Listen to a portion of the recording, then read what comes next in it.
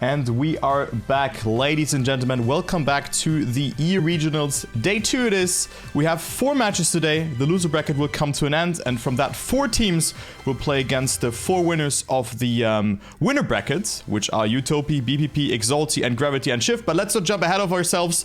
Hello, Geek. I'm still a hamster today. How are you doing today? Well, I'm doing fine. A little bit of a speedy wake-up call at around 7 a.m. after I completely overslept from my alarm clock. But I was there in time to commentate APAC and the absolute staggering, predominantly performance of Trident Esports in the grand final of APAC 2. 4-0 versus Antic.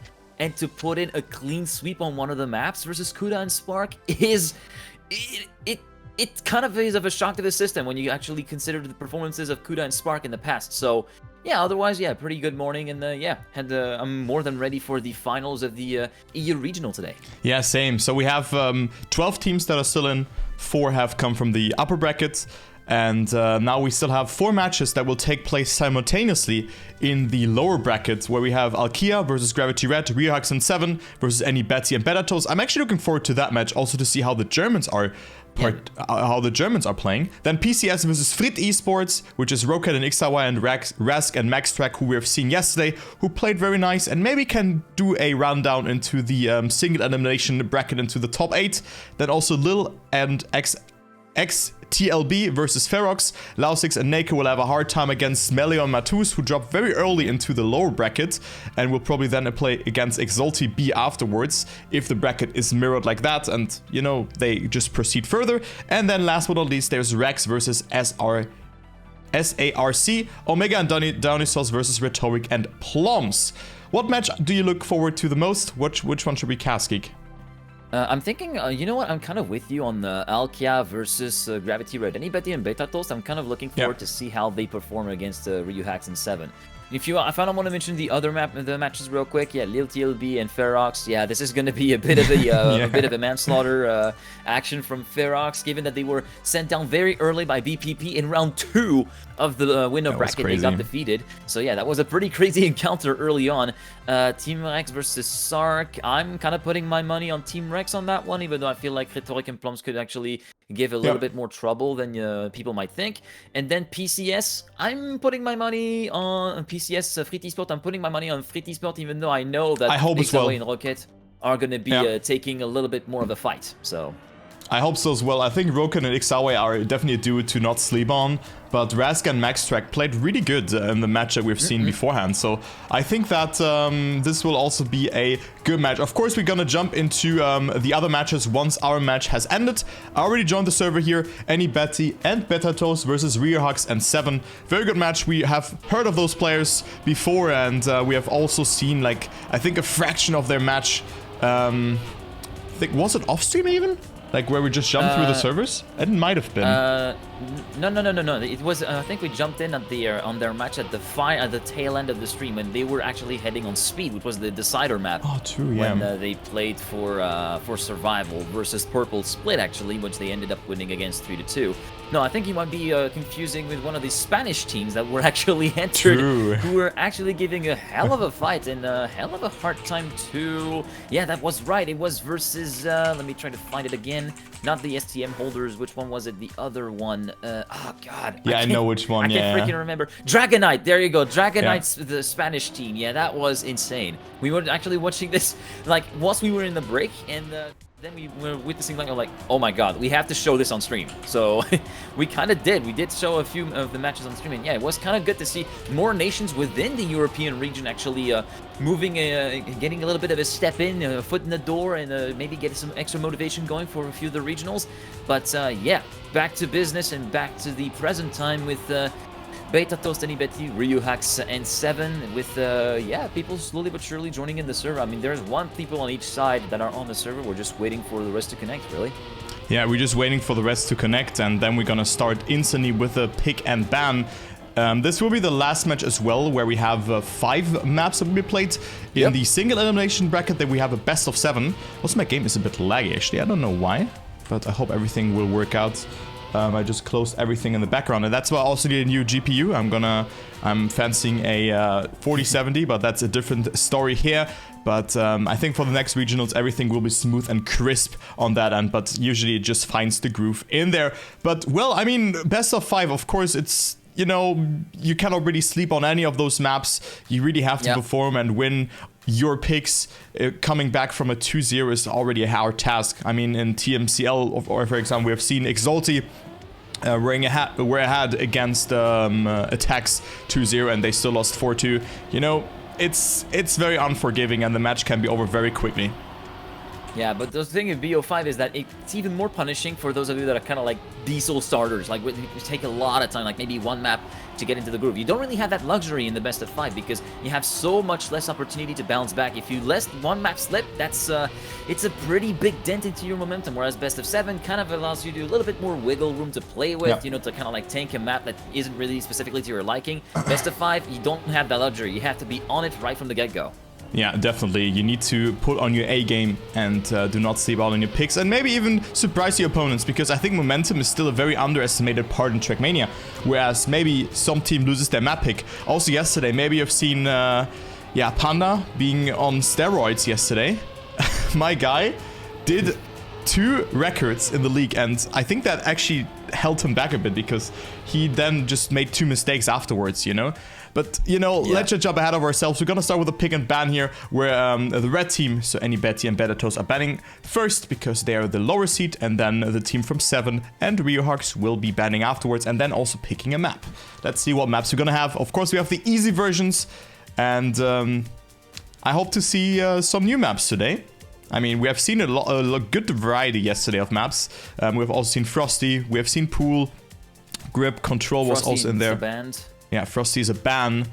And let's see what else will be banned. Maybe also something like Sinuous or Vortex. I'm thinking Speed. Yeah, there you go. My intuition was right. Speed, actually. Not many teams are feeling too comfortable to actually let Speed creep up into the pool or let actually someone pick Speed. So that is one of the more, not quite insta-ban, but it's more like one of the more popular bans because it's kind of more of a wildcard map for most people. And very few people are actually able to kind of like take the... trying to take advantage of that map pick. And yeah, speaking of pool, we are going to be heading into the swimming pool with map number 1, which will be our starter map as picked by the Alkia team. And now we... Yeah, then what we're going to be... Vortex. Vortex, actually. All right, also yeah, a good pick, was not a... Yeah, that was not a bad shout, actually, to go Airwalk. Vortex. I'm thinking Control will be picked on map 3. Oh, there, Airwalk, there you go. Well, it came in a little bit later for you, Control but off-road. it did end up coming in. Yeah. Or maybe off-road. I mean, Breaking is more of a technical map. I don't think that any Betty and Bettatos have prepared that. Or maybe something like Grib. I think now it really comes around what they have prepared the most of those maps. They have a good variety of maps that can be chosen here. Control is also not a bad map to pick, but of course the identity is not that easy. This jump looks hard, but they pick it actually. I mean, you can see this... you have somewhat of an aim, this black dot there that you can use to left off of it. Yeah, you got a few cues that you can actually use to repair yourself. Okay, so now we got the second salvo of bans. I'm thinking Sinuous is going to be one of the few bans. I'm thinking, you know what? I'm betting like the randomizer will pick Breaking. That's going to be my bet. I think it will be Sinuous and Breaking as the ban, and then the... Off-road ban. Okay. Randomized will be off-road, I wanted to say, but it's off-road as a ban, and then I think Sinuous, and you could be right. Oh yeah, well, it's Sinuous actually being opened, and we have Grip as a ban, so we have Breaking as map number 5. So we're gonna start things off on Pool. So again, format is as follows: we play 5 maps. The point limit is 3 points, so you need to win 3 maps. It's a best of 5, and you win a map if you have accumulated 10 points without the other team having also accumulated 10 points. And there's 3 options in a round. There is an ace, which is 3 points to your team and 0 points to the opposing team. It's first and second. Then there's a victory, which is first and third. Then you get 2 points and the opponent gets 1 point. And then also a draw, which is first and last, or second and third for the respective teams. And both teams are getting 1 point. All right, with that, all that out of the way, I think we're going to be starting, well, we're going to be starting in 15 seconds time now with our first game of the day of Team Alkia versus Gravity Rebel. But it'll be starting off on Pool, which is definitely not an uncommon sight as a starter pick with a somewhat flowy nature of it, and the easy version, of course, having some sections flattened out, some transitions have actually been made a little bit more streamlined, not that difficult to actually navigate around, and of course the identity having a completely different orientation and also being shortened by quite a bit, having one less hairpin turn compared to the regular version that we're going to be seeing later today during the Trackmania Grand League. But yeah, a very, very interesting map to look at. Yeah, I really like this map though. One of the more competitive maps. It's always tight turns. Also the start has gotten significantly easier. And well, there you go. We're gonna start off with this map. I look forward to that. We have seen some close rounds, like also in the Challenger League yesterday on this map, but also in this tournament. And here we go. 12 teams are still in. We still find ourselves in the lower bracket. 4 matches are taking place simultaneously. And 4 teams will go through into the single elimination bracket and into the top 8 and secure themselves at least 2 World Tour points. And you can see already here, the Frenchies have the best start from the get-go. BetterToast clips the checkpoint there and is already 1 second behind here. And Eddie Betty 0.3 behind. And let's see what he can do. Now you have to cancel here to lose some speed, or you have to go into a drift and then just cancel it to lose speed. But Ferox and 7, they look ready. Let's see what anybody can do in the ending, because he has to do something here. 7 not with the best line here, by the looks of it. Ferox with a bit more speed, but the identity already comes very sudden there. The map is significantly shorter, and also Ferox not with the best speed into the identity, but I think it should still be enough to be that ace, and that is indeed the case. 54.52 is the winning time on pool. So there you go, first ace of the series. First ace of the series then for 7 and Ferox, and BPP kind of like handicapping his team there by barely clipping the pillar of the CP. That's what really happened during that transition out of the first sector, which let Tmwt was kind of like left on his own and could just watch Ferox and 7 disappear off into the distance. We're moving on to round number 2 now, going through that long left-hander, Tmwt going a little bit wider, Ferox and 7 going on 2 wheels just before landing back down on the dirt for the end of the first sector, and we see basically 2 clear distinctions between top 2 and bottom 2. All red team versus all blue team. Ferox indeed having had a really big slowdown before the double left-hander that's in a downhill, and yeah, he managed to kind of like get away with it, and BPP was really slow out of that and circled all the way to the back of the field. Now onto the identity. 7 and Ferox have got a clear lead of about half a second compared to the nearest Gravity Red player, that being BPP in 3rd position. And that's going to be a 2nd consecutive ace with BPP especially having had a little bit of a moment and full stopping, well, not full stopping, but clobbering the wall on the outside. Tmwt finishing in P3 and a .473 being driven by 7 here. Yeah, 0.5 was the winning time beforehand, and now 0.4, so they're getting gradually faster and faster. World record is a 54.022 by Paco, the Hungarian player. Very good time, playing for BPP, of course, together with Lego. So we're gonna see him, I think, later as well, maybe even twice in the semi-final and maybe also in the final. They're the defending champions, where they won also yesterday against Ferox Industries in that 2nd round. So Ferox is now in the lower bracket and they're playing right now as well. Maybe we can see that match as well, as Gravity Red now has a way better round here with 7 making a mistake, and also BPP giving us a rundown for that first position against Ferox. It maybe goes a bit too inside there. Actually a good approach here. Only 1 car length between them. Ferox is not breaking too much. BPP with a better approach. Can he come closer? You're looking quite good, but the last part will decide. Ferox with a good drift and BPP with airtime, so it's not enough here. 54.6, but also 0.8 for BPP, so not a bad time, all things considered, from the German player, and it's 7-1. An ace would be the first map win, or would mean the first map win for Alkia.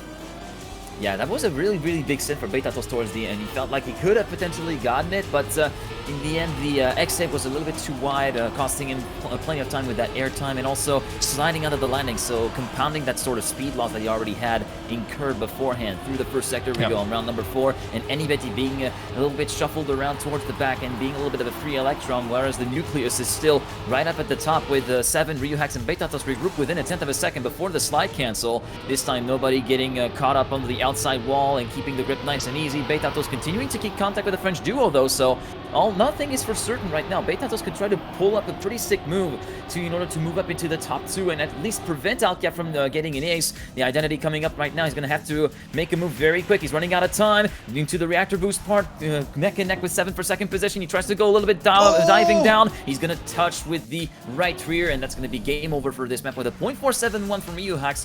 The game-winning round time, 7 in second position, half a second down, and a 10-1 expeditive finish to actually take map number 1 on their hands. Yeah, very dominant performance here by Alkia, only giving away 1 round really, but they could afford it as well. So now we go to Vortex. This is the pick. It's already do or die up until this point, because the next pick will be by Alkia as well. So Gravity Red has to perform on this map. So we have Vortex. You can see that no steer section here at the start. And I really like this map. Also, the identity is not too hard, but it can definitely catch you off guard if you just have a bad alignment beforehand, because this drift is not always giving you the, always the same output in that way. So very cool map. Also different lines here that can be chosen. And let's see if Gravity Red can perform here. Tmwt and BPP already have to make something happen, else it will be over. But still a good performance from them. It's good to see also a German duo being in that top 12 or have qualified towards day 2. Yeah, indeed. And RioHax having a really solid low line at the landing of the transfer. Will be moving up into 3rd position. Tmwt right mixing it up with the French duo of Alkia as we move on to the reactor boost part. 7 got a little bit of a clip on the way into the reactor boost, so he will be dropping back down to P4. And even RioHax is being forced to respawn just before triggering the checkpoint. So it's a dream opportunity right now for Gravity Red to actually score their first ace of the match so far. 7, way too far down to have any impact. He's 1 second down compared to Tmwt, who's currently sitting in 2nd position, sitting pretty half a second away from his teammate as we're moving up to the identity right now with Tmwt's perspective. First moving block negotiated nice and easy, second moving block as well, and that will be the ace for Gravity Red, BPP and Tmwt in that order with a 104.531, the winning time for this round. For reference, the current record is a 103.764, courtesy of Matu from Ferox. But a good time here from BPP, only 0.8 short of it, and that is indeed a dream start for Gravity Red. Complete opposite compared to the first map, compared towards Pool. I hope that they can keep it up and that we're gonna have a very exciting series that we're gonna see here as the first match of the day. Yesterday we were quite lucky with the picks compared to like the first match, of course, was a bit of a contrast, but 2nd and 3rd and also the 4th match, damn, we had good picks yesterday. Good picks there, but already now Tmwt has made a mistake and also didn't get the best amount of speed over that section. Gets the reactor boost earlier, but still 7 and RioHax are on 2nd and 3rd. BPP also with a mistake just before the free wheel section, so even his teammate overtakes him. So this looks to be the counter ace for Alkia. RioHax and 7 can cruise it into the ending. I mean, there's still 2 moving blocks that are waiting for them that have to be cleared. We can make mistakes. They can happen. We have seen a lot of mistakes also in the Challenger League yesterday, which can be quite tricky to do, but RioHax and 7 are approaching it very nicely, and there you go, they will get the counter ace. And let's also see the time. I think it will be another 104, maybe even a mid time. Okay, 104.9, barely a 104 even here, but the score has been equalized again. Alkia with the counter ace.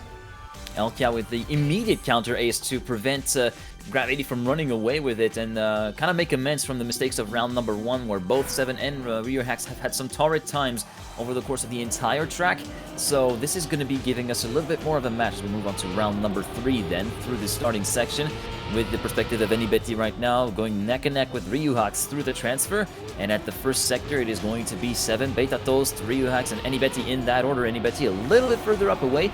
Nobody going for the full outside dirt line, actually, not carrying the extra speed through that particular platform section. And then we go to the standard issue reactor boost line, but then RioHax had a very significant double bunk on that section. Wasn't forced to respawn, so still kind of gets away with it, but he gets down to 2 seconds away from the battle for the lead, which is raging right now between BPP and 7, and both Tmwt and BPP fall off of the pipe right before they engage on it, meaning RioHax gets promoted back up into 2nd position just like that with a snap of a finger, and that will give a 2nd ace to Alkia with 7 just having to cruise home and bring this one over the line. Same for RioHax. I'm kind of curious to see the time from 7 still on that particular round. And it is a mid 104. It's a 104.518, a decent time, all things considered.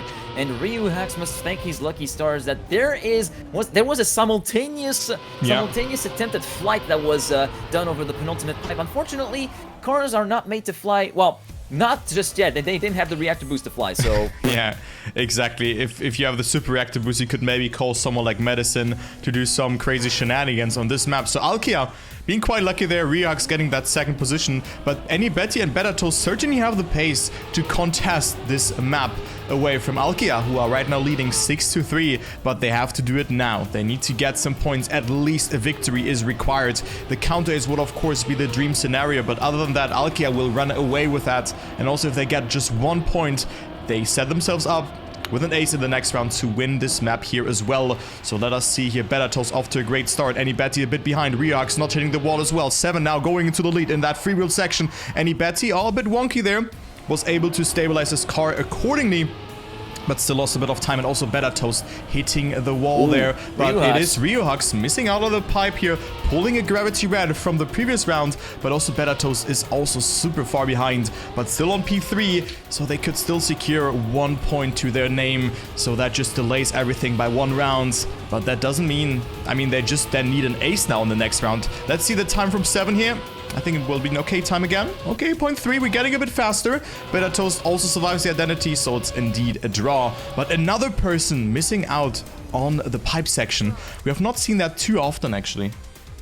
Well, yeah, but it's not that common of an occurrence, though. It must be said. Like it does happen, but it's just that it's a lot less common than people would have than some people might have expected, because you arrive so fast in that plastic part that you'll find that it is very easy to kind of like have a misalignment if you want to carry as much speed as you can and try to just go full send and just fly all over the pipe, which has been happening in various categories. Like even in the Challenger League, this has happened. I think it also happened in Grand League at one point, but probably. I'm not exactly too sure on that one.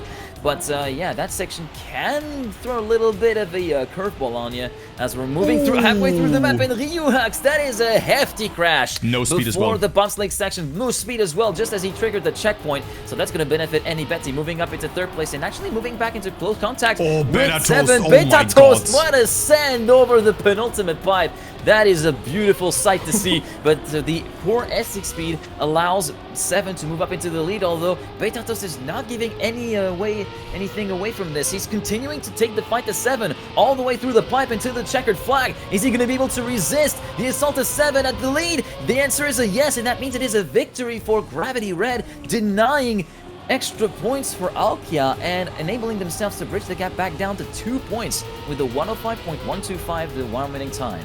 Yeah, 8-6. Now 8-7 would have been the dream scenario for Gravity Red here, but still, with another victory, they're coming closer than it would be 9-8, but still, this, like, 1 point can be so huge in this format, and an ace, of course, would be the dream situation. Alkia only needs a victory to take it home, so let us see what will happen. So a lot of mistakes have happened thus far on this map. Bellatos off to a great start, and then we see Betty not too far behind. Minimizes airtime very nicely there. Bellatos still in the lead, 7 on 2nd position, and with RioHax a bit behind, but no one has made a mistake so far, so everything's still up for grabs. Now this section, very important to minimize airtime accordingly. 7 slowing down tremendously beforehand. RioHax will come closer to his teammate. Bellatos on an insane start here, 0.6 ahead of all 3 other players, and also 7 here losing control, so Betty will overtake him with that, slides out with that, because he still has a bit of water tires, I assume, and RioHax with that has a little bit of more room to breathe. 7 comes closer here as well.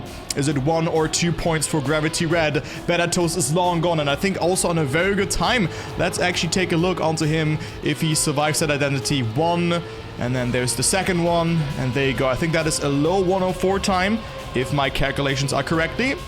Let's see. Yeah, a 104.15. That is pretty fast. Good time from Bellatos. Only 0.4 away from the world record. It's another draw, and Geek, we will have the final round now, because every outcome from a 9-7 scoreline would equal a winner.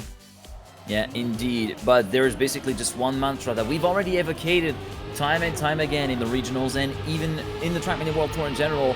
For Gravity Red, it's ace or bust. They should not let any points slip up for Alkia if they are to snatch that map pick away from Team Blue, but it's a clear advantageous position right now for 7 and RioHax. All they need is a second individual place, and that is it. They got the point they need right now. RioHax and 7 doing more than that, currently dominating and leading the way in tandem with BetaToast. Unfortunately, losing all of his speed just before the bobsleigh with that very significant wall hit at the checkpoint. That leaves Tmwt all on his own to defend the honor of Gravity Red, but he's going to be having a bit of an uphill battle to catch up to 7 and RioHax. Even though he could try to pull something special, he will not be able to do enough to stem the tide, and he actually slows down quite dramatically just before the identity, so that means it is going to be game over for map number 2 here for Gravity Red, with Alkia winning that second map 12-7, with 7, as a matter of fact, taking the win here individually. The 0.667, that's not too bad, and we're about a second away. But yeah, Tmwt and BetaToast, they give it all they got, but there was just that tiny little bit missing. Just that little something that just wasn't there. Yeah, that one round, that one victory round instead of a draw, or just not getting aced and getting 1 point out of it, you know?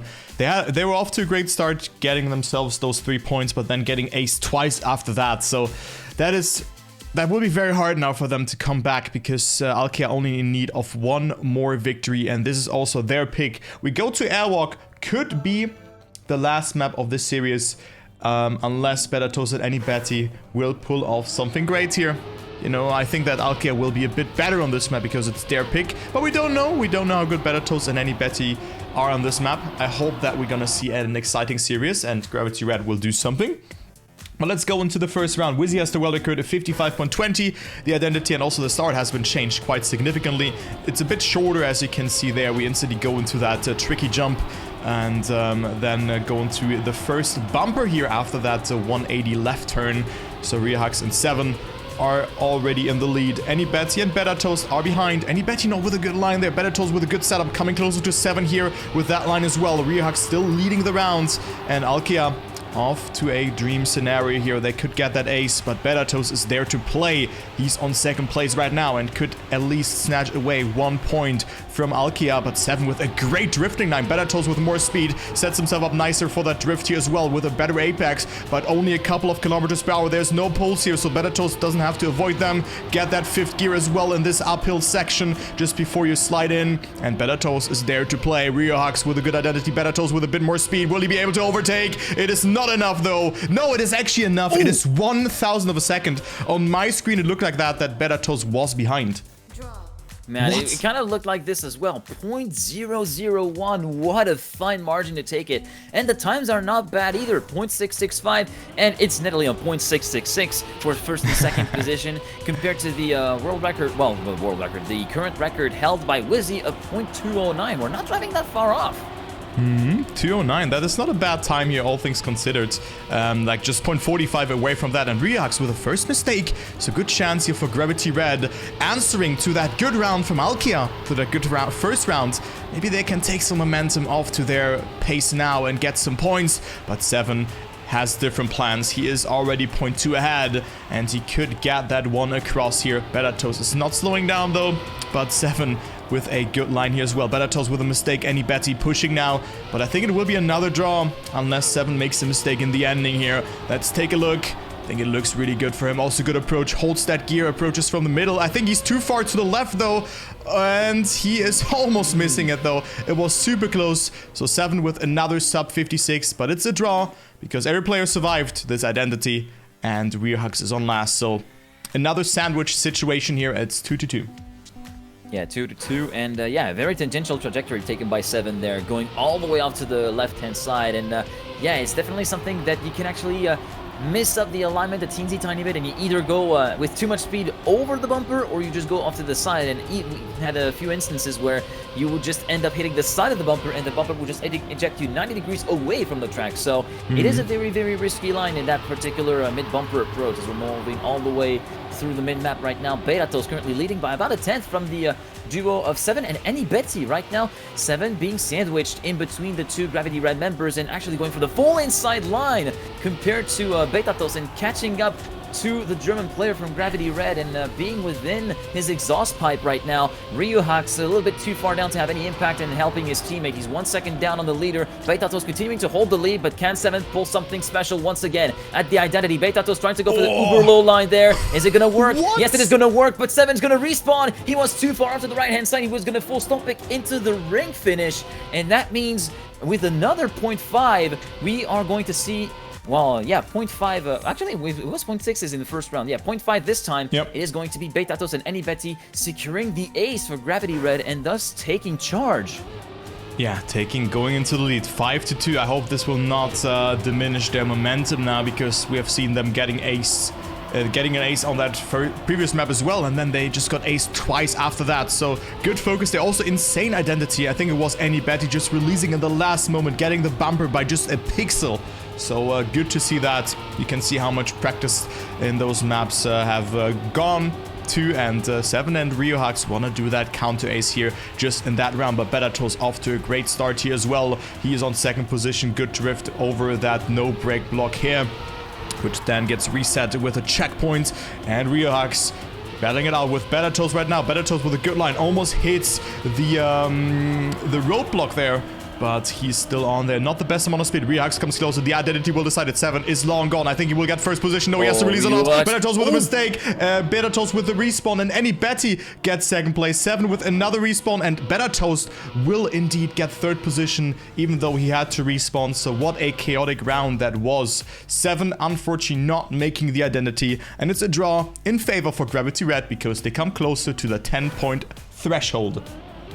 Yeah, it kind of kicked off there at the identity, didn't it? With plenty of damage, with Betatos hitting on the side of the block. We thought it was going to be the ace for 7 and Ryuhax, but then 7 had problems of his own and was forced to respawn all the way back at the identity. So ultimately, I think it was some pretty fortuitous luck for Gravity Red that it did not yield a counter ace for Alkia, which would have completely negated the advantage that they were able to actually get in round number 3, and now round number 5 they're getting a chance to potentially consolidate that advantage, because right now Betatos P1 continuing to fend off the attacks of 7, and then Anybeti continuing to fight with Ryuhax for P4, though for P3, though this time it is the Frenchman currently holding the charge and actually distancing Anybeti a little bit and actually catching back up to the leader, which is going to be very, very tense battle between 7 and Betatos. Betatos going a little bit wider before the identity, carrying a bit more speed maybe on the way in as we're moving on to the bumper. 7 versus Betatos, and 7 will take the win. Betatos was right there behind him, so was Ryuhax. Less than a tenth between first and third, and thus Alkia take the victory and bridge the gap back down to 2 points. What another great round here from Alkia and also from Gravity Red. Only 0.7 between all 4 players and 0.1 between first and third. What a great identity from Betatos, approaching so far from the right and just releasing enough to get the maximum speed into the finish. And with that, staying on that second position. Very, very nice line there from the Germans, or from the German player. Anybeti also survived, but was already a little bit further behind. But in this round, it looks completely like the opposite. Anybeti leading the round together with his teammate. So it is track point as well. If they get that ace in this round, we're gonna go to map number 4, and they're gonna win the pick from Alkia. And there's 7 also with a lot of speed. Betatos with the early air brake almost hits there. If he was jumping more to the left, he would hit the roadblock there. But Anybeti and Betatos could take it home here. Let's follow 7 here. Every player in just 0.1 of a second. It's so close, but Betatos and Anybeti have it. 7 has to release a lot. Anybeti, however, oh my god, hits the ring, and it's a draw. It was so close. Anybeti was so close of taking it, but it's only a draw here. That is gutting, because Gravity Red is not safe just yet. Gravity Red not saved this yet, but the situation may be a little bit more palatable and a bit more achievable, I think, for Gravity Red, because it seemed as though, even though they were able to pull off an ace a little bit earlier on, yeah, Ryuhax and 7 are not going to let that slip up so easily on subsequent rounds. So this is going to be like their best case scenario right now, with just the first and third place needed to get those 2 points to get back to map number 4, to get onto map number 4 and get back on track on their challenge versus Team Alkia. And Betatos is trying to make that happen. So is Anybeti, continuing to challenge for third versus Ryuhax. Ryuhax with a much better long left-hander compared to Betatos. Betatos now conceding time, hand over fist, allowing Ryuhax to move up into second place along with his teammate 7, continuing to trust the top 2 positions. Anybeti and Betatos are going to have to pull something special at the identity. Betatos forced to open up and slow down mathematically just before the bumper set, and that is going to be the win in this round, in the ace for Alkia with a 0.750 for 7, and just underneath the 56 is for RyuHax as well. And we go from a 2-point lead to a 1-point deficit for Gravity Red, and it's pretty much time to pull out all the stops. 9-8, both teams on map point, but more importantly, Alkia on match point. And there you can see it, Alkia all of a sudden ahead after that very, very close draw. Gravity Red could have closed it out there, and again, just a little bit is missing. Just a tiny bit for Gravity Red to just take home. It could have been 2-1 already for Gravity Red in terms of maps, but unfortunately that is not the case for now. But let's focus on that round here. Also, they could have seen that Better Toast, you know how important that gear was. He also made that mistake now, so that is almost GG. 7 and RyuHax just have to get 1 point, and any Betty has to, well, he has to get first, and Better Toast needs to rely on a mistake from either 7 or RyuHax. 7 super close there to the wall, almost makes contact with that, but unless someone of them gets first, it is completely fine. RyuHax slowing down quite a lot. Any Betty comes closer there and can maybe get that first position, but I don't think that this will be enough because Better Toast is so far behind. So Alkia will take it with a 3-0 here. It doesn't matter though if 7 finishes or not, because RyuHax secures the point. And, well, never...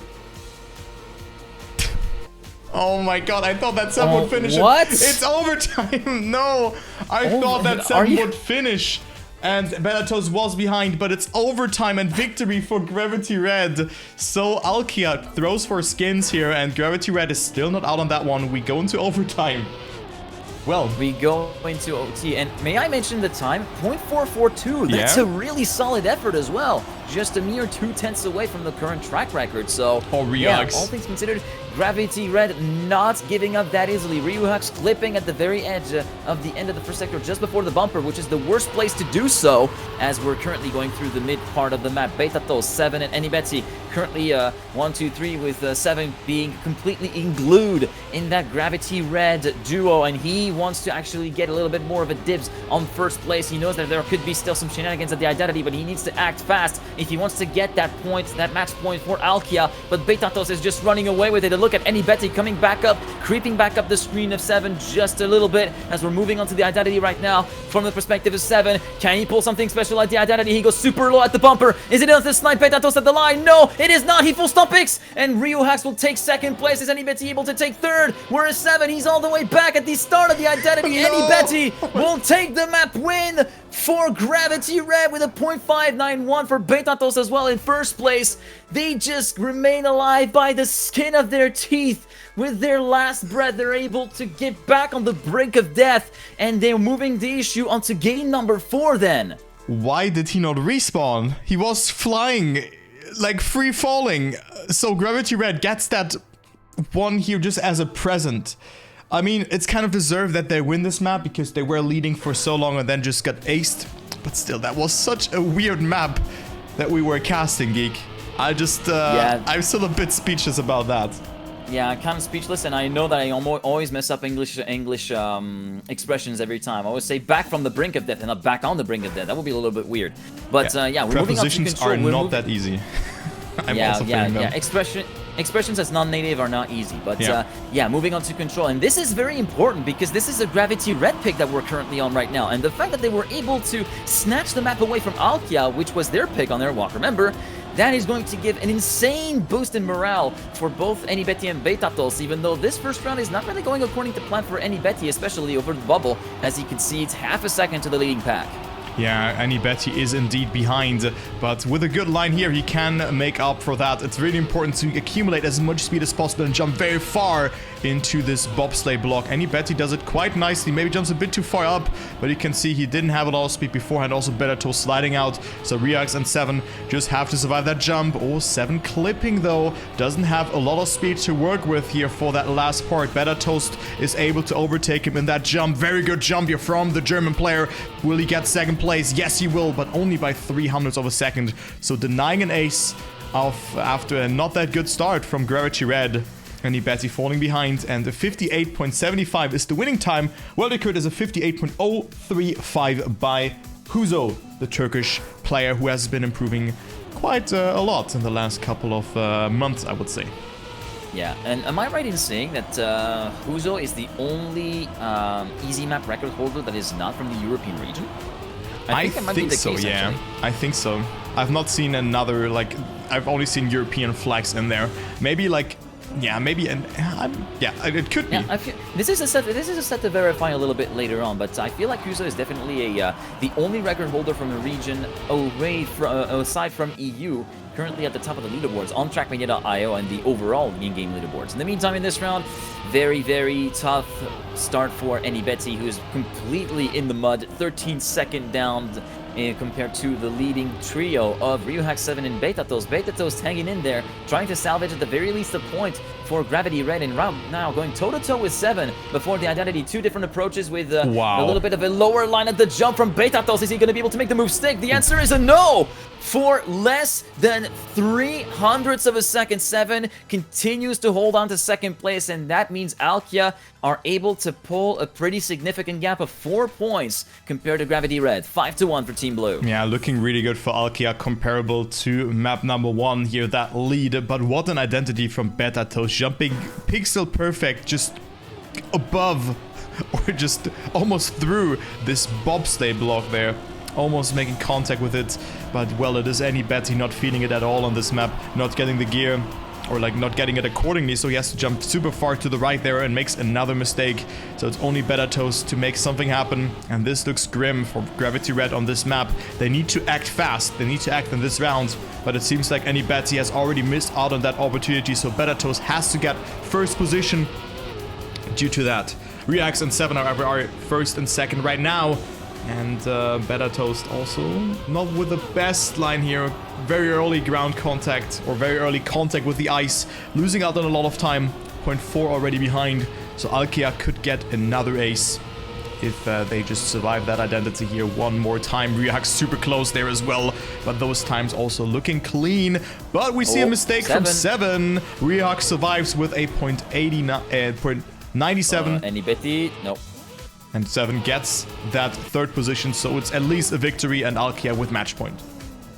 Alkia with match point, and Tmwt looked to try and get take advantage of that blunder from 7 at the identity, but he had a little bit of a trouble of his own, going a little bit too low, and thus hitting at the very edge of the track. It's not exactly the edge of the block, it's basically a little bit of a it's a barrier that's been placed at the end of the block, and that was enough to send the car in a spin and make him lose even more speed, meaning that he couldn't actually land on the other side of the road like he was originally planning to. So it is indeed going to give Alkia the map point, second chance at a map point after missing the opportunity on the Airwalk, as we're already seeing Tmwt going very, very slow over the bubble, and he's going to be falling off the map and missing the trigger for the checkpoint altogether. So that means Alkia are in prime position for sealing the deal in 4 rounds on control. Betatos cannot really do anything except just watch or maybe try to defend the honor, especially with that bobsleigh hit very, very early on. And so Ryuhacks and 7 are more than poised to take the victory here, and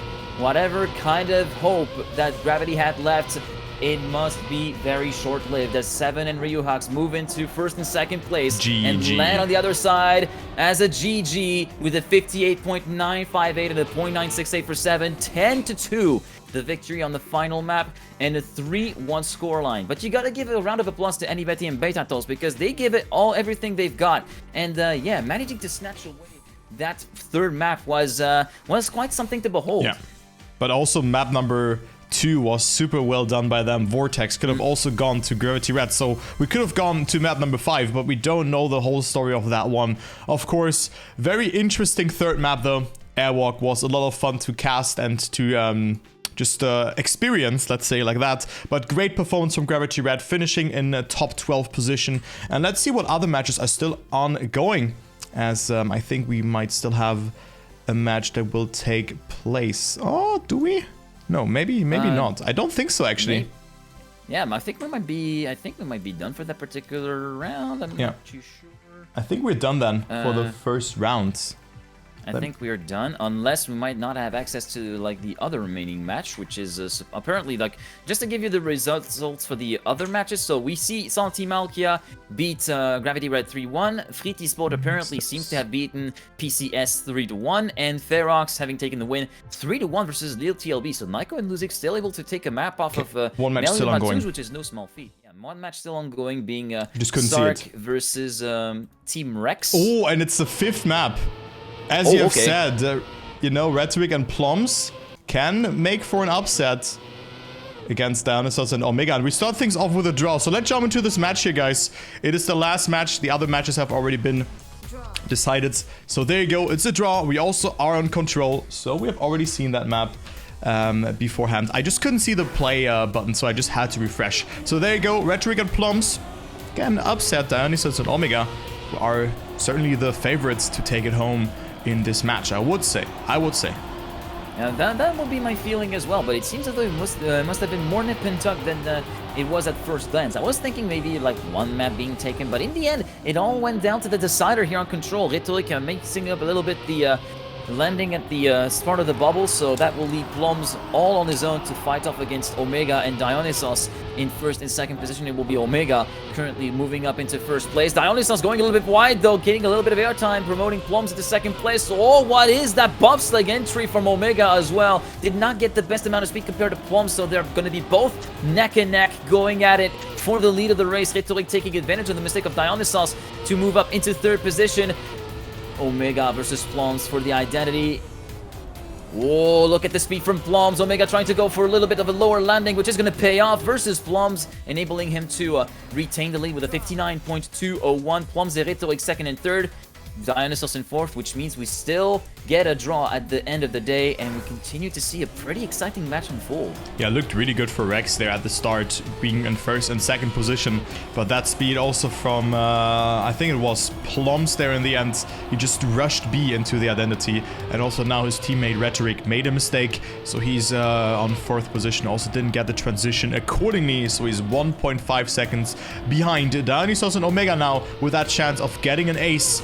Again, I mean, they had that already in that previous round, and it is Ploms who has to deny that the other team is not running away with it. Dionysos with a beautiful line, as well as Omega just gathering up a lot of speed. Dionysos jumping way too low and clipping there, and also Ploms, look at that line again, going up into first position, promoting himself and rewarding himself for that great line over in that bobsleigh section. Omega has to push now to get himself that happen, or that draw happening again, but Ploms has it good here. Rhetoric is also now on third position, so it is actually the victory for SARC, or Sarc, I think, just pronounce it like that, right? Sarc. Sarc, yeah. Like, you just pronounce the, yeah, Sarc. But yeah, great round from Ploms, and yeah, very solid exit from the bobsleigh, where it seems as though Omega tends to have a bit more of a barrel roll when he actually goes into the bobsleigh. That's 2 rounds in a row where we've seen that, and it doesn't really seem to be paying off any dividends, and costing him a little bit of speed on the exit as he tries to go at the bottom of the bowl for that curved left-hander through the bobsleigh. So it is one of the pain points, it seems like, for Omega, one of the weaknesses that we can see on the track. And in the meantime, Rhetoric not getting the best exit from that. Not great, not terrible. Half a second down, he could still give visual contact on what's going on up ahead. But up ahead, it is going to be Dionysos going a little bit further up ahead. Omega, having gone a little bit of a clip, will be dropped back down to P4 before the bobsleigh. Ploms and Rhetoric now reunited together, trying to challenge the lead of Dionysos, though Dionysos still has a 3/10 buffer to manage through this no-break right-hander before the identity. Dionysos continuing to lead by that margin. Ploms and Rhetoric hand in hand are going to just cross the finish line in second and third place respectively, with a 0.697 being driven by Dionysos, which is a good time. Yeah, really good time, and definitely a nice time. Yeah, that's for sure. But as our Sarc, dude, I always want to say it like that, but Sarc is capitalizing from that, are up to 5 points with that, but Rex with an ace, with 2 aces in a row, can also take it home. So let's go into round number 5. Quite exciting match. I think it was that close all along, because it's still ongoing, right? And we're on map number 5. So already 43 minutes of racing for the players here, and Rhetoric didn't get the best start together with Ploms, but I think they're really excelling themselves up in the midsection. But Rhetoric is pulling a Panda here, gets the checkpoint. Panda did the same yesterday on the Challenger League. or in the Challenger League against Attacks, where Panda set a new world record yesterday on this map of 0.20, which is just a crazy time, beating, I think it was Otak beforehand who had the world record on this map by 0.08 of a second. And look at that, Dionysos and Omega could get themselves that ace because also Plums had to respawn just before the no break section. And I think they cannot afford to make a mistake, but they both just survive it here. Dionysos jumping super far into that one and drives another 0.69. Nice. Very nice.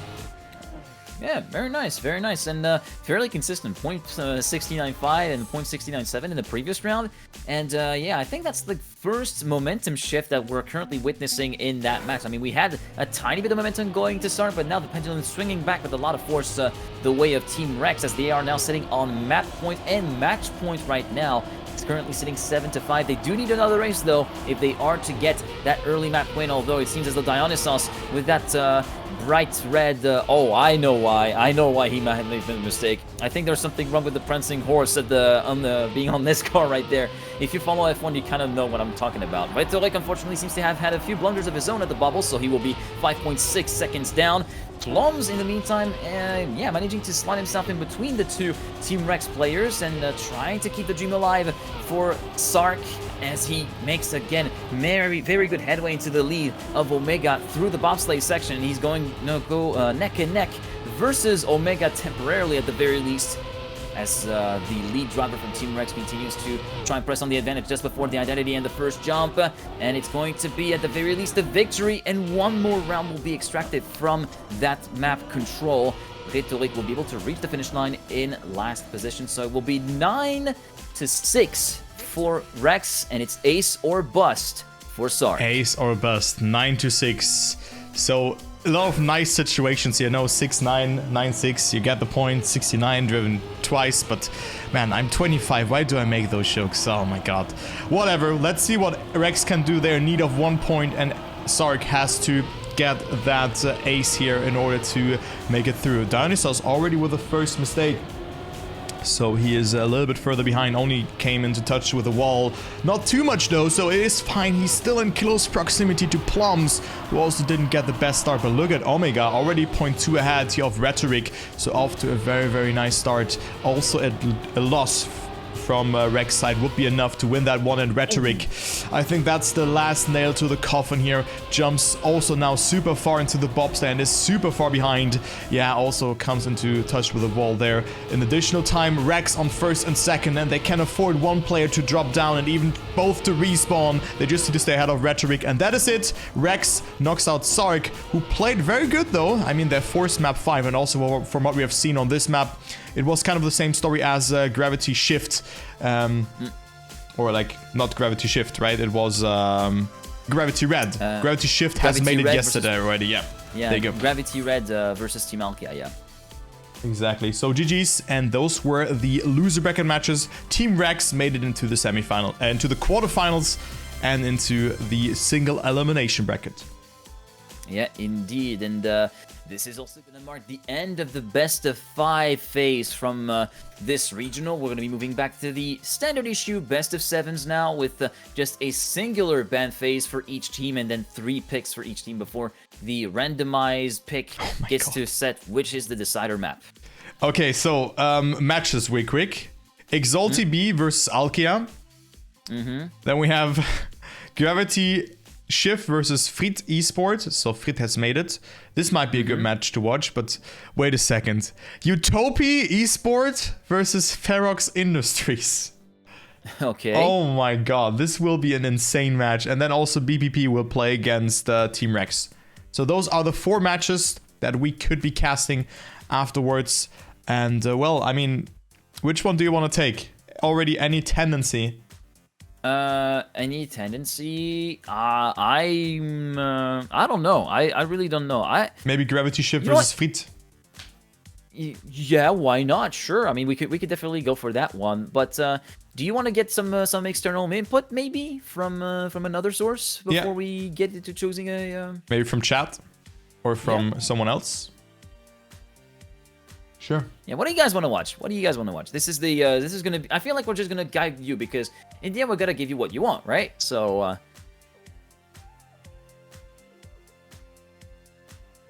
Yeah, we're just gonna wait. Okay.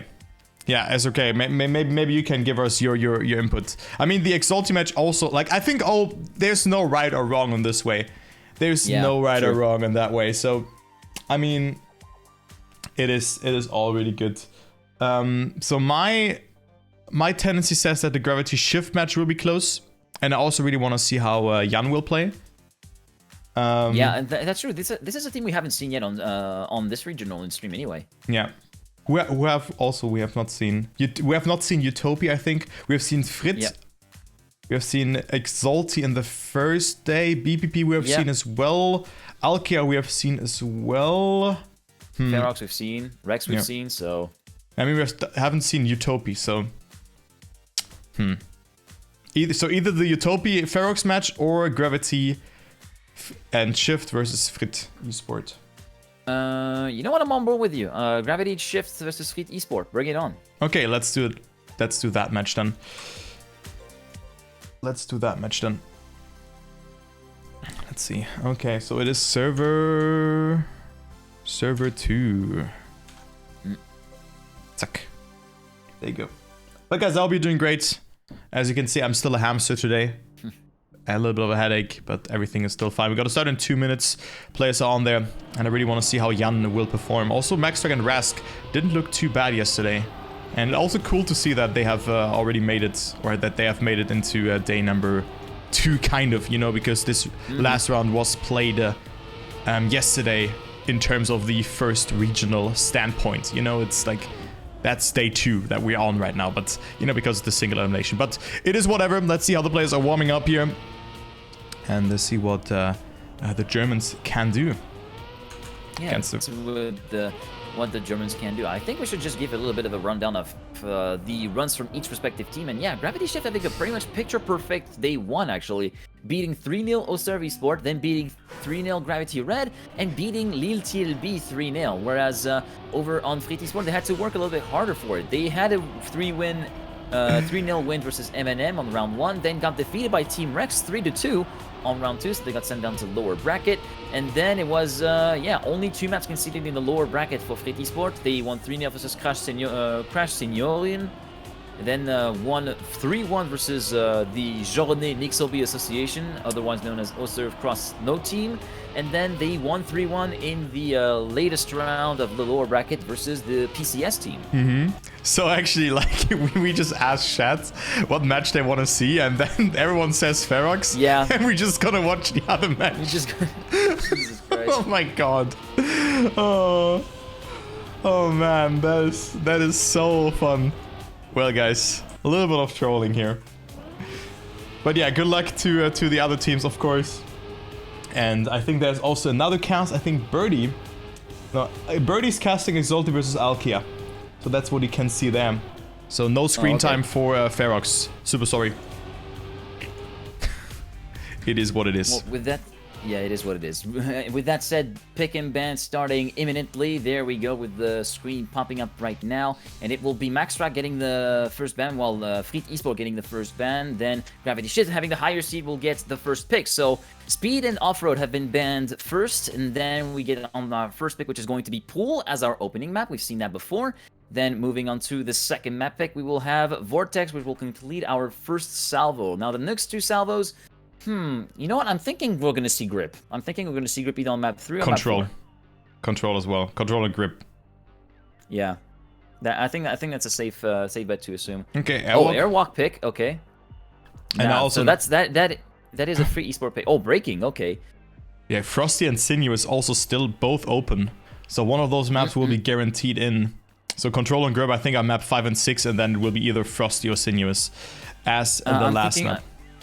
I'm thinking a Frosty pick could actually be good. There we go. Wow. I was expecting a Frosty pick. I was expecting it because Maxtrack and I'm maybe confusing with another team, but they were looking pretty solid on Frosty, so that's not unreasonable to pick if they're able to kind of like play that wild card for themselves. Then Sinuous being the last pick for Red Team, and the randomizer picks Control for our 7th and last map of this best of 7 series. Yeah, well, that's like, I didn't expect that we see Frosty and Sinuous being picked over Control and grip. That is interesting. Some control being the last decider. So we're gonna start things off on pool here. Again, map number 1. So good luck to the teams. Format has been quite changed. Has been changed a bit. We now play up until 4 map wins instead of 3. So it's a best of 7. So it's the default TMGL, TMCL format in that way. Only that we have the easy map versions. Okay. Pretty gonna drink something, guys. Make sure to stay hydrated. Also got warmer here in Germany, where I live, and hydration is really important. So make sure to drink enough water. You know, take a sip of water with me. And stay hydrated. So there you go. We're gonna start off with a match. We start things off on a pool. So it is Marsley and Jan versus Razg and Maxtrack. Marsley and Jan coming from the upper brackets, having only played 3 matches yesterday. And let's see how they will perform. Jan, a player that has been quite active throughout the entirety of Trackmania. Also played another game in that where he also played really well on, maybe you know, Hot Lab League. He was really good on that one as well. It's a mobile racing game. And now he's here in the top 8 situation, so already a very good performance from them, and I hope that they can improve further and further, and maybe even make it into the semifinals today. But Razg and Maxtrack will be very hard to beat. Razg and Maxtrack will be very, very hard to beat. It's a pretty potent combo that we've already seen during day number 1, and also individually pretty good players in their own right, having had some pretty staggering progressions over the course of the last few weeks and months. And yeah, Maxtrack being a more recent discovery on my own part, but he is also one to not sleep on. He is very, very fast. As we're moving on to round number 1, then Marsley and Maxtrack in third and fourth. Meanwhile, Razg and Jan will be leading at the end of the first sector. Belgium versus Germany up front, as we're seeing a little bit of a rift being created between the top 2 and the bottom 2. Moving on to the slide cancel section, Jan going a little bit wider, forced to release in teeny tiny bit. Can he re-accelerate a little bit later with more speed? Not quite. It is going to be meaning second position still, but going toe-to-toe with Razg still. Marsley versus Maxtrack. It's still super close, even though there is quite a gap between those two groups. Moving on to the identity. Oh, Jan getting a little bit of air time through there. Slide up on Marsley. Razg versus Jan for the lead. Razg making the move. Jan going towards the inside. It's going to be Jan winning. No, not quite. Wow. So much. Just a tiny loss of grip there towards the end for Jan. Razg was able to take advantage of that and just move his way up into the lead with a 0.679. With Maxtrack up in third, it will be first blood for Frit Esports, who take the lead. But still 1 point for Gravity and the shift lineup. So that is very good to see, as we see Marcy now off to a great start, going super inside and has the upper hand compared to Maxtrack and his teammate. It's not a bad start here, all things considered. Now you want to get that wobble across there where your car is getting a bit in a two-wheel situation, and with that you minimize airtime after that, which is important. Razg got it really well, but makes a mistake there and crashes into the entry of the roadblock there, so he is more than 1 second behind, and Jan and Marsley now with a good opportunity to get themselves that ace, or at least a victory, and tie up the score. But there's still Maxtrack, who gets a good entry into the identity, but also Jan with a very, very good line here, has a lot of speed here throughout the ending, and I think Jan will make a mistake. Will he still stay ahead? Yes, he will, because Maxtrack also did a mistake, and a 54.59 is definitely not a bad time, all things considered. So it is Gravity and Shift going into the lead. Yeah, Gravity and Shift going into the lead and taking advantage of a bit of a slump round there for Frit Esports, with Razg, of course, getting a little bit caught sideways at the exit of the slide cancel part and hitting the sidewall, the edge of the roadblock, and Maxtrack going very, very slow at the identity through the final hairpin. And Razg, unfortunately, that's the second time in a row that he's going to be making a pretty critical mistake, and right from the start. It's not the first time that we're going to be seeing that we've seen people messing up that concave entry, and even worse, he will not be able to make the navigation through the corner before the first sector rings the bell, which means Maxtrack is all on his own once again to fight it off with the two Gravity Shift guys, with Jan and Marsley first and second in the end of the first sector. Maxtrack going very, very wide out there, trying to recoup a bit more speed on the exit, but that's a shame. From bank to flat, that transition position is so tricky because it happens over a short distance, and yeah, if you get caught out, misaligned, you can end up in a drift, and that's exactly what happened to MaxTrack, who slid all over to the outside retaining wall. Jan and Marsley are just going to be cruising away towards the finish line through the final hairpin. Wow. They go. Jan narrowly missing the edge of the wall there with a 0.455. Again, nothing to scoff at in terms of times. And Gravity Shift take the ace to make it to map point with a 5-point lead over Frit Esports. Also, 0.45 is not a bad time here. It's only 0.4 away from the world record. So it is Gravity and Shift off to a very good start. Frit Esports only with 2 points. It's also the pick though from the blue team. So I mean, it was expected that they're gonna like be prepared or like be a bit faster than Frit Esports on that one, but still 7-2. They set a statement, and Rask and MaxTrack have to push even further. MaxTrack is 0.3 behind right now, and Marsley and Jan on first and third. They need a first and second outcome here in this round to already take home pool. Marsley not with the best line. Rask and Jan are fighting it out for that first position. Rask with a very good approach in that corner here, but Jan comes back with a lot of speed into the identity we go. Very good line from the German player here. Rask sliding a bit, doesn't get the best exit out of that one, but also Jan had to readjust. It's all coming down to the ending. Jan with a very aggressive line again, hits the wall. Marsley gets second place in exchange. Jan still stays on third position, so it's a draw. And Gravity and Shift coming closer towards that 10-point threshold.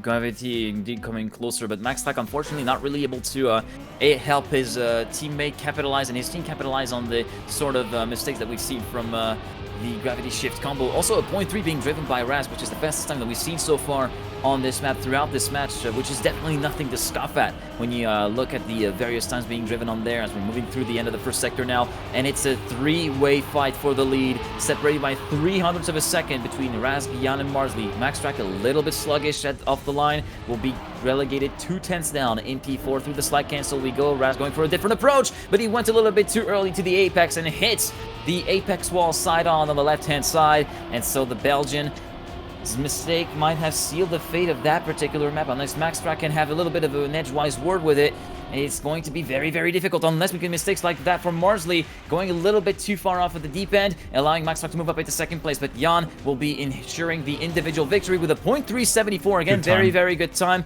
And at the end, MaxTrack getting overtaken by Marsley after all. So it will be an ace, 11-3, and Gravity Shift taking map 1. Yeah, taking map 1, also a very good time there from Jan. And, well, map 1 has been conquered by them with a very dominant performance, 11-3. So what a great performance here. I didn't expect them to beat them like that, because Razik and MaxTrack yesterday looked absolutely strong, but Jan with such a good time there as well in the end. So you love to see it. Now we go to Vortex, the pick from Frit Esports. So let's see what they have prepared on this map here, or if Gravity and the Shift lineup can win this one here as well, and then already go into the lead by 2 maps. So this is already a very important map for Frit to win, as the third map would be the pick by Gravity and Shift. So let's go into the first round and see what Jan and Marcy will do against Rask and MaxTrack. Indeed.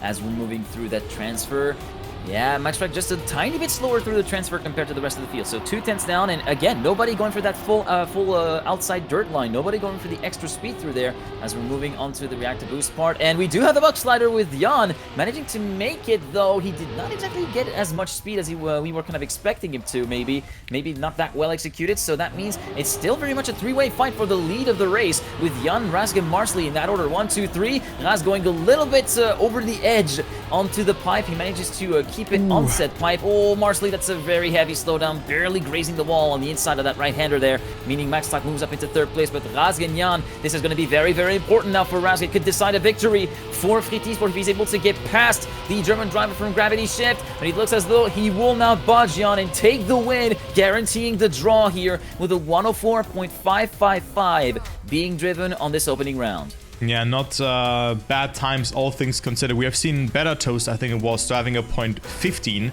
on the previous match that we have casted. So 0.8 away from the world record here, the time from Jan, so not too bad. And it's a draw to start off this map. Let's go into round number 2. Rask hits there and doesn't make the jump, so we had to respawn. So already a good start for the Germans.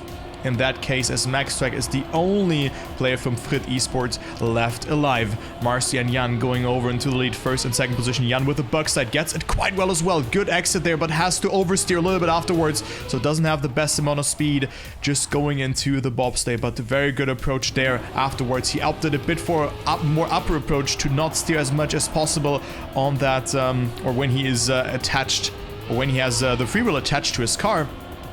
But it's still a very close round between them. Marsley clipping a bit too much, and Jan goes back into the lead, but it's first and second place here for Gravity and Shift right now. What is Maxtrack doing? Will he survive the identity? Yes, he will, but so did it Marsley and Jan, and they will get that ace. But a good round here, good times as well, a 0.7 and a 0.8 respectively. Definitely beatable times. But Marcy and Jan also had some small mistakes in there. You know, the exit from Jan out of the buck slide, or the clip from Marsley. So good times, all things considered, and it's the ace for Gravity and Shift, and Frit Esport have to make something happen. Yeah, it was very close call towards the end for Jan though, because he was very close of hitting full on with that first obstacle block at the very last pipe, the very long pipe of the identity. It could have led to a very different outcome, but luckily for them, they were able to take the 3-point lead going into round number 3 now, as we're seeing Maxtrack and Razg now a little bit more of a fight for those particular nice places, and again, Jan having a little bit of oversteer, trying to correct that, thus losing the speed gain that you would get from the buck slide through the bobsleigh. Moving on to this particular section of the map, we see that Jan has conceded 0.3 of a second over that particular complex of corners, but Maxtrack and Razg are going to be in a position to get the counter ace that they need to prevent Gravity from getting away too far and too fast. From the score standpoint, Raz currently leading, but look at Marsley. The speed of entry into that pipe will allow Marsley to move up into second place ahead of Maxtrack, so it will not be the ace, it will be a simple victory, with the 104.3 being driven by Razg as well. So pretty respectable time, with others behind driving 0.4s and 0.6s. Jan being the only man to have made a pretty critical mistake a little bit further on, 4 seconds down. So Gravity Shift still leading, but Frit Esport now are back down to just 2 points. But still very important that he has denied the ace there for Frit Esports, else it would have been an equalized score again. So you can see that 1 point, just really getting that second position can be so strong, because it's a discrepancy of 1 versus a discrepancy of 3 points, you know, and 2 points now, and that way is just tremendously. So Maxtrack and Rast now off to a very good start. Jan has made a small mistake, goes for the bucks again. Maxtrack is getting the reactor boost up there by the looks of it, and jumps out of that one, so he is behind, and well, Rask is long gone. I think he's on a 103. Jan sliding out there due to the watery tires that he still have, but Rask with a mistake, and now all of a sudden Marcy and Jan, who didn't get the best start, all things considered, are on first and second position. That is a grim situation here for Frit Esport, because they are 4 seconds behind, and it's not under their control anymore if they're gonna get any points here. But Marsley with the first respawn, but he still stays ahead of Rask and will get that second position. It is Jan on first, Marcy still getting second due to a very quick respawn, and it's the ace for Gravity and Shift. Ace for Gravity and Shift, but yeah, unfortunately, Razg flying over the penultimate pipe, like we've seen in previous instances of that map being run, be it on the easy version or on the regular version that we see a little bit later on today. But yeah, this is going to be painful, and they need to turn their fortune around quickly here, Maxtrack and Raz, because it's a 5-point deficit that they have now versus Gravity and Shift, and more especially Gravity in a pretty comfortable position, able to potentially reiterate the second map win in a row with a first and third place finish only. They need to pull something special if they want to actually get something done. They cannot actually just rely on the mistakes of Gravity and Shift, because they haven't been making that much. It's more Frit Esport who has been on the short end of the stick for mistakes, and case in point, the entry into the reactor boost has been disastrous for both Razg and Maxtrack as well, though the exit from the bobsleigh wasn't exactly that speedy from Marsley, it seems like. So Razg will be able to maintain visual contact with the leading duo up front. Razg again going very close to the edge, will be full stop picking into the block just after the pipe. So Marsley and Jan poised to take their second map win in a row and take away the Frit Esport map pick. Through the pipe they go, Marsley leading Jan by 1/10 of a second to 2/10 through the wall ride, and it will be the victory here, 11-3 with a 104.501 the game-winning round time. MaxTrack and Rask cannot really do anything about it. It seems that they're having trouble just to get into the groove right from the get-go, and that ends up costing him very dearly. They are 2 maps down, and time is running out for them to bounce back. Yeah, and now it's the pick from Gravity, or Gravity and Shift. It is Airwalk, a map that we've seen already today. We had a very, very crazy match with the other German team that was in there with Tmwt and Bellatos the match beforehand. And let's see what will happen. Gravity and Shift can set themselves up very nicely here to make it into the semifinals, and with that into the top 4, and also secure some prize money, because there's 450 euro on the line in those regionals. And let's see what they can do on their pick. It is Airwalk. Let's go into the first round. Well, they could have 55.20 by Wizzy, who's also playing in the other match at the moment. And let's see, let's follow Rask. Well, never mind, he's already 2 seconds behind. So Jan and Marsley off to a good head start here. They can at least secure 1 point with if MaxTrack gets first. So just when both of them will survive, of course, the identity. But right now, Jan is in the lead. MaxTrack on 2nd position, Marsley on 3rd right now. But comes closer, goes for a very aggressive drift, and has a lot of speed to work with here. Maybe a bit too much, almost loses control, but it's still a very open fight here for that 2nd place. Marsley will go for that 5th gear, and also goes for earlier ground contact that he can steer in a bit earlier. MaxTrack going a bit wider, has a bit more speed, but I think this is the victory for Gravity and Shift, unless Jan will survive the identity. He overjumps it, and Marsley goes into the lead, but also MaxTrack has made a mistake. Rask all of a sudden into 2nd position. Jan will get 3rd with that, so Rask from 4th to 2nd here. This identity can be very tricky to nail. Jan had to release a bit more there to make it, but it's still the victory for Gravity and Shift. Gravity and Shift taking the victory, but a lot of damage on that identity for sure, with the not 1 but 2 simultaneous respawns after missing out the bumper outright, going way too far. Way too far in a longitudinal perspective, not too far up to one side or the other. And so Gravity and Shift kind of take somewhat advantage of the situation, with Marsley and Jan able to get 1st and 3rd respectively. Oh, Jan, he tried to dunk it, and yeah, it did not exactly work out for that double right-hander, having his right front clipping at the very edge of the track, so he will be in no position to make any impact on that round's outcome. It's all down to Marsley now to enforce the draw, or at the very least salvage a point and prevent Frit from gaining momentum and gaining the advantage there. And again, that little camber there, unsettling the car quite easily, and it's very easy to kind of find yourself a little bit too far off on the right-hand side with a little bit of oversteer, having the back end wanting to touch the wall on the outside. Very good car control to help him keep it reined in, as we're moving on to the identity right now with Marsley, Rask, and MaxTrack in that order. Marsley will be able to take the win with a .766. Rask 4/10 down, MaxTrack 7/10 down. Jan will reach the finish line. It is a draw at the end of the day. 3-2. Gravity Shift still leading by a single point. Still a good time here, 0.7, and it is Frit not being able to beat that one. So still 1 point discrepancy, and no one failing to start. Rask with a very, very aggressive inside line there, going into round number 3 on track 3. Let's see who makes that first mistake, if we even see a mistake in this round. Maybe we can also have a very close round in our hands, as Rask has a good line. Jan goes into the lead here, very, very good line. MaxTrack has slowed down a bit, but still finds himself only 0.15 or maybe 0.2 of a second behind here. And it is Marsley and MaxTrack who are fighting it out for 3rd position. Jan with a very good drift. Marsley slowing down tremendously, but has a very good approach in that turn now. It is still a 2-horse battle here for 1st and 3rd place respectively. MaxTrack going for the speed, will land a bit later though, so Marsley has a bit more speed here. Never mind, actually. MaxTrack still with a very good approach there.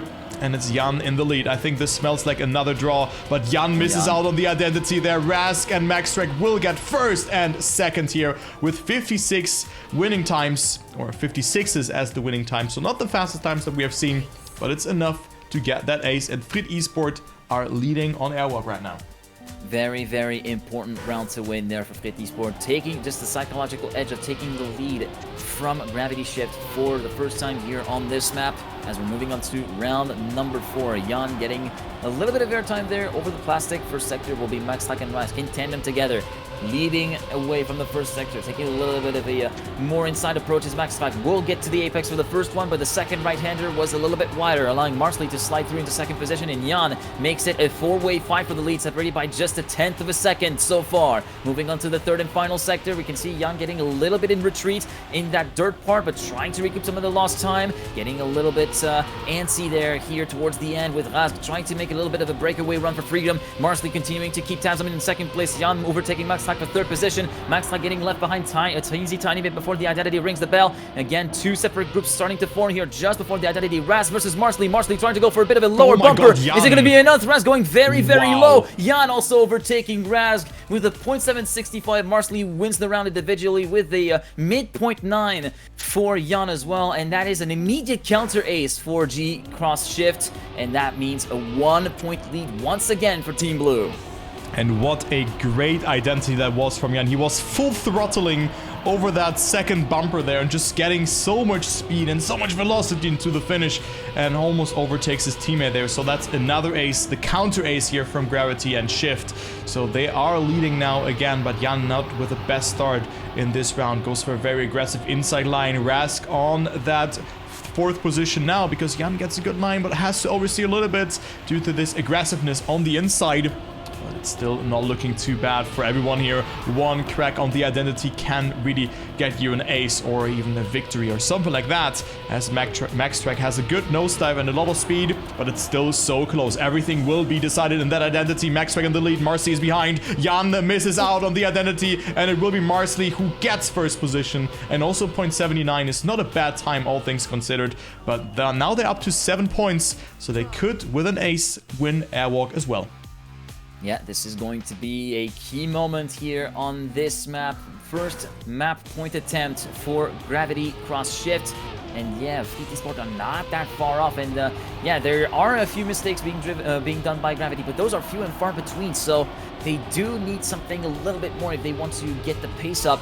And right now, it looks as though they might be having a little bit of a fighting chance to take map 3 away from the German duo, though Rask went very wide on the double right-hander, so he will be conceding a lot of time, dropping back down to P4. Jan currently leading just ahead of Maxtrack by a 10th of a second. Then a further 10th down, we find Marsley in P3, sandwiching Maxtrack in between himself and Jan, now trying to make a bit of an assault for second position against Maxtrack, who tries to swerve all over the shot to avoid hitting the wall on the outside. That little unsettling of the car that I was talking about a little bit earlier kicked in, and Marsley takes advantage of that to move up into second place. Rask moving up into third position, just ahead of his teammate. Can he pull something special on the identity? It's very far away to try and make any impact, and it looks as though it will be the map win, hand in hand over the line with a 55.663 by Jan. Marsley driving a 0.770.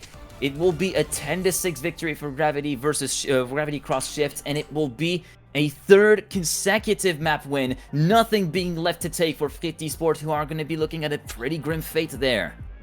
Honestly, I didn't expect that Gravity and Shift will come back after getting aced, but then they just get that counter ace and the momentum just swung into their way. Now we go to breaking maybe already the decider. This is the pick by Frit Esports, and this map is very tricky.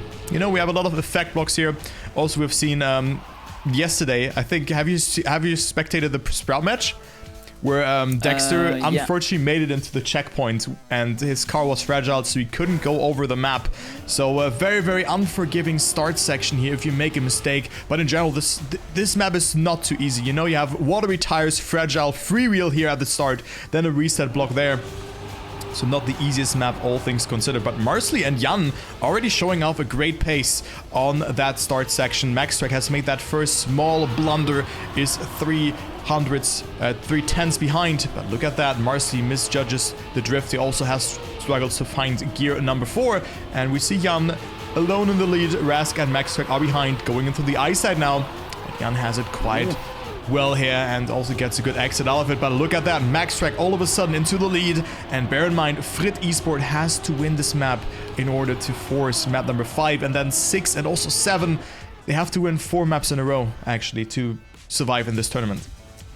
Yeah, indeed, as Maxtrack and Raz take advantage of the very, very heavy clobbering of the wall at the exit of the dirt from Jan to move up into the lead and take the ace to kick things off here on breaking with a 0.782. And actually, I was just looking at the time. So current record 0.137 being held by Melio. The fourth time on the leaderboard is that of Maxtrack with a 0.188. So that might be something where that might be a bit of a trump card that's Frit Esports are able to take advantage of. Now, of course, keep in mind, those are kind of like hunted times, so they're not the be-all, end-all answer, but it's still a pretty good indicator of how everybody kind of like settles into the map, with Raz maybe a tiny bit less comfortable on that map, as exemplified by the little star touches here and there from the Belgian, but Maxtrack could actually pull that game back together for Frit Esports, as we're moving on to round number 2, and yeah, he's currently looking pretty, sitting pretty in that top 3 group right now, battling along with Marsley. Jan getting left a teensy tiny bit behind through the first dirt section as we're moving on to the ice slide, where we saw Raz having a bit of a close call with that little bit of a boop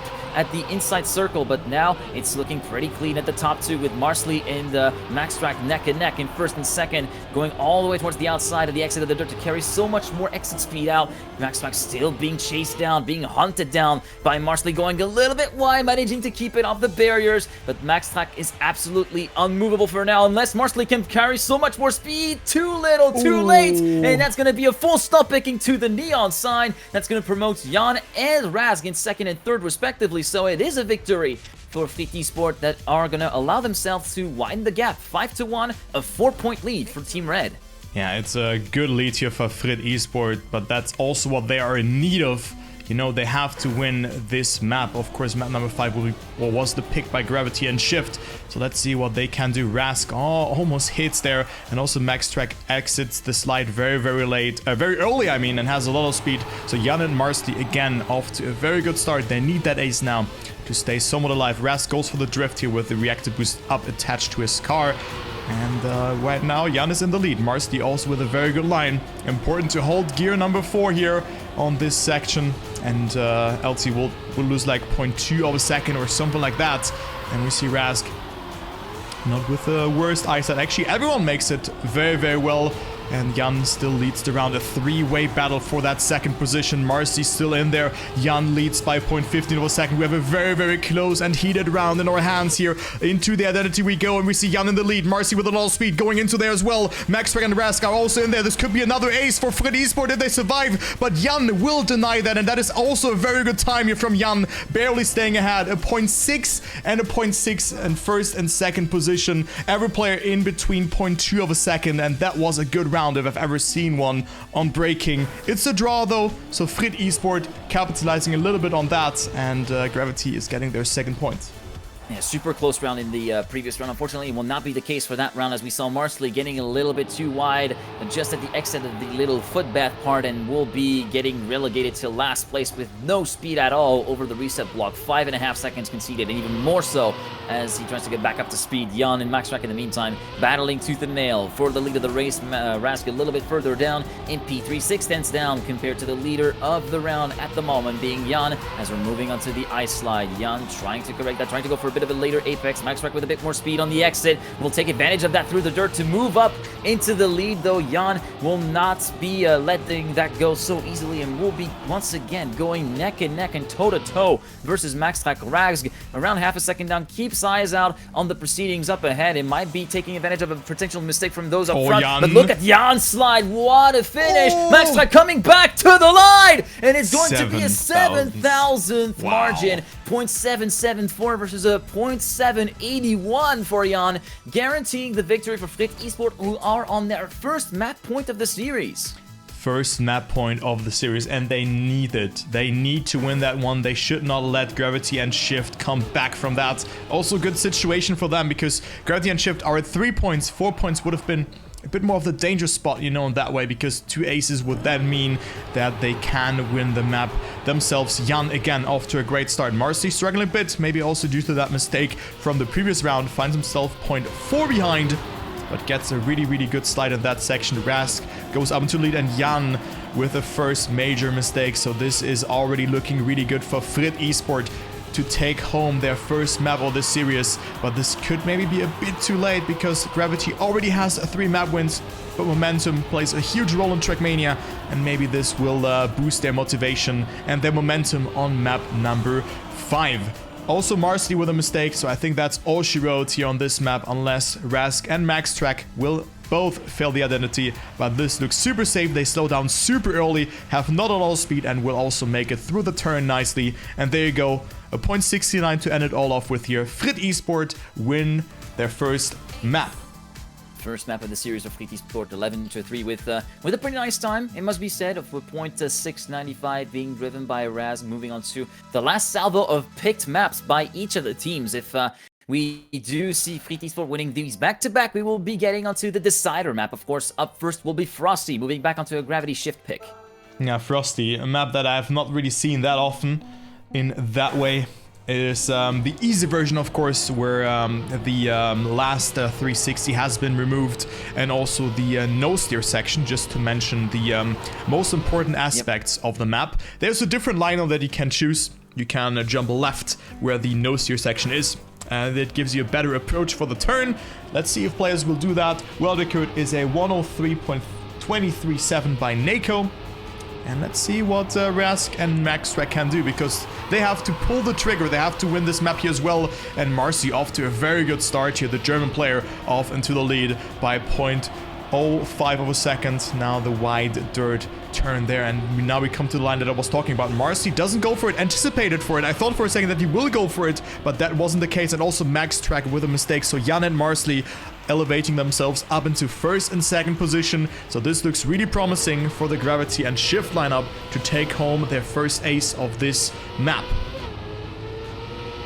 Indeed, as Maxtrack, yeah, and also very, very early casualty early on for Frit Esports, where Razg unfortunately could not control, went too far out towards the inside, tried to get the car a little bit too set up towards the inside of the exit of the first ice slide, so he ended up full stop picking into the sign, relegating him down to last place, 2 seconds down on what's going on up front, with a 104.602 and a 0.740 feet being driven by Marsley and Jan in first and second. And it will be the first ace and already the first strike for Gravity Shift towards a match win and a place in the semi-final.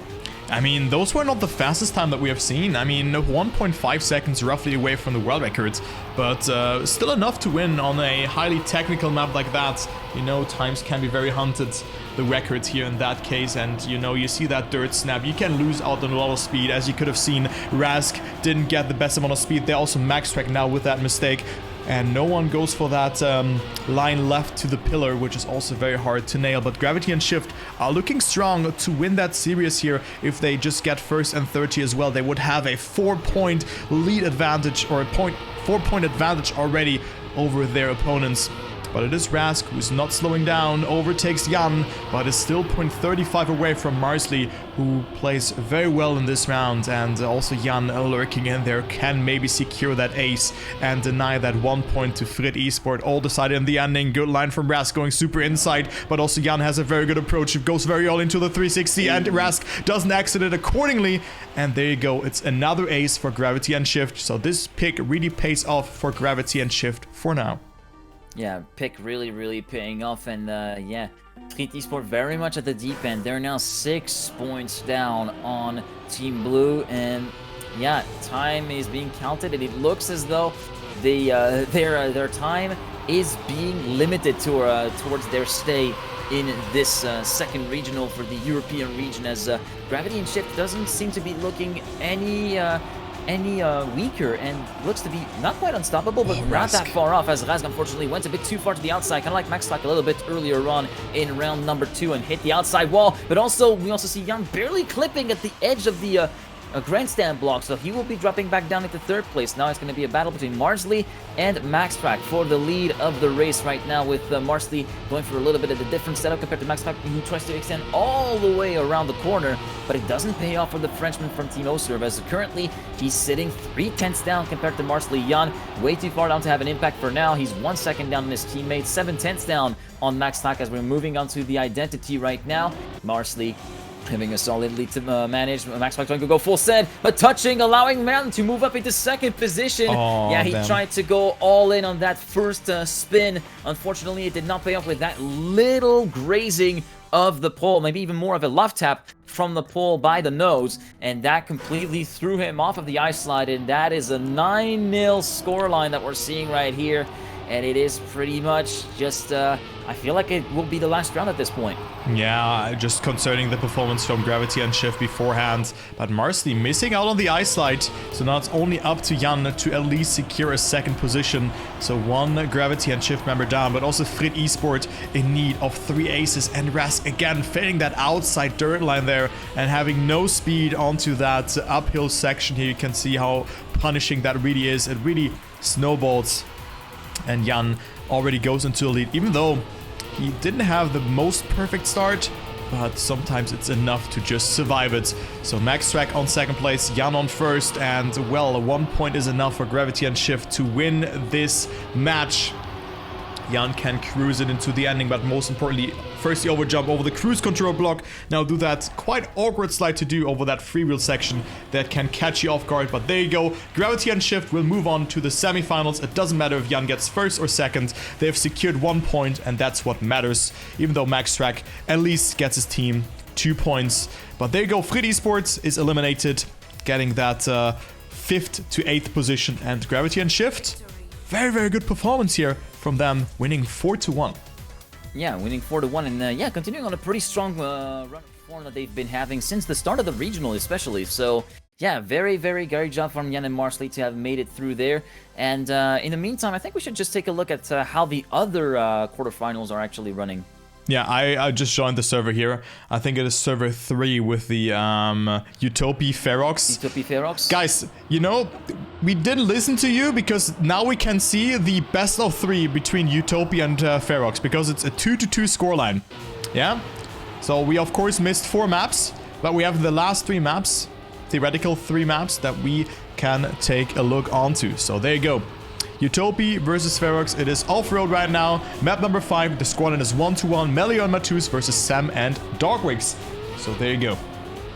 Okay, so we are already seeing a mistake from the Darkwigs just before the end of the platform section in the triangle line of the CP. Matus and Melio leading at the ice slide. We also see a loss of grip there, losing the gear midway through the ice slide. Matus allowing Sam to move up into second position. Melio has a buffer of 3/10 to manage right there towards the end of this round. He can actually try to make it through the identity pretty much unscathed there. A quarter of a second of a gap between him and Sam from Utopia, and it will be the victory for Ferox Industries at the moment, with a 56.0 being driven by Melio. Matus finishing in P3. The Darkwigs will be able to reach the finish line, and Ferox takes the lead in map 5. Yeah, very important there to capitalize from that mistake from Utopia there, and Ferox not with the fastest time. I mean, world record is here 55.10 by Mime, who also has the record on the other version, on the hard version, on the TMGL, TMCL, with I think a .15, if I recall it correctly, a 59.15. 59.153. Yeah, okay, even more precise there. And we have also seen .4s yesterday in the Challenger League. So let's see what Matus and Melio can do, if they can also drive close to that 55 threshold, maybe even a sub 55. I mean, that would be an insane time to do. But Matus right now leading the round. Sam going super wide over that very precise ice slide, but is able to get himself a lot of speed. Melio capitalizing from Darkwig's mistake. So it could be another victory for Ferox Industries if the positions will stay like that. Sam on second place. The identity has been shortened quite a bit, but Melio misses out on the line there and also has a lot of issues to find himself clearing that one accordingly, and it's only a draw. So could have been way much more for Ferox Industries, but Melio went for a too optimal line, and Matus also with a 55.7, only 0.6 away from the world record. Yeah, unfortunately for Melio, it was a little bit going all over the shot for that particular round, having made a mistake a little bit earlier on, just before the ice slice section as well. So yeah, he was trying to recoup some of that lost time with a mistake from the Darkwigs, but then that mistake at the identity, missing the checkpoint gate, which can be very easy to miss. As you can see, it is a narrow gate, all things considered, to get the checkpoint trigger. And that compounded the effort. That basically just tanked the effort to actually increase the gap for Ferox Industries. But so far in this round, Melio Matus hand in hand, tandeming it together, first and second, separated by 24 thousandths of a second of the split. The Darkwigs in third position as we're moving through to the ice slide. Sam is also right there in there.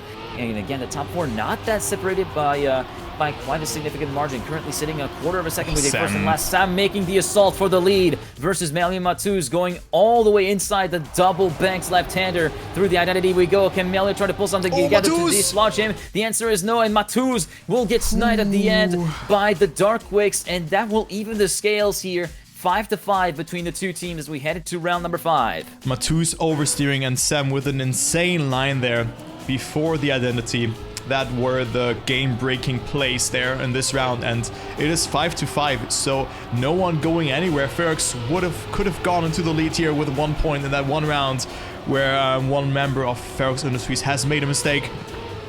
But let's see how this round will develop. Darkwicks off to a very good start. Melio is behind, and Matuz on 3rd position for now. Melio with a lot of speed almost loses ground contact there, but was able to stabilize. Matuz also will join his teammate here up into 2nd position. Very good line from Matuz going to the lead just before the ice here, but Darkwicks has it figured out as well, going super far up and gets that snap accordingly.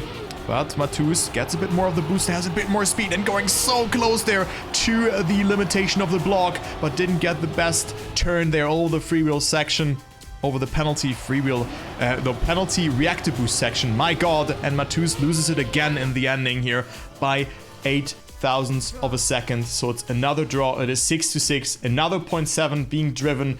Good pace, but no team is significantly leading for now. Yeah, not any team having the consistency edge so far over the other team, and we're continuing to see that sort of progression that has been plaguing a few maps in the Trackmania World Tour, where we see one team take the advantage, then the other team bridging the gap back, and then it's just drawing on and on and on and on. We've seen that going on actually in the Challenger League last week between Easy Dream and BS Plus on pool, where it seemed it would have gone on forever as we reached overtime. But here, let's see if this is going to be of the same trend, or if we're going to be seeing once again a team trying to make a run for freedom in the points. In the meantime, yeah, the Darkwicks getting a little bit left behind, 3/10 down. Sam going very, very high at the ice slide right there, trying to keep tabs with Melio and Matuz, and getting back into 2nd position just after the plastic part, but Matuz trying to make the assault just as Sam is, and he goes a little bit too wide there, the man from Utopia Esports. As we're moving on to the identity right now, Matuz and Melio 1st and 2nd, and it will be the ace for Ferox Industries with a .554 versus a .607 for Melio. What a very, very strong round with the nicest score, 6-9, with the lead going the way of Ferox, who are on map point number 3 in this series. Yeah, there you go. They can claim their 3rd map to their name, and this will be an important one to get. Finally, the breakout has happened, that a team is getting that well-needed ace, and now only 1 point is needed for Matuz and Melio, so it is ace or bust, as you are saying it all the time, Geek. And Sam and Darkwicks are not slowing down. Sam not with the best line though, loses a lot of speed over that long RPG-ish section where you have a lot of transitions that you have to clear. But look at that line here from Melio coming closer to Darkwicks here. The ice that really important to nail. Matuz has made a small mistake. No, they were just dead even in the checkpoint, and it's such a chaotic round that is coming into play. Matuz elevating himself up into 3rd position. Darkwicks still in the lead. Melio on 2nd position together with his teammate Matuz with a very inside head, and I think that is over here unless one of the players will make a mistake, but that is not the case. Darkwicks drives a .6, and it's Matuz and Melio on 2nd and 3rd, and Ferox Industry go into the lead. They have their 3rd map win secured, and now we probably go to the pick from Utopia, because they might be the lower seed. Yeah, they are going to be the lower seed indeed. So Utopia speak. Oh, speed. How we meet again. Fan favorite, Speed, my beloved. Yeah, do we have the speed emote enabled in the chat? Make sure to just spam it a bit, because Speed is a very cool map. I really like that one. I think this is your favorite map, if I recall it correctly, Tom. So lovely to have that one back, and maybe as one of the deciders.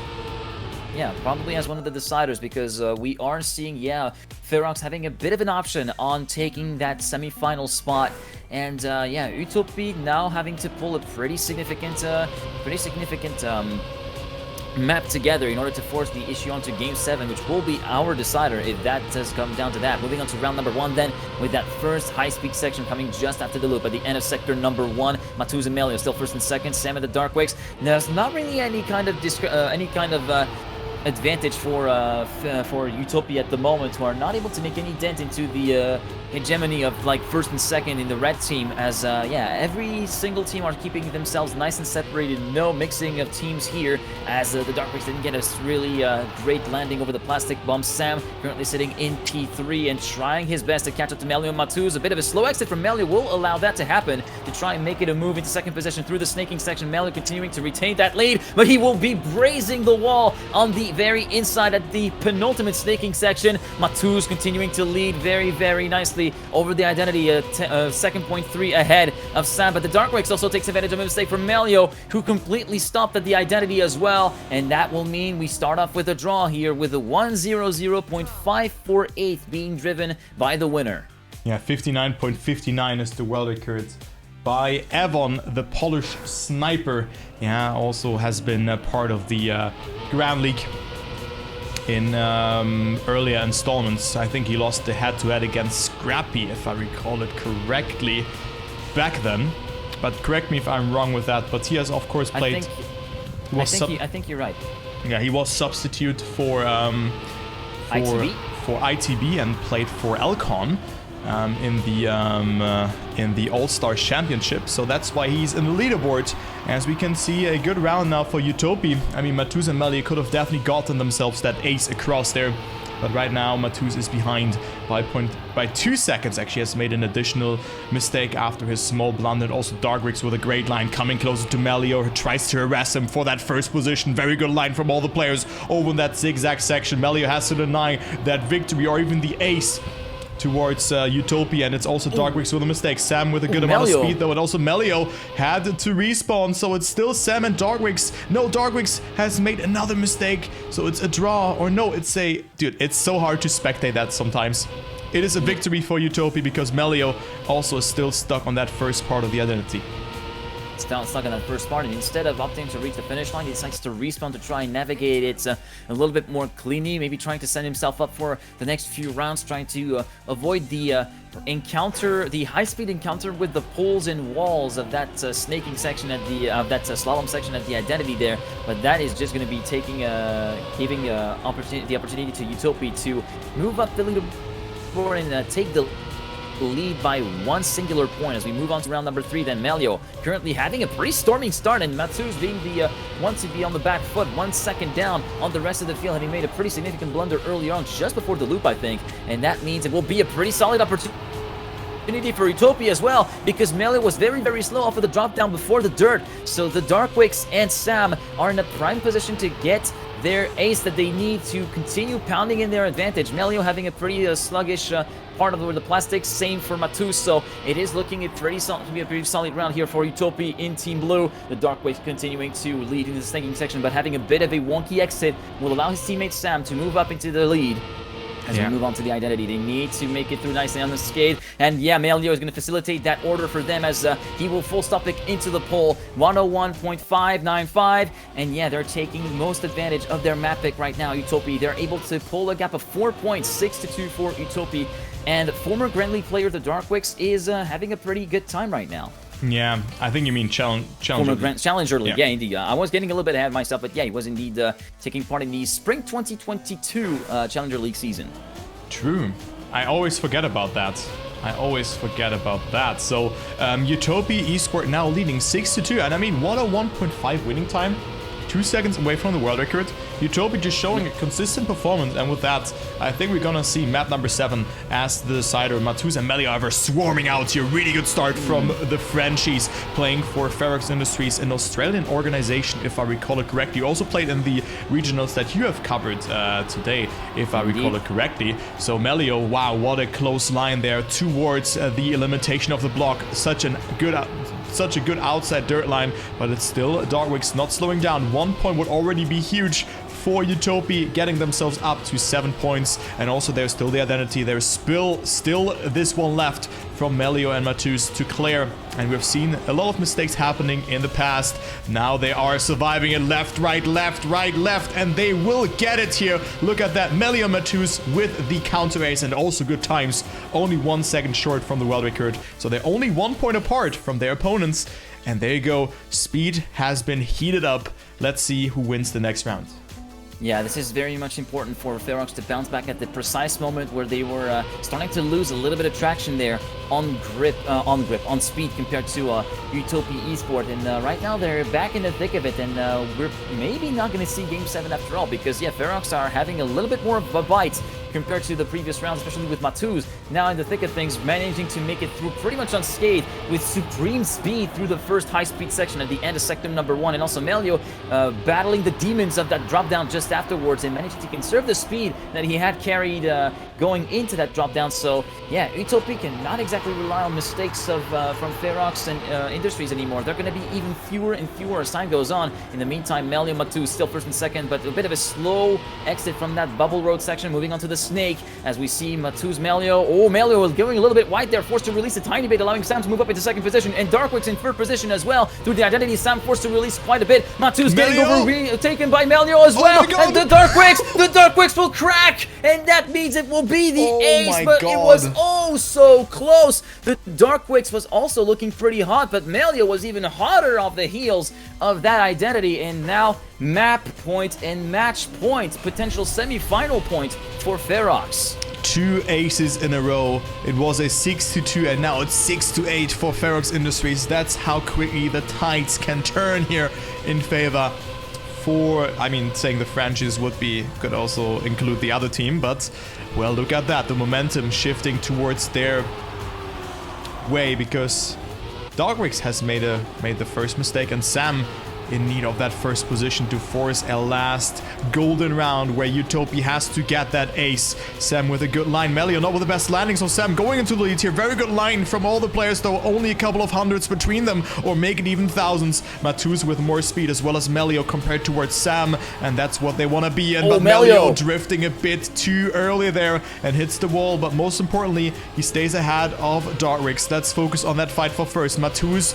will make a mistake. Sam going to the lead. What is Darkwix doing? Darkwix with a mistake. Melio as well. So it will be a draw here by the looks of it. But Darkwix with a bit more speed. No, here on speed. Overtake. And will overtake. So it is 8-9. So it could be a draw. Overtime coming into play. So no last round. What a chaotic identity that was. Yeah, I mean, the identity seems to be pretty chaotic. This is one it's more one of the more wildcard maps, I think, over the course of the entire teams in the Trackmania World Tour. It's not that popular of a pick, but whenever it comes on, it delivers in terms of shenanigans, that's for sure. As we're moving on to round number 7, then Utopia still have the chance to force this into game number 7. Then Sam getting a little bit of airtime there before the high-speed section. Matuz managing to carry so much more speed compared to the rest of the field, managing to take over the lead at the end of sector number 1. The Darkwix with a much tighter line compared to Matuz will be going neck and neck with the Ferox Esports player currently going through the lead of the race. Sam in third place through the plastic part, did not get the best landing. He got the bounce, manages to avoid the CP pillar, but he's going to be leaving his teammate high and dry. This could seal the fate of Utopia in that second regional, because the Darkwix can only do so much. He's getting overrun by Matuz and maybe even Melio a little bit further down the field. No, Melio had a very, very slow entry to the snaking section. Moving on to the identity right now. Matuz and the Darkwix battling for the lead. It looks as though Matuz will be securing that. Both of them hit the wall. Where's Melio at? Melio is there to immediately save the day for Ferox, and that will be the GG. Sam in second, Matuz in third. It doesn't matter. Ferox move on to the semifinals. There you go. What a hectic speed map that was, or speed iteration that was. It is Utopia, unfortunately getting eliminated, but there you go. 4-2 in favor for Ferox Industries. And let's take a look if any other matches ongoing. I think there should be one, but we might not get to witness them just yet.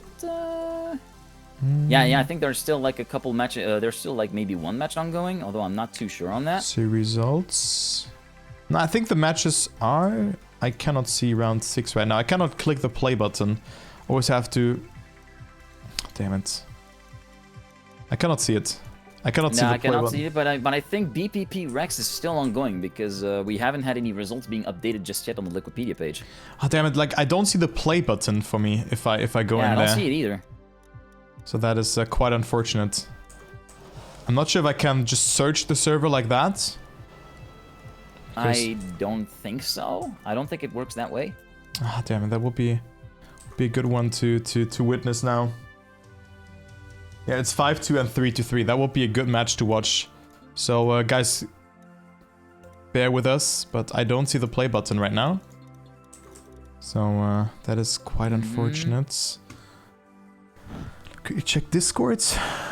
Anything updated? Yeah. No. Nope, not yet. Well, it seems like we're kind of locked out at the moment. Yeah, we're locked out of the room. Ah, too bad. Too bad that we are not. Because actually, Team Rex, BPP, yeah, BPP are the outgoing champions. So this is an interesting outcome to witness. Yeah, I agree with that, but so far I cannot find the server.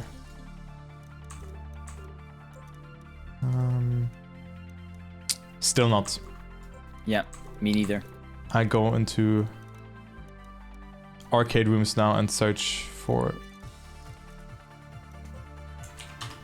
EU regionals, something like that.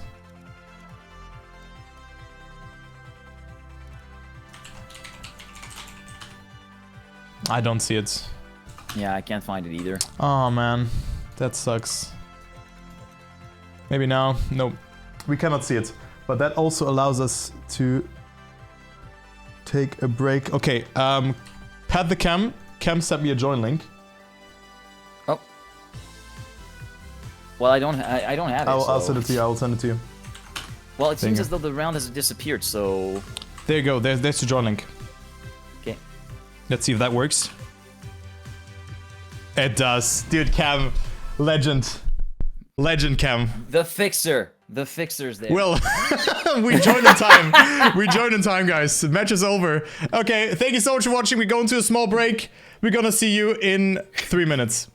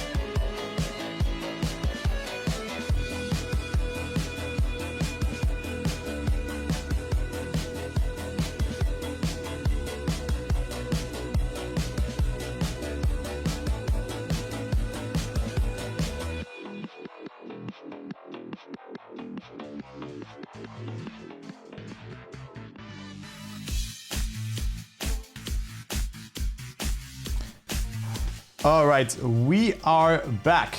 There you go. I just ran to the toilet. My bladder was pushing because I stayed hydrated. Well, we're gonna now have the two semifinals that will come into play. It is Exalty B versus Gravity Shift, and as well as Ferox Industries versus BPP. And we're gonna watch the Exalty B versus Gravity and Shift match because, you know, both teams could actually, yeah, make it into the final here for the first time. And I'm hyped for that match to see.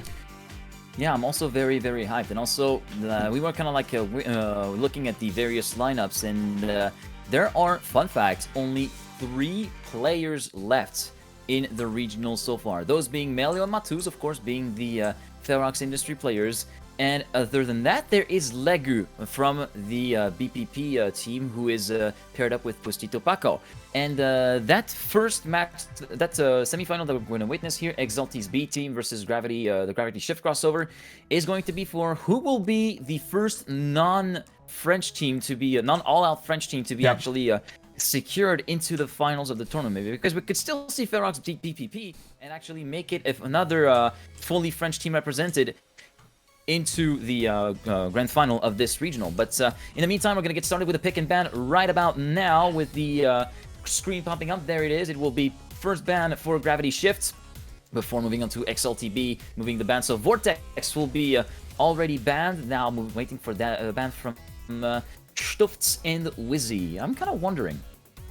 Yeah, I'm also wondering, maybe something like Frosty would be a good ban, because, I mean, Sinuous, okay. Yeah, I mean, Marcy and Jan looked really good on that map. And it is Sinuous being the first ban. I think Frosty will also then be a pick. Not sure how. I think Wizzy and Stutz were also quite good on that map. So I think first map will be something around the line like Pool, Off-Road, or Airwalk. Something around that. But of course, we still play up until 7. Or we play 7 maps, so it's not 5 maps. And we're right now in the semifinals. Every team has secured €75 guaranteed, which is quite cool. Like, there's a lot on the line here in terms of cash money. Yeah, just for a for regional event, that is really cool to see. So it is Control as the first map picked by the blue team. Now Jan and Marcy are picking their map. I mean, Pool didn't look too bad for them, so I could see that being map number 2. Yeah. Oh, there you go. That was a pretty nice call. Now moving on to the second salvo of picks. I'm thinking they're gonna go for like a wildcard map. I'm probably thinking of breaking. Okay, that would be grip. It was either grip or breaking. I was thinking maybe more grip fit would be more of a fitting pick, but there you go. Now moving on to map number 4. Also, Airwalk could be good. Oh, there you go. Oh, there, man, you're on point on your guesses today. Yeah. And then the final salvo. I'm thinking off-road map 6. I'm thinking will be 6th pick. And 5th pick, I'm thinking either Frosty or breaking, because Frosty was looking pretty good. Oh, okay, that's an oddball pick if I've ever seen one, because it's not that popular of a pick. Well, be it early on in the game, it's more like left for the randomizer. But yeah, between Frosty, breaking, and off-road.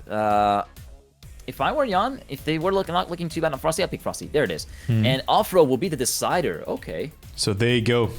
So the first non-French team can make it into the finals and will make it into the finals. The question is who will do it. Wizzy and Stufts versus Marcy and Jan. Good luck to both teams, and there you go. They are the pick and bans again. It is Control. Well, I just want to read them out, and now we're gonna get started. But we gotta start things off on Control, and then Pool will be afterwards, and then we go from there. So good luck, have fun to the teams. I think it's good experience that both teams are witnessing. Wizzy and Stufts will be one of the most exciting duos, because both players are still very young. And I really would love to see them also at some point making it to the Challenger League. But also Jan and Marcy's performance is stellar today.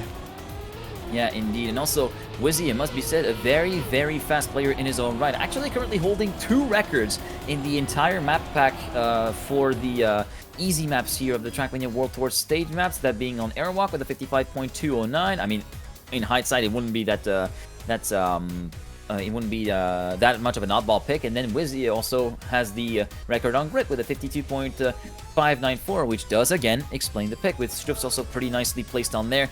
On control, this is going to be a bit more exciting maybe, although I do see the time from Wizzy, which is nothing to scoff at, a 0.141, driven by the Englishman, and Stufts is also not that far off with a 0.254, so pace-wise, the advantage does lie squarely with Exalty right there, and it's going to be a bit of a theme for the match. Let's see if the Gravity Shift crossover are able to hold their own as we're moving away onto round number 1. Yeah, and you also don't know how much Gravity Shift has practiced offline, or you know how good their pace is, because at the end consistency matters more than just having the best time. Well, let's go into the first round here on Control, which is the first map. Oh, still a world record of 58.035 by Huzo, the Turkish player, and Jan off to a great start, finds himself on first position, but is getting harassed by Wizzy and Stuft, so they are right now swarming out. And then Marcy not too far behind either. Jan jumping super far in. Reminds me of the line from Paco, but Wizzy has a bit more speed there, and this speed will snowball up a lot. But look at the line from Marcy, going from 4th to 1st in just one turn, but didn't get that turn here too good with the icy tires, and it comes all down to the ending. What a close round we are witnessing already. It's 0.1 of a second between all the 4 players. Stufts leading, Jan and Marcy not too far behind. Marcy with a mistake, Wizzy elevating himself up into 2nd position, and it's the ace for Exalty B. Stufts takes it with a 0.76. What a great round though. Jan and Marcy should not hide. They were only 0.1 off of their opponent just before the identity. Yeah, they should not get any shy. I mean, they're looking to be holding their own pretty well so far, despite the outcome telling otherwise. And they just need maybe a teensy tiny bit of, well, Lady Luck being on their side, sure, but maybe a few chinks in the armor to be displayed on the part of Exalty, although I'm guessing these only will be coming few and far between, and in the best case for Exalty, there will not be any dents that will be made to their advantage. As we're moving on to round number 2 then, moving on to the bubble, Jan with so much airtime will be losing a ton of time as a result of this, and that means he will leave his teammate Marsley to duke it out with Wizzy and Stufts in 1st and 2nd place. Actually, Stufts is going to be the one in more hot water versus Marsley battling for 2nd position. Wizzy is trying to check out up front. He's completely gone. 0.3 of a second of an advantage before the bobsleigh part. Getting caught up by his teammate Stufts, though, the Dutchman being right there wheel to wheel with his teammate, leaving Marsley behind. And so far, there's not really anything that Marsley can do to retaliate. He can just try to hope maybe for a little bit of a deviation from the trajectory, which does happen from Stufts, allowing him to get a little bit closer. But in the grand scheme of things, it won't really matter much, as it will be the 2nd consecutive ace for Wizzy and Stufts, even though Marsley was right there with a much tighter line at the finish, separated by just 11 thousandths of a second. It is still going to be a 6-point lead for Exalty, with another 0.7 being driven. Yeah, I thought for a second that Marcy would snipe it away there, but the 2nd consecutive ace here from Exalty, and well, that already looks pretty good for them on this map, as they could take it home. And let's go into round number 3. Will it be the 9-0 or maybe the 6-3? Everything can happen here in between those scorelines as well. But Wizzy off to another great start. Finds himself in the lead. Stufts also is behind Jan, and Marsley not with the best start. I mean, only 0.2 behind. Stufts incredibly close there to the wall. Has a very wide setup, and you can see how much speed he just transfers over that line. But also Marsley's line is on point here, but has to oversteer a lot on the ice. Didn't get the best entry into that, and didn't countersteer accordingly, so that's why he finds himself on the wall. So Stufts and Wizzy in the lead again. The Dutchman right now on 1st position. Wizzy not with the best line, and Stufts will take it. And I think this will be a 0.6 by the looks of it. Okay, a 0.63 on point, and also Wizzy snipes Jan in the ending, so it's another ace for Exalty. Another ace for Exalty, although Wizzy was not looking to be out of the woods just yet after that very wonky entry into that final set of corners before the identity, looking very, very slow, allowing Jan to have a little sliver of hope, but that did not... He lost it all the way up until the line. Unfortunately, he was on the wrong side of the fence, and already, like, this is the very first mistake that we see from Exalty B, and a very uncharacteristic mistake at that, and I'm expecting these to be very few and far between as we go further and further along in these matches. Meanwhile, Stufts and Marsley battling for the lead. Jan in 3rd place, about a 1/4 of a second down. Right now, Stufts just needs to finish in 2nd position at the very least, and that will actually be enough for Exalty to take the first map away here in this best of 7 series as we're moving through the bobsleigh part. Marsley continuing to keep tabs on the Dutchman, though, who has a very, very solid double right-hander apex line as we're moving on to this snow break section. And Stufts having a little bit of a slide through there after that little hump just before the ramp, and that will be the win individually in the draw at the end of the round, which will gift Exalty map number 1 with a low 0.638 being driven by Stufz, and actually Wizzy taking advantage of a mistake from Jan to move up into 3rd place. So it will end on a victory for Exalty and a double-digit point difference, a 10-point gap to conclude map 1. Yeah, that is a brutal start here for Gravity and Shift on map number 1. Exalty takes it, also another 0.63 there as the winning time as in the round before that. So 4 rounds and we already are on map number 2, which is Pool. So let us go and see what that will offer us. Jan and Marsley played very well on this map. I mean, they have set, I think it was Jan driving a 0.4 on this map. The world record is a 0.02 by Baco, but Stufz has a 0.03 on this map, and then just behind that we have Wizzy with a 0.04. So they're also very, very strong on this map. But let's see who's more consistent on that one. I think this will be a much more evenly distributed match or map. It all maybe depends on Marsley, how good he will find into the match. But he also drove, I think, 0.6s and 0.5s. So let us see how that one will go, as Wizzy is teleporting here a little bit, having some internet problems. But let's see what Jan and Marsley can do. They need to answer towards that 10-point discrepancy on map number 1. Yeah, they do need to find an answer and try to fight back instantly. And yeah, Wizzy having a little bit of a connection issue at the start. This was something that we did witness for a few opponents a little bit earlier on today in another regional. But yeah, so far so good for the Englishman, who's going toe-to-toe with Jan for 2nd place, and Stufz trying to stay away from that battle, but he gets reeled in by those that are chasing back behind him through the identity. We go. Marsley half a second down, cannot really have any impact for now as we're moving through the identity. Both of the Exalty members full stop picking right at the edge of that downwards right-hander, and that will give the ace on the silver plate to Gravity and Shift, with Jan driving a 0.378 here on this round, which is still a very good time. But my goodness, synchronized crash, kind of like synchronized swimming, but a lot more automotive involved. Yeah, and also, you know, you don't get points for that here, as well as for stunts or something like that, which can happen out of this exit, out of the first water part, where you can just unpredictably flip, and because you have water tires, it just looks very funny, the flip, you know, because your car just doing like a corkscrew 800 whatever or 980 or whatever, you know, just insert number here. But right now no one is really making that mistake, and it's Stufz who's behind. So Gravity and Shift really capitalizing from that. Wizzy still finds himself in the lead, but even a draw for the Germans would be good, but Jan is not slowing down. A 0.3 set on the round beforehand. I think he can do it again. Wizzy going super wide. The Jan will have a better approach in that section. Wizzy has to go wider in that part, and Jan finds himself in the lead. Who's gonna get that first position? Jan very close to the wall there again, has more speed, and Jan will win the round. And most importantly, Marsley on 3rd position. But what a great round. It's so close always for Jan to clip that wall there. So what a great line that was. Gravity and Shift 5, Exalty 1. Yeah, and Stufz was trying his best. He tried to go for the uber-aggressive inside line at the final hairpin, but just a teensy tiny bit of a bounce just at the exit of the water means that he didn't get the early ground contact that he was wanting to have, allowing Jan to continue to side through into the lead and retain the lead by the tiny margin of 62 thousandths of a second. Now, first sector done here on round number 3. Stufz going a little bit to the wide, to the outside wall just at the exit of the dirt. He will be shuffled back down to 4th position just before the slide cancel, as Marsley goes very, very wide just to go for a very, very late apex, and will be able to overtake Stufz like that and reconnect with the top 2 fight up front with Jan and Wizzy. Wizzy now feeling the strain, feeling the pressure of the German duo just behind him as we're moving on to the identity. Stufz is not that far behind as well, 1/10 behind as we actually make the first step then onto the reactor boost section with a square advantage for Jan and Marsley. Will Wizzy try to go for the deep dive inside? Yes, he does. Same for Stufz, but Wizzy will again get the airtime just like Stufz did earlier on at a 0.371 water round with a 0.449, I think it was at the calculation for Marsley. But Gravity getting that second ace right there, going for themselves.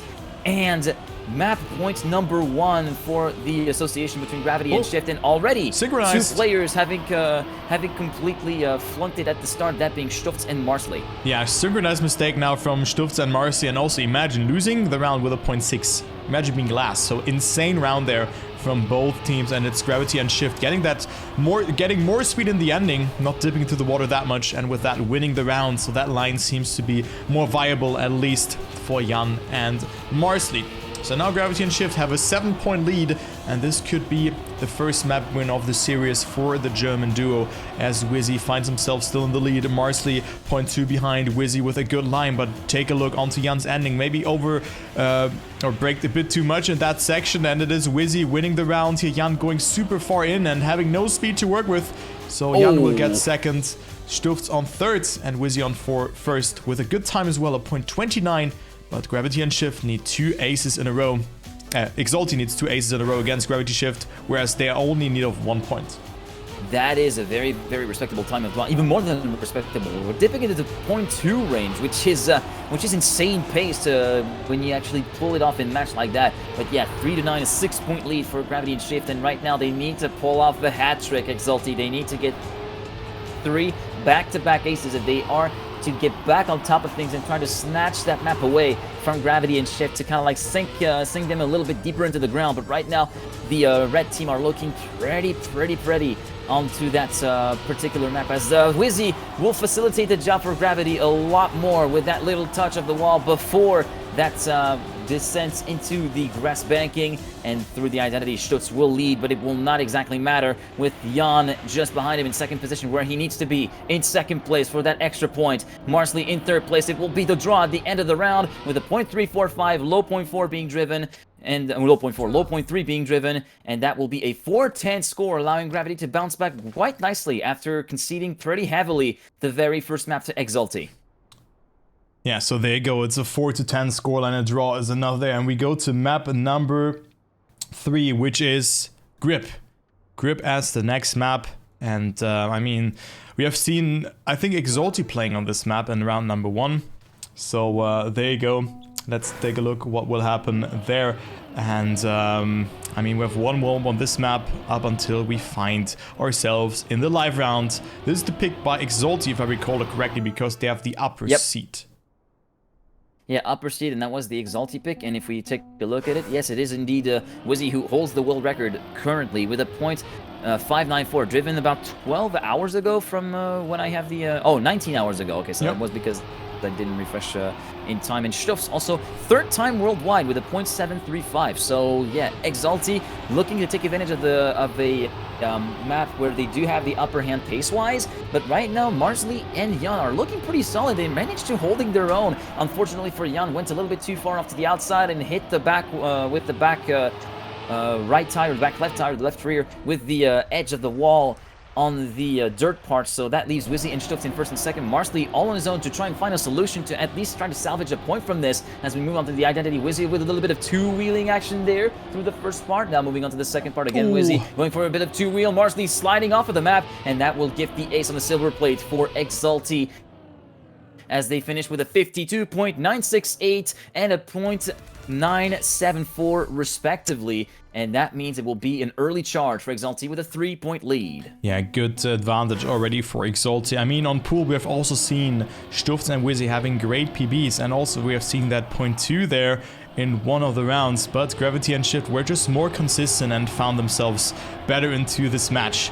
So it wasn't enough in that way, but let's go into round number 2. Already an important one for Gravity and Shift to get themselves at least 1 point, I would say. Else it will be very hard to come back from, even if it's a 5-1 scoreline, but 6-0 will be already very, very, very hard to come back from. Stufts and Wizzy find themselves in the lead though, so they could already jump a huge step in front of their opponents, because also Marsley probably jumped out of the water there. Jan is 0.5 behind, so it will be Wizzy and Stufts who are able to win this map here already. I mean, no, 6-0 will be very hard to come back from. I'm not sure if any team already pulled it off to come back from that kind of deficit, but let us see. Maybe this will happen from Gravity and Shift side, because mistakes can happen quite frequently there.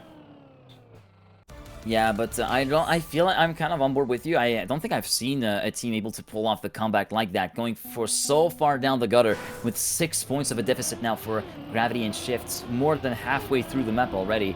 So yeah, this is going to take quite a gritty drive to actually get back that deficit and actually try to take the charge to Exalty and try to take the challenge to Exalty, because they're looking pretty solid right now and continuing to show why they picked this map right now, as Young manages to get a little bit into the lead, but won't he landing clip onto there the well, roadblock before the dirt. Yeah, a tiny bit of a clip, didn't lose too much time, but he sees Stufz and Wizzy just overrule him for second place and first place respectively. Jan continuing to keep close tabs though, as is Marsley, so maybe we might have a bit of a fight on our hands. It all depends on the identity now, as we're seeing Wizzy and Stufz, with Wizzy getting a little bit into wheels, Stufz even more so, playing a little bit of Terry Grant, that channeling in their inner Terry Grant right now to pull off their best stunt drives, and that will be Wizzy and Stufz with a third consecutive ace with a .826. And also Stufz dipping into the low 53s, sub 52s even, as we're moving on to a 9-0 scoreline for the second time in this best of 7 series.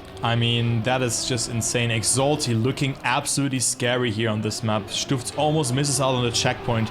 Jan has made a mistake and is 4 seconds behind it. I think that's already the GG here, even though Stufz has made that mistake though, but I think he's able to get that reactive boost and still stays ahead of Jan, so it doesn't matter too much here from Stuft's side, as long as they beat just one person in that case. So Wizzy and Stuft, very scary on this map, as well as on the first pick that we have seen from their side. Pool was a bit more wonky. They've had good pace, but maybe also unlucky rounds to display there, and Gravity and Shift had just a better identity. But there you go, Exalty will also win map number 3.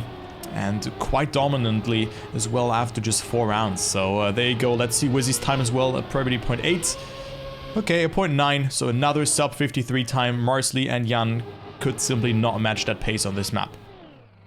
Yeah, we have another 4-round deal here for that third map, and also just like on map 1, for the second time in the same series, we see a map being won by a 10-point gap, a double-digit gap between the two teams at the end, which is that they're just taking no prisoners right now, Exalty, at this stage of the best of 7, as we're moving on to Airwalk, which is back onto a pick from Team Red.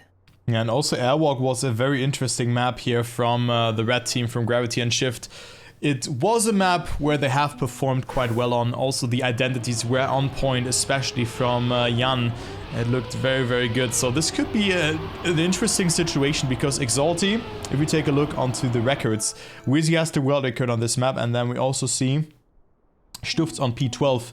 And then Jan and also Marcy nowhere to be seen in the top 15. So I assume that they have offline records and just prepared it like that, just to hide their times and their pace in general. And we see the first mistake already from Stuft.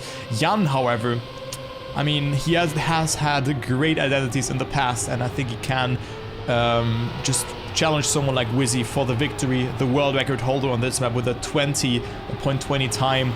And right now it looks to be the case that he has to do that. As we approach the last part of the track here, 33 seconds have elapsed. This version is significantly shorter, but Wizzy with a mistake, and also Marsley overtaking Jan, who didn't have the best line but still had it a bit better than Wizzy here. So first second for the German duo right now, and Marsley looking good to survive that. Also Jan with a good approach, but no, Marsley throws for skins there in the end, unfortunately, and hits the bumper on the right, and also Stuft overtakes him with that. So Marsley, maybe the pressure comes into play now. You can see if you hit the bumper on the side, you will just bounce unpredictably to the left or just behind like that, and it's the victory for Exalty. Could have been so much more for Gravity and Shift. Yeah, that is a very, very painful round to lose, because they were looking actually pretty solid in first and second, despite Jan having kind of messed up the slide just before the penultimate bumper section. He still had Marsley to back him up, and yeah, that identity also proving not to be kind, even to those that have mastered it very, very well, as we're already through the first sector here on that second round, with Wizzy having taken the lead away from Marsley and Stuft. Currently Stuft in the battle with Jan for third place. Again, 2 separate groups for first and third respectively, with Marsley going toe-to-toe with the Englishman from Team Exalty right now. Wizzy continuing to hold the lead very, very nicely here. Marsley going a little bit closer to the apex, Sarc carrying a bit more speed on the way through, as he goes side by side with Wizzy, goes in a little bit wider there, forced to release a teensy tiny bit, so he will be relinquishing the lead very temporarily here. Stuft will be getting just ahead of Jan, but Jan is also right there within striking distance. As we're moving on to the identity right now, Marsley and Wizzy neck and neck, first and second. Wizzy trying to go for the ultra low bumper. Is it enough to snipe him? Yes, wow. And Marsley will also get overtaken at the end by Stuft with a 55.802, and that will be the win once once again for Exalty B, who continue to widen the gap a teeny tiny bit there. 0.802, we're about 0.6 away from Wizzy's own record of 0.209. Yeah, so good time there from Wizzy. And I mean, Gravity, most importantly, not falling behind, still getting some points in, but they need to make more. And now Stufz, with almost the early mistake, went so incredibly close there to the limitation there towards clipping, and he's still in there. Wizzy in the lead, insane pace, slows down a bit to readjust accordingly, and Marcy and Jan are also not too far behind. Stufz with the first mistake, they're hitting the inside, and this could be Gravity and Shift's chance to make it happen, because also Wizzy cracks a little bit there. I mean, they've already had the chance to get that ace. Can they make it happen in this round? Both players not getting the gear. Marcy steering in a bit too early, but still is not that far behind his teammate. Lost 0.1, readjusted quite nicely, and he will also get that first position. Jan on second, and Gravity and Shift going into the lead after two individual mistakes from Wizzy and Stufz. Yeah, indeed, with Wizzy continuing to keep tabs up on the up until the very last bumper, where he went a little bit too long in the jump and thus completely missed the bumper outright, effectively gifting the round to Marsley and Jan, and thus the 2-point lead turns into a 1-point deficit for Exalty B. Gravity managing to make some pretty solid headway into that second map as we're moving on to round number 4 now. Despite a few of the mistakes that have plagued them in round number 1, they're still fighting, and they're here to make amends very, very quickly here as we're moving on to this bumper section to end Sector 1, as we see Stufz again going very, very close to the inside, but a bit too close this time. We're having the right front clip at the very edge, so he will be relegated to 4th place, 1.2 seconds down on the leading trio, which is still not quite separated just yet, with Wizzy just a tiny bit ahead, well, a 10th and a half ahead, but Marsley and Jan can still strike at any moment, and case in point, Jan is starting to reel in the Englishman and trying to make a move happen for 1st place just before the identity with a penultimate bumper section. Wizzy and Jan are now neck and neck. Marsley a teensy bit behind, 2/10 down as we're moving on to the identity. Jan going a little bit wider to carry a bit more speed through to the bumper section. Wizzy trying to go for a little bit lower bumper. He's going to get it. Is he going to be able to get the win? Wow, yes, with a 0.542 as well from Wizzy. Stufz not there to help Exalty capitalize on that and bridge the gap. But it's it is actually with Marsley forced to respawn. I didn't even see that behind. Yeah, same. And it is indeed going to be a drawing out situation of the points. Victory in this round, but 6-6 as we move on to round 5. Yeah, very close match here. An ace would now be important for either of those teams. Exalty could then jump a significant step closer to make it into the grand final, and Gravity and Shift just have to stay alive. They cannot afford to lose that map here, because the next map will be Exalty's pick as well, and we have seen how Exalty's picks have worked out so far. It was dangerous to play against those, and Marsley and Jan right now are a little bit further behind. Stufz also not with the best start. Look at Wizzy though. Wizzy so far in the lead right now. 5.4 just ahead of Jan. Jan gets an okay slide, but had to release a little bit, but also Stufz there super aggressive over that section. Drifts there a lot, and it is still Wizzy in the lead. Marsley and Jan on 3rd and 2nd position respectively. Important to get that gear again, and Wizzy seems to be on a banger of a time. This could be a 0.4 from him if he survives that identity. Let's see, will he save it or not? Jan misses out on it, and Wizzy with a 0.5. Marsley on 2nd. Stufz on 3rd, and that is the 8-7 situation. Any team can get that ace now, and they will win this map. But still, I thought that Wizzy's time was a bit faster, but still a 0.5. Not too bad. We're getting a bit faster every round. Yeah, we got a little bit slower compared to the previous round, where it was driven to 0.4 actually on round number 4, but still, like, Exalty managing to swing the momentum back their way, and in potentially to try and salvage the pick right there, salvage that map, and take away the pick from Gravity, and move on to a 3-1 best-of-7 standing right now, with Stufz this time getting a really nice tight line through the double right-hander after messing it up a couple of times so far in this round. Stufz and Wizzy 1st and 2nd, while Jan and Marsley continue to chase them down. There's not really anything to call it in the top 3, and the top 4 only separated by a 10th and a half. Marsley not that far off from the pursuit as we're moving on to the final sector, with the penultimate bumper currently going up right now, with Stufz and Wizzy going 1st and 2nd, neck and neck, hand in hand, as Jan and Marsley cannot really do anything about it at this stage. They need to pray and rely on an identity failure from either of the Exalty guys to remain in the hunt. But it looks as though Marsley is trying the best to snipe it, but it's a 0.413, a very low 0.4 from Stufz,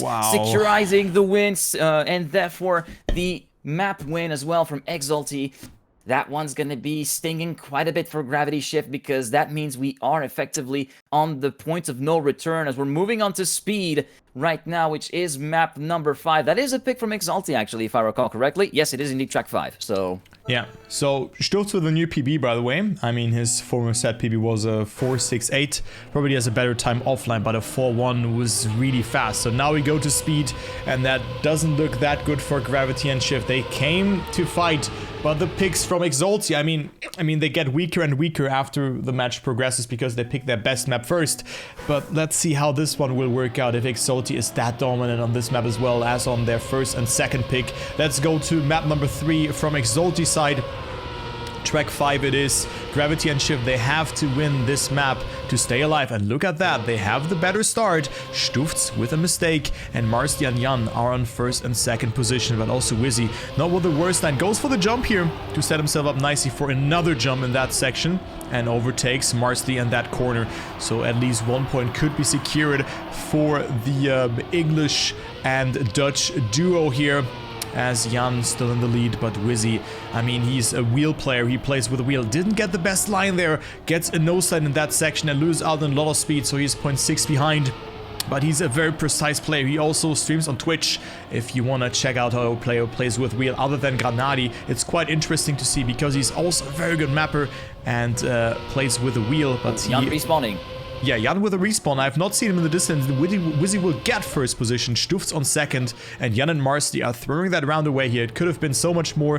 1 or 2 winning time. Well occurred is a 59.5, if I recall it correctly, by Evan.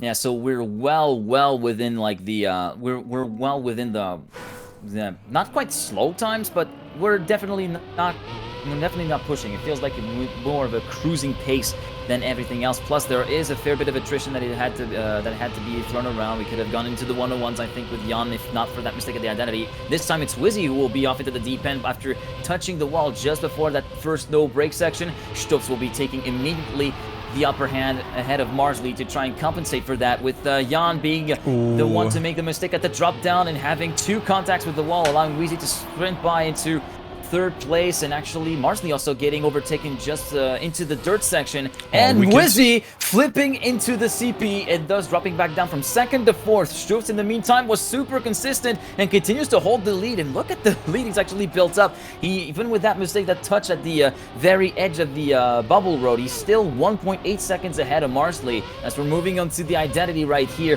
he's going to be able to safe it all the way home, and that's going to be the individual win, and at the very least the draw, until I spoke too soon, and that means Marsley and Jan will be blowing by him, and that's an immediate counter ace being given away by Exalty to Gravity Shift, and we're back on an even footing, 3-3. Yeah, there you go. So guys, if you're wondering why I sometimes talk a bit like weird, or I have to do like or whatever, it's because my cheek is swollen. My left side of my left wisdom teeth were removed 2 days ago, and today it's hit me really good. So I'm having a little bit of a headache, but I'm trying my best to bring you guys a cast together with Geek, and there you go. I mean, Gravity and Shift with the answer there, and they will find themselves now in a tight situation. They need to take that home, and it is Stufz now in the lead. Very, very good line, and Jan is also not too far behind. Wizzy is on third position right now, so not a bad line from him. And Jan also with a good minimization of airtime, but it's still looking quite good. But Stufz again getting that nose slide there. That is a very unusual mistake that I've not seen that often, but after Wizzy did that in the first round, it's now Stufz also getting it. But let's go into the identity and see what will happen here. Jan with a good line there. Stufz also in there. Stufz very precise. It is Wizzy with a mistake, and that is another ace for Marsley and Jan. Look at that, 1 minute 0.8. Those are times that can be beaten, but Gravity and Shift just shifting around this map for now, and they are not out of this one just yet. Yeah, they're not giving up without a 5 for now, and yeah, Stufz and Wizzy having a bit of a shocker of a round, both having a bit of a turret time. Wizzy for the second round in a row also having a few issues of his own, so he's currently trying to make amends of that, having a little bit of a teleport action here and there, but he will be up into second position along with Stufz in the lead, Marsley in third, Jan in P4 as we're moving through the first high-speed section, and you can see Wizzy dropping down a lot of speed, trying to go for the little drop down instead of keeping ground contact. Jan getting a little bit slower through that subsequent section section, and look at Wizzy's speed through there. He just zoops by Marsley and Jan in fourth and third. Wizzy is now back up with his teammate, tandeming this together for the counter ace to get back up on an even score. 6-6 it could be, but Marsley is not giving up on that. He's not letting that go so easily. He makes it a three-way fight for the lead with a very, very slow entry from Stufz as well in the staking section, but he recoups that on the second half as we're moving on to the identity right now with Wizzy and Marsley, first and second. Who's going to get the better speed? Marsley is all over the shot. Wizzy has touched the pole, and Jan stooping by and managing to take over the lead with a 5/10 margin. I can't even find the words right at the end of it, but it will be the draw that will be able to take Gravity on their second map point of the series. Yeah, sometimes it's very, very hard to just comprehend what happened, but you've just seen Jan zooping by and getting that first position. So this track point for Gravity and Shift on Exalty's pick, and we could go to map number 6 after that if Gravity holds up to that pace. Wizzy and Stufz have had the ace opportunity on that previous round, but it wasn't enough for them to take it home. Marcy not with the best start line. Wizzy again goes for that jump and gets a very good setup here. It's almost even, and also Marcy exits a bit too early, and Clips has no speed to work with, has to wait for gear 4 as well, so that is very punishing, and Jan is the only player there to deny the ace towards Stufz and Wizzy, who could go up on par with them again. But Stufz with a very low line there. Look at that. I thought for a second that he would lose control due to that, but that wasn't the case. And, well, it's looking good for Exalty here, but Jan had great identity, so let's follow Jan's POV here. Stufz with a mistake just before the identity. Jan with more speed. Stufz again with a touch, and it will also be Marsley. Let's take a look. Where is he? Marsley getting that second place. Stufz on 4th, Jan on 3rd, and it's another draw. It is 5-8. Exalty have to get an ace now in order to win that map, or at least need to get 2 points and force the last round.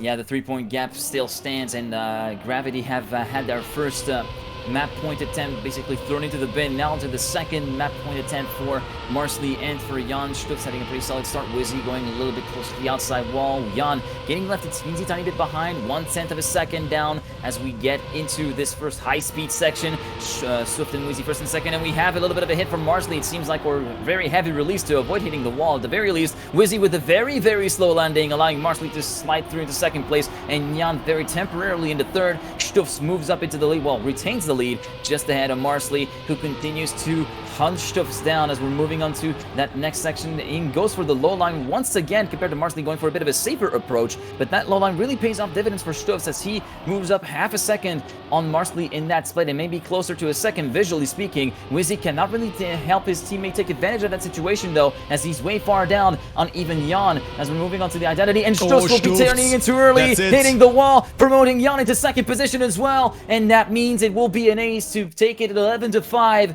and make Gravity Cross Shift win that 5th map in the best of 7, and that will be map 2 in their bag, forcing the issue onto game 6, and we'll be moving back onto the last pick from Gravity Shift as well. So this is a very, very important victory that they were able to pull off, as we're going to be moving on to Frosty. Frosty, the map where they have closed it out last time. They looked very good on this map, but we have also seen Exalty not being too bad on this map, so I think this will be another very close race.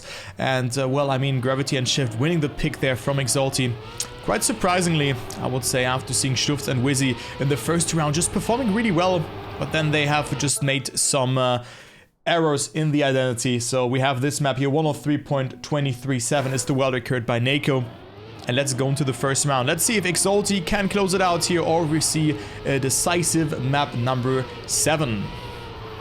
Alright, here we go then with the opening round on Frosty. Going towards that ice slide we go, then try to straighten the car back out and take the advantage of the grip of the dirt to set yourself up nicely for the jump. Nice and easy. Everybody making it through pretty much unscathed. A bit slower for Marsley, who goes a little bit too far to the right-hand side and hits the outside retaining wall. Stufz currently sitting in third just behind Jan, and Wizzy currently leading by 2/10 from the leading driver, actually from Gravity Cross Shift. Through the ice slide we go, very solid ice slide from the top two. Stufz losing a tiny bit more time there, and thus just seeing his teammates set off into the distance and continuing to hold off Jan, who gets left behind slowly but surely. Actually 4/10 of a second now being built up, a couple of tenths being lost here and there over the course of the second sector. Now moving on to the third and final sector with the identity coming up. Everybody clearing the cruise control nice and easy. Stufz continuing to keep visual cues on Jan right now as we move on to the identity and the the spins with Wizzy making it through clean. Jan having a bit of a bump in the pole. That could have been the opportunity for Stubbs, but he was way too far behind. And a 0.3 and a 0.556, 103.556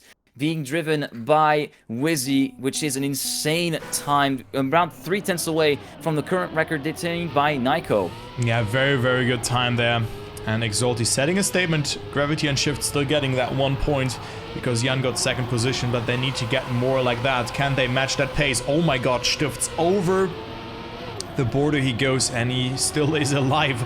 That was a very, very aggressive line from the Dutch player, and together with Wizzy, they are leading. Wizzy goes for that approach, which is risky, and you see why.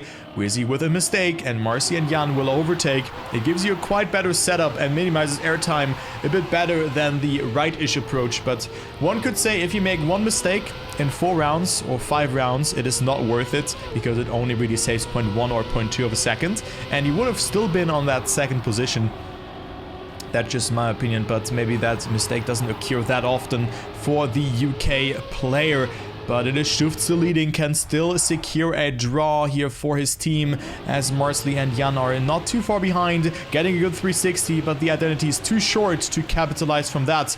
Another good time here, this time 104.20, 0.1 second off of the world record, and it's a draw. So Gravity and Shift definitely not out of that one, but also Exalty, yeah, you know, not really, even though Wizzy made that mistake, not really getting overtaken by Gravity and Shift. Yeah, actually, Wizzy able to rely on Stubbs to kind of like hold the fort for Exalty, and at the very least do a bit of damage limitation if it does come to Stubbs losing the lead of the race at some point or another, just trying to hold on to second position. This time though, Wizzy managing to make it nice and easy before that section. Oh, and actually plenty of slowdowns from Stubbs and Marsley as he goes to the left-hand side of the pole. Wizzy this time makes it stick and will be leading by a 10th ahead of Jan, and Marsley and Stubbs are way far down, but they're going to have a nice tussle of their own as they're going to be regrouped by within a 10th of a second. Wizzy actually moving a lot to the lead, or where's Jan? Yeah, Jan actually lost a lot of time promoting Marsley and Stubbs into second and third, which is going to be a very, very important battle to decide either if it's a victory or an ace for Exalty at the moment. Marsley has the advantage of about 3/10 of a second ahead of the Dutchman, moving on to the identity with Wizzy just a second ahead. I mean, just continuing to pile on the round. It might be a bit of a good time actually being driven by the UK man. We're going to have to see a little bit later on. Stubbs trying to overtake Marsley. It's not enough. 105.113 being driven right now, so yeah, a bit slower than I was actually imagining it to be, but still, it will still be Exalty continuing to widen their advantage halfway through the map for them score-wise. They need 5 more points in order to get their spot in the grand final. Yeah, Exalty building up a good amount of points there in those last 3 rounds, just getting 2 victories and a draw compared to Shift, only getting 1 point in any of those rounds. So that looks quite good, and also like 2 seconds off of the world record. Sometimes it's quite hard to judge that, and Wizzy finds himself on first position again, so he can maybe secure another draw. So every round it was an Exalty member on first position. That is very important to mention, because Jan and Marsley need to crack that open, and also both of them now have made that mistake. So it seems like that the match is slipping out of their hands after winning 2 maps. Exalty B is on their way to make it into the final for the first time. So it will be the first non-French duo, or non-full French duo, that will make it into the final. So that is great to see. But it's not over just yet. I mean, there's still comeback potential that can be happening. And also Wizzy with another great time, 103.67. Very nicely done. And a victory is required for Exalty to close out this match. Yeah, now Gravity have their backs against the wall, and yeah, we saw plenty. Actually, you might not have seen it on camera, but there were plenty of mistakes that happened at the very first ice slide part, where Marsley hit the pole with the nose, so throwing him off at the ice slide, and then Jan tried to overcorrect a teensy tiny bit at the exit just before the checkpoint. It did not manage to get the most exit speed out of it, so that's not automatically promoted Stubbs and Wizzy. Well, Wizzy still in the lead, but Stubbs up into second position, allowing them to get that ace, which have put him onto this point, the map point and the match point here in this semi-final. Stubbs going very, very wide around the outside line. Makes it stick this time. Look at the speed that he was able to carry through. And again, 2 different trajectories. Wizzy going to the left-hand side of that pole once again. Marsley and Jan already being left half a second behind, and it will be Jan losing a bit of time in that first part of the ice slide. Will be recouping some of that lost time compared to his teammate Marsley.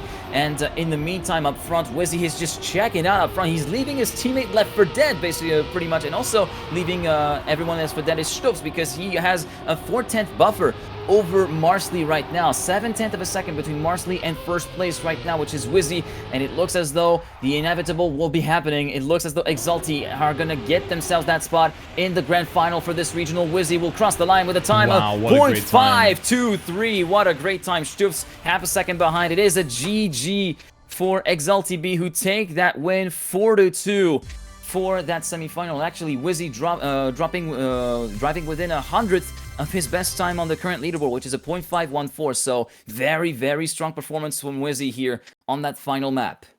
Yeah, in general, it was a very good performance from Exalty. Gravity and Shift, commiserations to them. They go home with 3 World Tour points and 75 euro.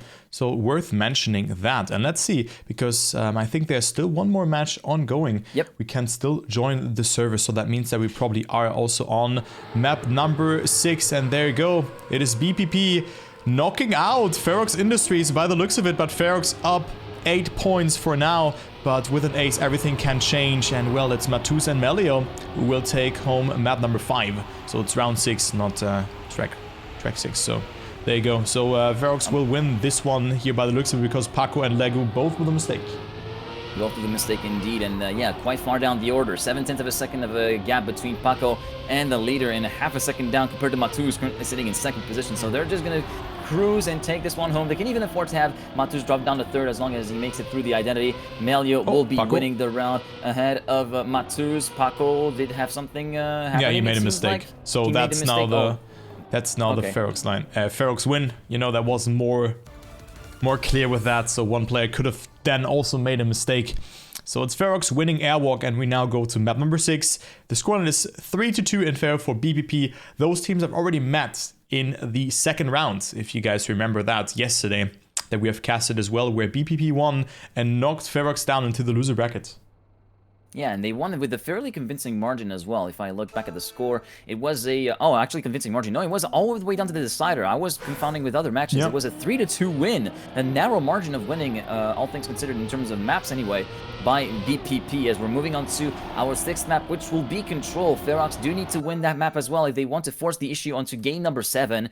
Which will be our decider map picked randomly, and that will be a bit of a surprise for us because we haven't seen the picks and bans yet. And there they are, the last 3 remaining French players in the entire tournament. At the end of this match, there will be either 2 players remaining or 1 player remaining. Right now, Paco having a pretty solid start for the drop down through the first sector we go. Legu is also right there in 3rd position, so not getting left behind by Melio and Matus, and actually challenging for the lead as well. Legu going a little bit wider, carrying a bit more speed on the way downward. Melio at the tail end of the field, around 2/10 down from the leaders, and continuing to keep a pretty close contact with that top 3 up front, with Matus continuing to try and find the issue and trying to find an aperture over Paco. And yeah, Legu will be the first man to make a mistake at the bobsleigh. And Matus, the exit of the bobsleigh was also not optimal, so that will allow basically Melio and Paco to escape in front in 1st and 2nd place. Paco continuing to hold the fort for Team BPP. Through the identity we go with that little vert plant here, and that will be the win for Paco individually, and at the very least a draw for Team BPP with a 0.698 being driven by the Hungarian. Yeah, another 69. We've seen, I think, like 469 times on this map already. So Paco was absolutely insane on this map, also in the first regionals. He has a very, very refined line on that part before the jump into the first bobsleigh. I just want to take a close look onto that. So let's see what will happen there as BPP. Of course, they have to win only this one more map to make it into the grand final and play against a prepared Exalty, I would say. So I'm also hyped for that match, because I think we have not seen BPP play against Exalty for now. Maybe in the first regionals, but I'm not pinpointing it down. Maybe in the semifinals or something like that.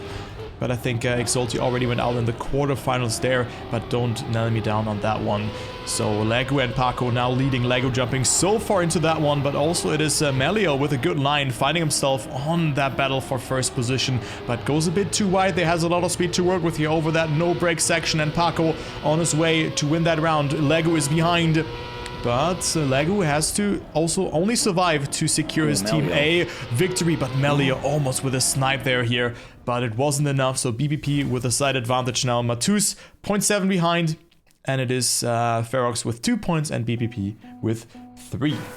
Yeah, two different approaches at the ending there that we saw from Melio and from Paco. Paco going a little bit higher at the apex of the little jump before the vert plant, but then tends to get a very, very narrow, a very, very short drop down in terms of the horizontal getaway, which means that he lands in a bit of a straighter path towards the finish line, enabling him to retain first place, allowing thus BPP to take the lead in that 6th map, and thus allowing themselves a little bit of room to breathe in the scores as we're moving through sector number 1. It will be Paco and Melio once again head-to-head, with Legu in 3rd place, continuing to fend off the attacks of Matus, going very, very early on and very straight onto the platform, but he will lose a lot of time because of that extra distance that he had to travel. Matus will lose a little bit of time compared to Legu, who has a very, very solid double right-hander line as well.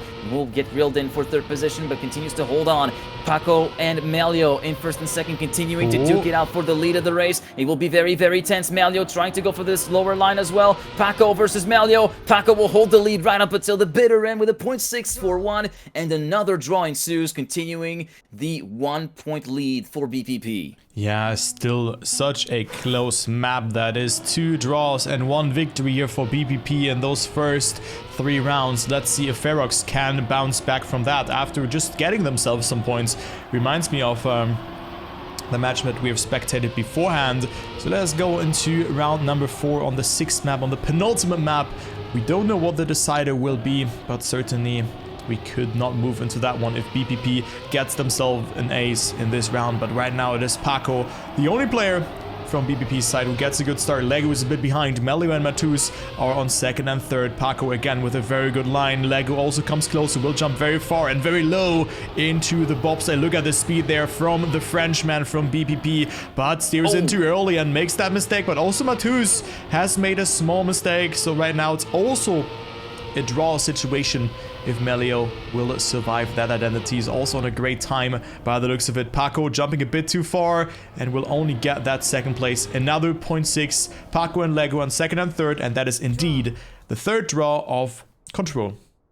If anything, those draw are doing a service to BPP because, as we said, like, they're keeping that 1 point gap to themselves, and they're making a slow but sure progression towards match point. And we're gonna think about that because they're missing a couple of points just yet to be on said match point, but they're making a pretty good headway. They just need to get some bigger rounds ASAP because, yeah, it just can't go on like this forever. Otherwise, you risk basically bringing Ferox in with you in order to move into that potential map point for them to force them into the decider. So right now, they are trying to think this a bit of longer game, trying to think, okay, we need to actually get past Ferox, but it looks to be a little bit compromised this time with Paco being on the back foot through the first half of the map, half a second down compared to the rest of the field. Oh, Melio will be hitting the top bar at the bobsleigh turn, so he will be dropping back down to 4th place, allowing Paco to move up to 3rd. And now Legu versus Matus. Matus forced to avoid the pole, very, very slow as a result on the exit, allowing Legu to move up into the lead of the race just before the identity. They're wheel to wheel. Legu going a little bit too far off to the right-hand side. Matus will take advantage of that to win with a 0.762,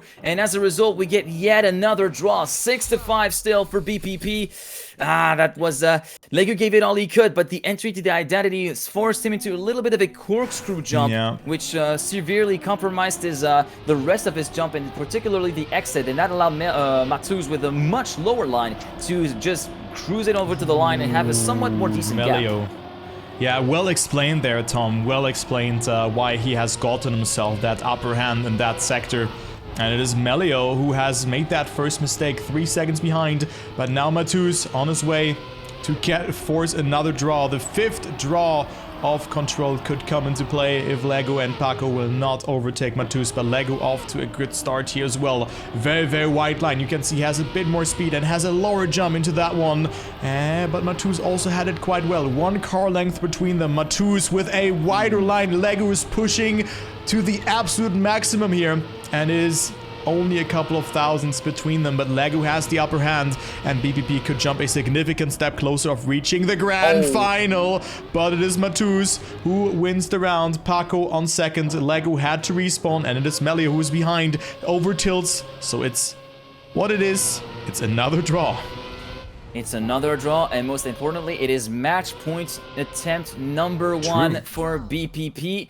And this is going to be the big point. Are they going to be able to break away from that freestyle trend, as I like to do that every so often, where there's just not really any significant progression going on? It's a very, very painstaking way forward in terms of scoring points on either side. Let's see if there's going to be any one team that is going to be breaking the duck and try to basically either even out the scales, or maybe on the case of Team BPP, trying to close this out and book themselves in spot in the grand final of this regional. Right now, Matuz and Legu having a really solid start. Paco at the tail end of the field, not being left too far behind, so 2/10 of a gap at the split, but he will be able to recoup some of that lost time on the way downhill before jumping onto the platform. Again, Legu going very far to the right-hand side, losing a teensy tiny bit of time in the previous rounds. This time it does pay off, though, compared to Matuz and Melio, who are stuck in second and third, and Paco with a great exit from the bomb slave part in a solid double right-hander line from the Hungarian, moving up into second place. This could be the chance for Team BPP, but Matuz and Melio are also hot off the heels. They're continuing to give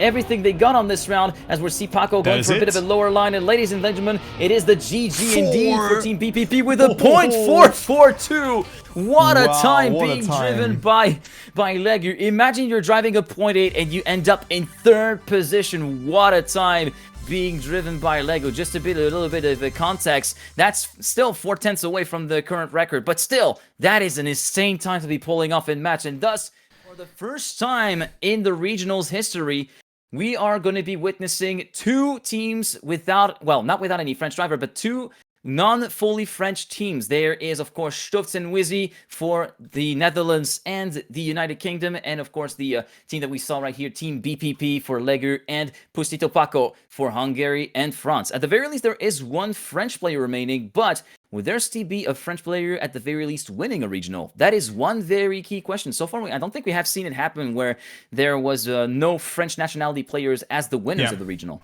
Because BPP won the regionals beforehand. So if you take a look onto the first results here that you can also find on Wikipedia, the first regionals that took place, it was BPP taking it against Ferox in the final. We have seen the rematch. We have seen that match 3 times in 2 regionals already. It was like in the second stage from yesterday, and now also the semifinals, where Ferox had to concede twice actually, or lost twice. And now it is BPP against Exalty B, and Exalty B got themselves 3rd, 4th position last regionals, so they made it into the semifinals. So now we maybe have a new winner with Exalty B. They looked strong. The prize pool is €175 for first and 125 for second, but most importantly, 7 and 5 World Tour points for the respective positions.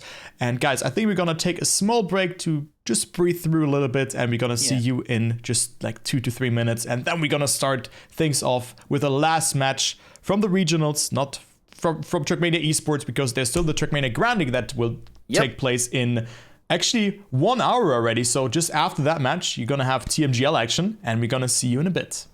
Indeed. See you in a bit.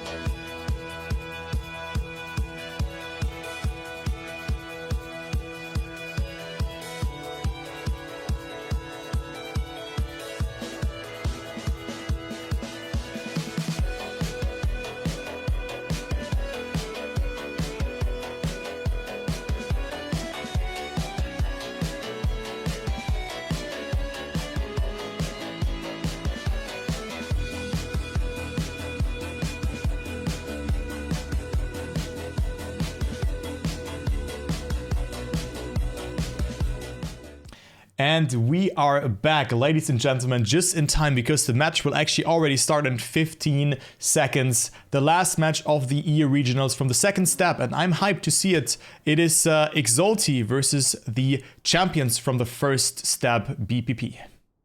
Indeed, Legu and Paco will be fighting for the crown once again versus Wizzy and Stuff, who are making their way to the finals for the first time, as we're already going straight into it, into the picks and bans, and already BPP will be banning Speed, as a matter of fact, will not be played. Insinuous will also not be played, so we're now moving straight onto the picks. I'm expecting some of the very, very strong maps. There we go. We're seeing Grip already being picked, and this is going to be a bit of a tanky one there for BPP. Unless they're able to pull something special, I don't see them really challenging Wizzy's pace and so on and so forth. Pool being taken immediately afterwards by Legu and Paco.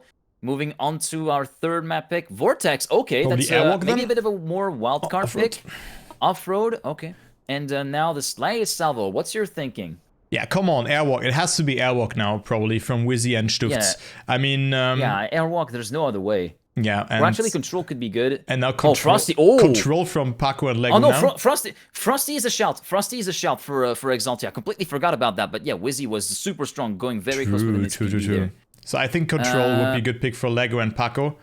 Also concerning their performance on that map beforehand. Airwalk is still open as well, which is a good pick, as well as Braking. Braking as well. Yeah, I mean Grip is a no-brainer for the blue team, but it's Control being picked and Braking is the decider. So we're gonna start things off on Grip here, which was the pick by the blue team, which is Stufts and Wizzy. Makes a lot of sense. We have seen them like just getting in such a great performance on Control and also on on Control and on Grip as well. Grip, yeah, and Frosty as Grip, well. Yeah. And Frosty, they were also looking very, very strong. But also Exalty looking, well, we were only kind of basing it off of one match so far today. True. But they were looking extremely consistent on Grip, even more than their opponents that were trying to put up a good fight. The gravity shift crossover, we're looking to be somewhat, not quite equal, but in there in terms of pace. It was just the tiny little details and the consistency was just lacking on the part of the German duo to really bring it home together. And yeah, Exalty have a pretty solid card to play here with that opening pick. I mean, it's also a way that they have to play like that. You know, if they play against Stufts and Wizzy, who are top 5 on almost every map, they have to push like that. You know, they have to exceed their boundaries. And let's go. We're gonna start off on Grip. It was a very decided map here already in that semifinal that we have watched. Stufts and Wizzy played very well on this. But let us see who's gonna take it. Exalty B versus Team BPP, the finals of the regionals, the second finals of that one in this particular order. 7 World Tour points are up for grabs for the winner, as well as €175. Second place goes home with €125 and 5 World Tour points.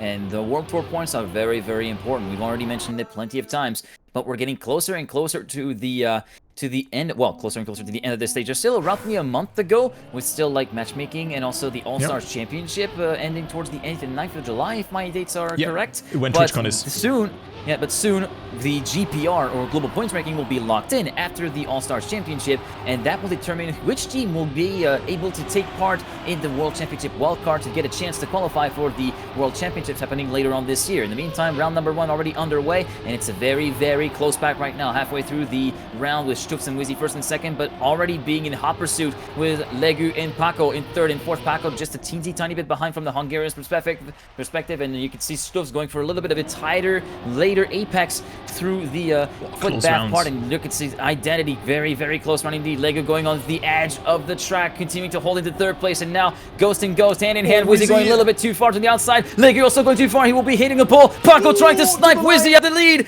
It will be the victory at the end for Exalty with a .826, but the snipe from Paco preventing BPP from getting slapped really hard in the face. 16 thousandths of a second of a margin between second and third. Yeah, and the two-point discrepancy there was on the line, 3-0 or 2-1. That is huge for BPP to get that second position. So important snipe there, finishing more to the right, traveling less distance and also having similar speed, but also Exalty off to a great pace there. A .8 is definitely a time that is worth mentioning. Weldercoat is a 0.59 on this version, and also Paco minimizes airtime accordingly, goes into that battle for that first position. Stufts with a way better approach into that third section here, but also Paco comes closer, and Paco on his way to get that first position, but it's Stufts and Wizzy right now. We're capitalizing from the mistake from Lego, who has made a mistake, and look at that. Oh my god, Stufts! What did Stufts do? Stufts completely missing out on that part there, and it is Paco who is still on second position, but I think it will still be around for Exalty B because Stufts had a very, very early respawn, even though Paco has more speed, but this time it's 17,000. Stufts is so slow. Oh god. Oh my god. 17,400 of a second have decided the individual placements, and it is 4-2 in favor for Exalty B. And sorry for the doorbell, by the way. That's okay. I mean, we were talking about Stufts having a fairly early use normally. He was so low at the exit of the identity. Legu was booking it all over the road, but unfortunately wasn't enough of the Frenchman to catch back up and enforce a draw. So Exalty B continuing to wind their advantage a teensy tiny bit, but maybe not at the rate that we were hoping for. And Wizzy full stop picking into the sign midway through the plastic part. So one of the key players here in this match and in this team out of the running. Stufts currently leading just ahead of Legu. Paco a tiny bit further behind in P3, 2.5 tenths of a second behind the leader, trying to go for an alternative line. This is where Legu had his crash. Yeah, this is where he actually paid for the big price. Oh, Stufts! What happened? Did he? What was that? I don't know what happened. What happened? But yeah, what happened? And yeah, that will give the ace to Team BPP with Paco and Legu finishing within a tenth of each other with a 53.1.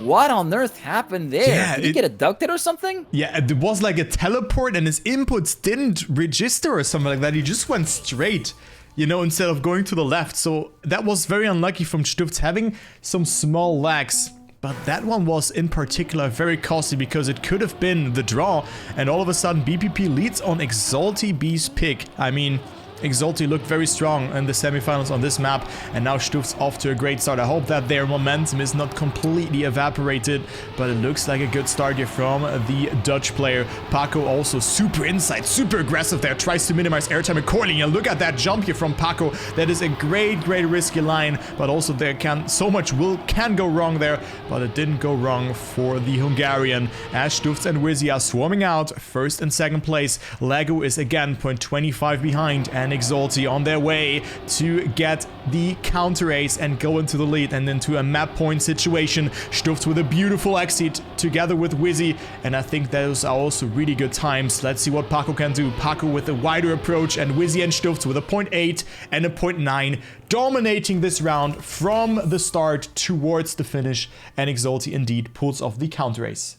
Yeah, a few gremlins for Exalty B at the start, maybe not getting the rate of progression that they were hoping for, but right now they're now back into the thick of it, and with the first map point of this final right here for 7-5 for Exalty, a 2-point gap, although Stufts clips a teensy tiny bit on the grass there at the very edge of the circle. Leg is so close to hitting the outside wall as well, just before the plastic, so Stufts will be relegated to 4th place. Wizzy also making a mistake of his own as well, so that will be throwing the ball back into the camp of Team BPP to get this one done and try to get back into a 1-point lead, but Leg will barely brush the wall on the outside of the dirt part, dropping down to 3rd place, leaving Paco alone in the lead, 3/10 ahead of Stufts at the moment. As we're moving on to the identity right now, the Dutchman will be trying his best to catch up to Paco, but right now he's looking pretty solid up front, the man from Team BPP, as Legu does not really have any answer to Stufts' space right now. The positions will stay as is right up until the bitter end, and it will be a time of 52.9 for Paco. Legu narrowly he did not get the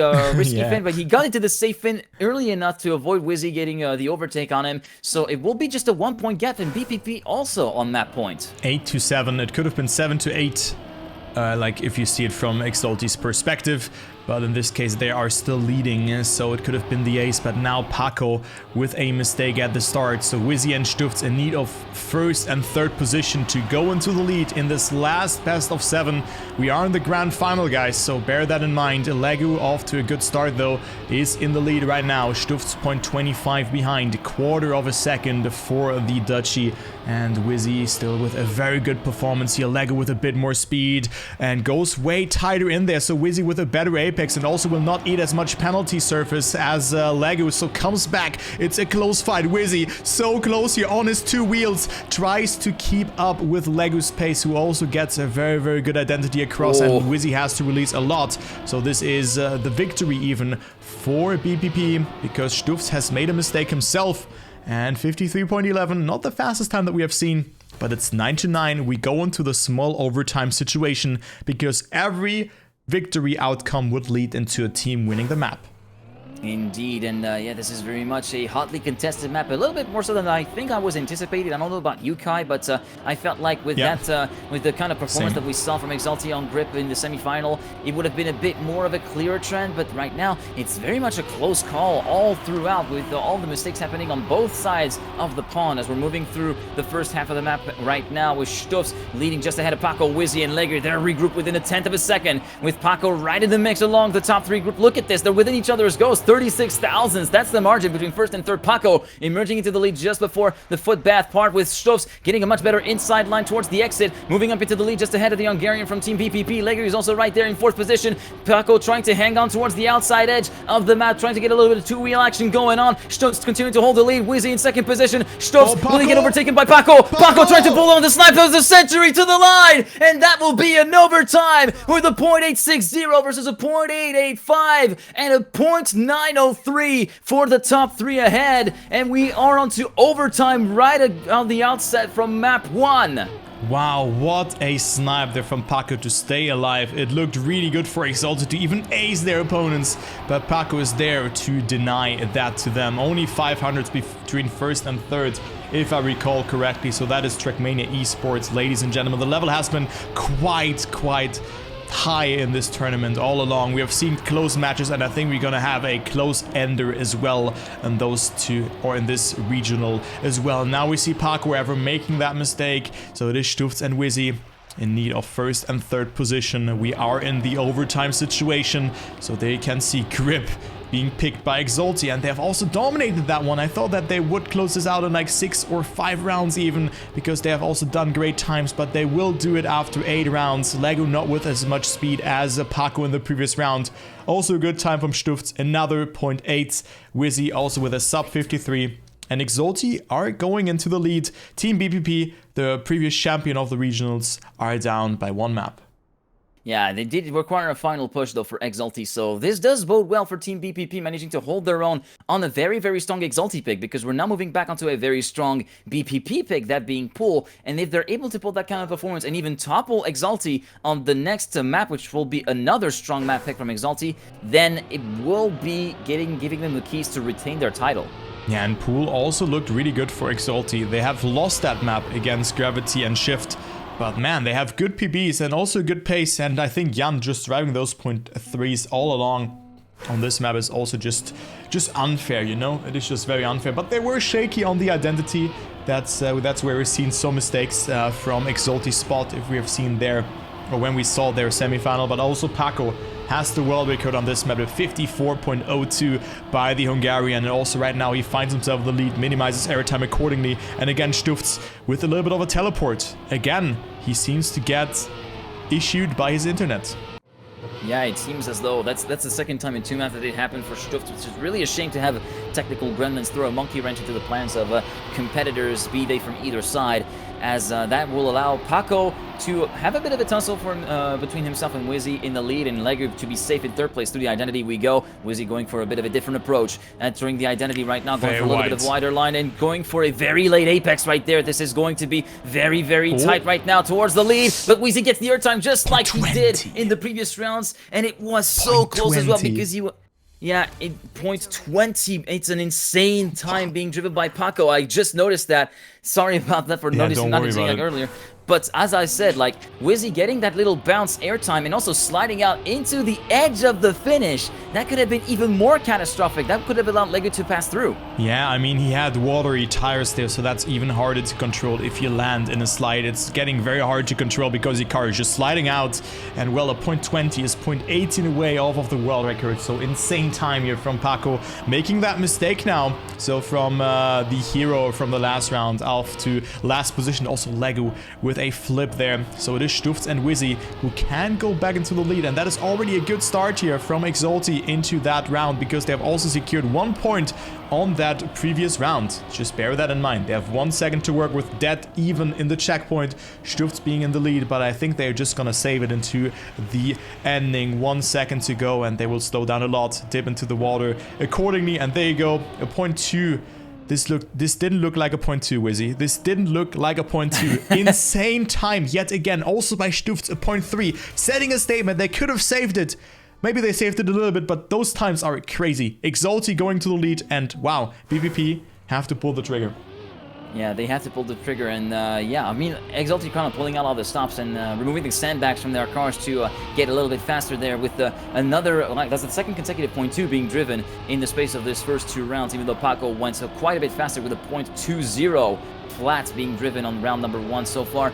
Nothing to really split them apart at the first sector, with everybody regrouped within half a tenth of a second, less than 500ths separating first from fourth. Through the slide cancel we go. Legger going for a very, very late regain of the grip right there. He will lose a little bit of speed on the exit as a result of this, dropping back down to P4 very temporarily, battling it out with Stufz, while Swizzy and Pusito Paco will be moving up into first and second place right now. Through the identity we go, with these two going wheel to wheel. Wizzy with a bit more entry speed compared to Paco, who goes for a little bit of a more aggressive inside line. Legu versus Stufz. Stufz going sliding out. Paco sliding out as well. Wizzy versus Legu. Wizzy will be able to take that win very handily as he scores in a 0.3 right there. First time we're dipping above the 0.2 range, but still a very, very solid time. And Exalty continuing to widen their gap. A 6-3 scoreline and a 3-point lead for Team Blue. I think that is an understatement saying that this is a solid time. 0.3 off of the world record. The level is insane in this grand final for now.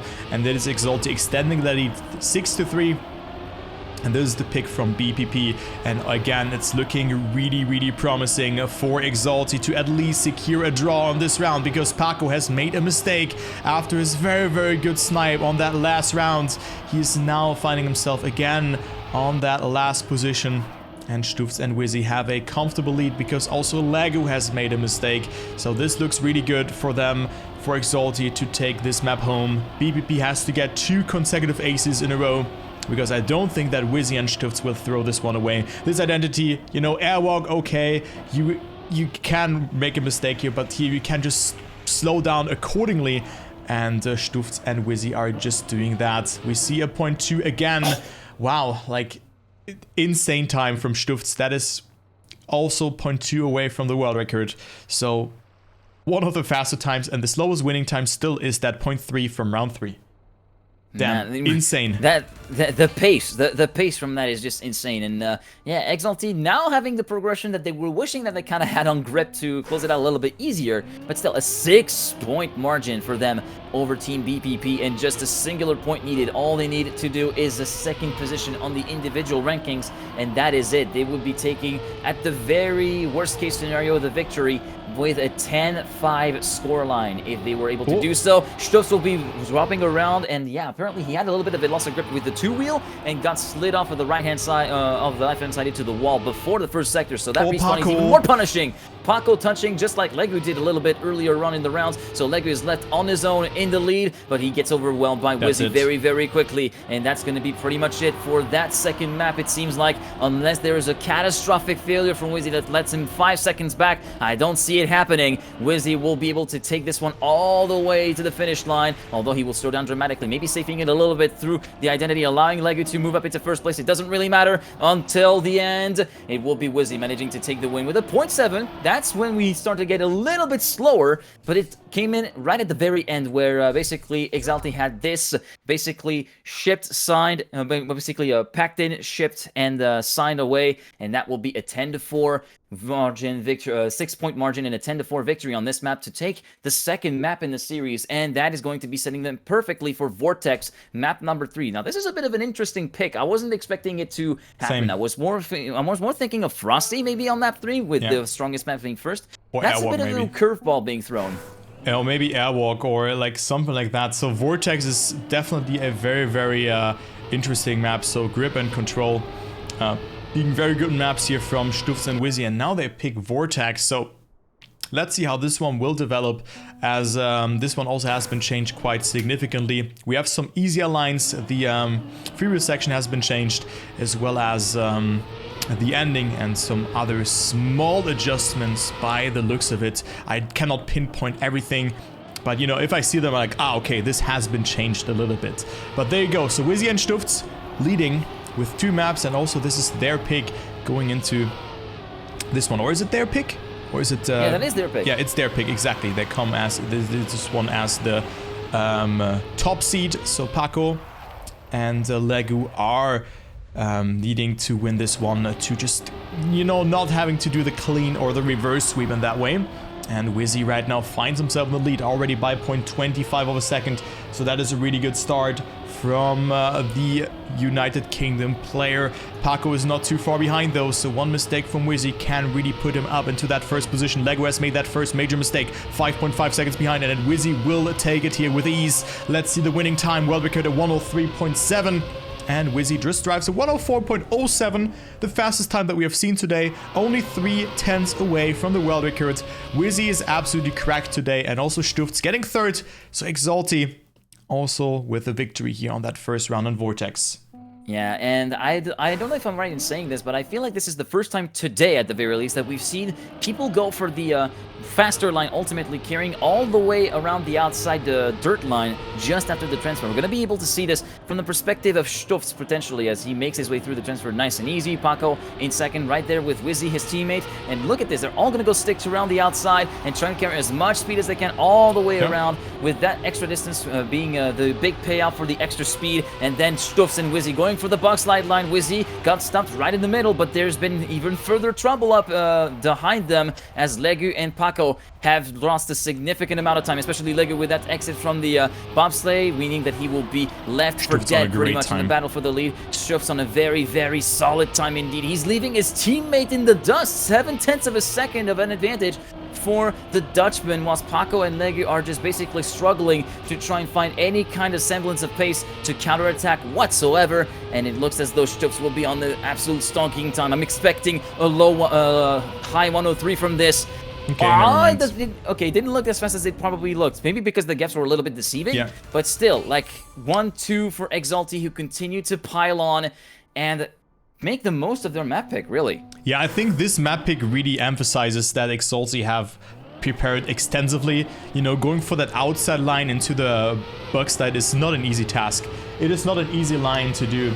And, well, I think this map pick could win them the series. And also map number 4 could come into play for BPP and maybe make that comeback. But coming back from just a 3-map deficit is very hard, but just look at that. Stufts and Wizzy having more speed for the Bugslide, also going for the drift before, and then just gathering so much more speed into that one. Wizzy didn't get it too well now, and also Stufts not with the best amount of speed compared to Paco, but still they are on first and, oh no, on second and third position. Make it second and fourth now, because Wizzy didn't get the best exit out of that one. But look at Stufts. Stufts pushing here to the absolute maximum, can still get that first position and force a draw, which would be important for BPP to not come back on Vortex, but it's also Legu with a mistake, so it is Wizzy and Stufts who can still get that. Oh, Paco! Because Paco has made a mistake, so this is the gift from Paco towards Exalty. Paco with too many individual mistakes in this series for now. Man, he got ejected. He got really ejected, like just with the index finger by the moving block right there, going off of the side of the map, which was always a sight to see. But yeah, that means that Team BPP are really, really deep in the gutter this time. 7-point deficit to make up. Track point in a very comfortable situation for Exalty with a 2-map lead already in the best of 7. They can take it to a 3-0 score as we move on to round number 4. It could be a full round deal in this final, just like it was during the semi-final a little bit earlier on, as we're moving on to that round with Stufts, Paco, and Legu in close combat. Wizzy a little bit further down behind after the transfer, 3/10 down on his teammate. Moving through the section before the reactor boost, going for the buck slide. Paco touching a little bit of the CP at the top. Wizzy trying to move into third position at the expense of the Hungarian. He makes it so. Legu also continuing to fight tooth and nail versus Stutz and managing to get a much better exit from the bobsleigh. Moving up into the lead of the race. Wizzy up into third means they will be a draw situation as we're moving through the penultimate pipe. Nicely done through by everyone in the field. Stutz and Legu, they're still going at it neck and neck, wheel to wheel as we're moving through the identity. Paco this time reeling him back in, reeling Wheezy back in, moving up into third position. Now the pipe, the last pipe, the identity. Lego going so close to falling off of the map as we're moving on to the last wall ride. Stutz versus Lego. Lego maybe with a bit of the dive down to the line. Not quite enough. And Wizzy getting sniped. Getting the snipe for 1,000th of a second. What a race to the end. And that means Exalty will win with a very, very convincing margin of 10-2. A dominant margin at that, as we're moving on to a very, very grim situation. They have it all to do now, BPP. Starting on off-road, they need to win 3 back-to-back maps to get it onto game number 7. Yeah, this will be a very hard task. And also, Exalty is like, yo, we played 4 rounds now of that map, and we won. You know, 10-2, what a great performance from Exalty there, and what a snipe, 1,000 of a second, 2 individual fights have happened there. So let's go, race is starting on off-road, and let's see if Exalty can continue with what they have done on map 1, 2, 3. Very good performance from them. BPP has to win, else the match is already over, and this would have been the most anticlimactic match, maybe other than round number 1 from Exalty that we have seen, that we've had all weekend long, actually.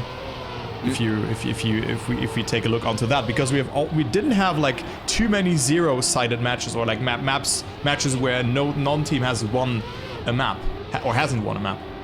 Yeah, that is actually true to point out, and yeah, there's not really that many one-sided matches in the final phases of those particular regionals, but it looks as though we might be heading the way for a first here in that instance. Although Paco and Legu are fighting back and trying to resist with the potential first ace coming here for the French-Hungarian Association right there. Through the finish they go, and it will be indeed the ace for Paco and Legu with a .446. Wow. Being driven by Paco. Very, very important indeed, just to get a little bit of morale going back again and try to build up from there. Yeah, .10 is the world record from Mime, so also the Polish TMGL player has a good time here. So 12 days ago, maybe throughout the matchmaking session or whatever, or maybe he just wanted to hunt it because he also has the world record on the normal version. But yeah, BPP off to a great start on off-road, and it is a 3-0 start for them. They need to win this map though. They need to get it, and it's do or die. Exalty have nothing to lose. Maybe it's not their best map pick, or maybe it could also be like, because Exalty was always like hit or miss on the maps that we have seen, also on the match that we have seen beforehand, like Speed for example. They were struggling quite a lot against Shift and Gravity. So maybe their best 3 maps are already out on that one. But we're gonna find it out, because it's not over just yet. Stutz is in the lead, and Wizzy's also on 3rd position, so they could get themselves a comfortable 2 points here, or comfortable 2-pointer, and that would be the case if 55.25. That is 0.15 off of the world record and equals the 4th world record from Stutz. What a time was that, beating Paco's PB as well. Wow. Yeah, that is an insane time being driven by the round winning right here, and BPP continuing to lead despite Exalty trying to make a dent into their advantage right now, just down to 2 points. I'm gonna have to see how Exalty are gonna be able to build on that small amount of momentum that they managed to gather a teeny tiny bit compared to BPP, if they're able to overrule the advantage that BPP have, and Stutz will be the first man to make a mistake. Unfortunately for him, he will be hugging the inside wall a little bit too much just before the bridge section. Also, Paco having a little bit of a hairy time through the triangle line at the checkpoint before the ice slide. Wizzy exiting a little bit early from the ice slide, but it seems to pay off for him, managing to retain 2nd position and pull a little bit of a gap on Paco as we're moving on from the perspective of Legu and Wizzy right now in 1st and 2nd. Wizzy trying to chase down the Frenchman hard, but it's not really going to be big enough to make a dent. He has to pray for an identity failure. It doesn't happen for Legu, who finishes with a .628, and Paco secures 3rd place as well. So we're back on a 3-point lead for BPP. Exalty in need of an ace now to stay somewhat alive on this map. I mean, also a victory would be good because then they are up to 5 points, but BPP then with an ace could just close it solely out here. And also Stufts with another mistake steering in too early there. So Paco and Legu are looking quite convincingly here on this map. And I think they can take it home unless Wizzy gets that first position and then they just delay it by 1 round and Exalty can get that ace afterwards. Everything can still happen, but Legu already 0.2 ahead of his opponents, of Wizzy and also his teammate Paco. Wizzy incredibly close there to the pole, doesn't touch, but it is Legu with a mistake. And also Stufts all of a sudden, didn't he make a mistake at the start? Stufts only 0.12 away from his opponents. What did he do?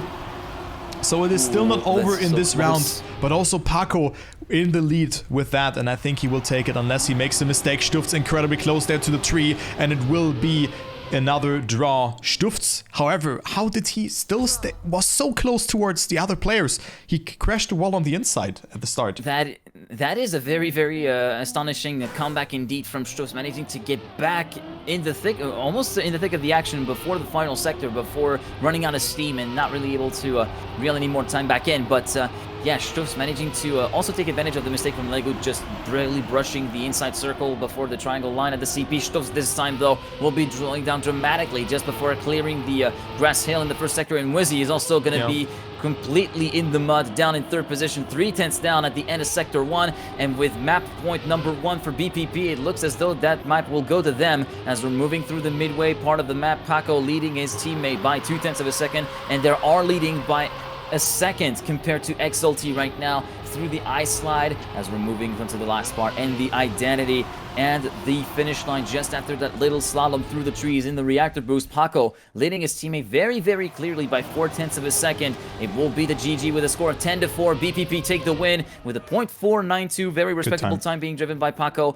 Legu in 2nd position, and that means Exalty will not be able to take a clean sweep quite yet in the regionals anyway. They're going to have to wait 3 weeks more if they want to make it happen, but we're now moving back onto another pick from Exalty, and this is right in the wheelhouse of Wizzy, Frosty.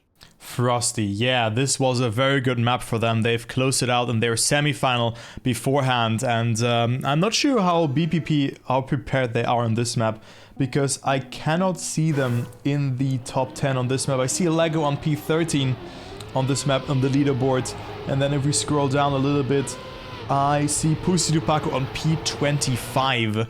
Wellbeckert is a 0.23, and we've seen insane times from Stufts and Wizzy on this map. I think there was a 103.4 or 0.5 being driven by either Stufts or Wizzy. Yeah, we were driving in there has been 2.5s, including a 0.523, just 9,000ths away from Wizzy's PB, which is a 0.514 as a quick reminder. So we were driving very, very fast and very consistently as well for Exalty. So better times for them all along, but maybe Paco and Legu are more consistent. Let's see who goes for the left side approach. We see 2 left side approaches here from Paco and Wizzy. It's still very close, but Paco, what a great line that was. And also here, good 360 section here from him as the reactor boost ran out on my end, but it was just a visual bug because I was spectating Wizzy, who goes for a very, very tight drift. Legu with that first mistake, and Stufts also has made that small error here, but it is still Paco leading the round. Also Wizzy over drifting there, and Paco going for a very wide approach to just accumulate as much speed as possible in that section before the freewheel sector. But the line for Wizzy worked out a bit better. He came closer by like 0.1 of a second, and he can snap it in the ending. Wizzy with a good line, but it's 19,000th of a second, but a 103.9. Good time from Paco, but it's a draw to sort of all things. BPP, bear in mind that, have to win this map though. Yeah, there's been plenty of damage. Again, it's at that first ice slide section that I was talking about in the semi-final, where there has also been plenty of damage occurring, where Stufts kind of messed up the grip in the midway through the first spin. I think that happened, and then Legu had even more trouble on his own because he ended up being very, very slow on the exit from that particular ice slice in the midway part of the map. So that is what ended up causing the draw situation, with Paco managing to hold up until the line at the very, very end for 19,000ths of a second to ensure the draw is taken and not the victory that will give the edge to Team Exalty. And Paco and Wizzy again going for the left side approach with a little bit of a a corkscrew, not quite a corkscrew, but a bit a semi-barrel roll for Wizzy. But Paco, look at the time he's able to gain up until this point. I jinxed him a little bit too much. He lost the grip, not once, but twice in the middle of the ice slide, and that means Wizzy will be scampering away into the distance, along with Legu, his teammate, here to take up the slack and take up the lead for BPP. Stufs is way out of reach right now, 4.7 seconds down on the leaders. He cannot make any impact to help his teammates as we're moving on to the identity right now with Legu and Wizzy. First and second through the identity we go. Can Wizzy pull off a snipe that he couldn't pull off? No, he's gonna, both of them are gonna be hitting. Paco is gonna be able to slide through into second place, and that's gonna be the ace. Legu able to recover quickly as well.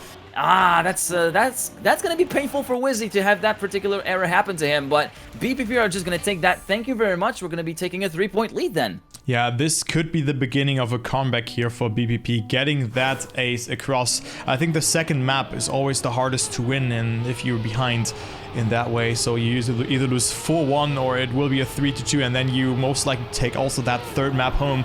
So we are in for a nail biter, because also Stufts slides out here at the start, so they can feel the pressure. BPP is not done with that business just yet. Legu and Paco are batting it out with Wizzy and can at least get a draw here. Wizzy with a beautiful line though in this sector, holds strong, doesn't make a mistake. And Legu and Paco are chasing down Paco with a beautiful ice that yet again doesn't lose control this time around. But Wizzy has it so good here. Look how far ahead the wheel player from the United Kingdom is. 0.4 of a second he's ahead going into the speedy section here where you have to do a drift in that fifth gear. And also now Paco goes for that very, very outside approach. Just gather up as much speed as possible. Travels more distance but gets a smooth landing and more speed before the freewheel part. But it didn't really pay off too much, and I think Wizzy's on a monster of a time if he survives the ending. Looking good. Legu comes closer. It's a 103.8. He lost like 0.2 of a second in the ending. So good time, but it's a draw in favor for BPP.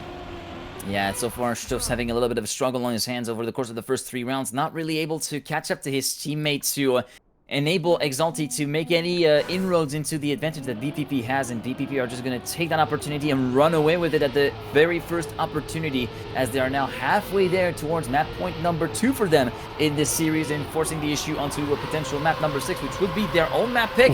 But we also see Legu unfortunately losing the ice line as soon as I mentioned those words as well. The Castle Curse is indeed real, and it is very potent, so Legu will be confined to the realm of 4th position, and Stufs also having a bit of a torrid time exiting that particular dirt part, and he will be dropping down to 3rd place. Wizzy versus Paco. This is going to be the battle for the lead. Paco, look at the line that he's able to go through, going so wide there. He will be able to take a little bit more speed on the exit compared to Wizzy, so there's still going to be a very, very nice tussle for the lead between these two. They're wheel to wheel. They're within each other's goals. 4,000ths of a second separating these two at the split. Stufs in P3 is going to be trying to ensure at the very least the victory for Exalty as we're moving on to this particular corner. Yes, indeed, Paco going over the going onto the full outside dirt and recouping a little bit of speed. Identity, Wizzy versus Paco. We know Wizzy can have the upper hand on this. Will he be able to pull this snipe versus Paco, or will Paco be able to resist once again for 11,000ths of a second? Paco cheats death and will be able to ensure at the very least a draw for Team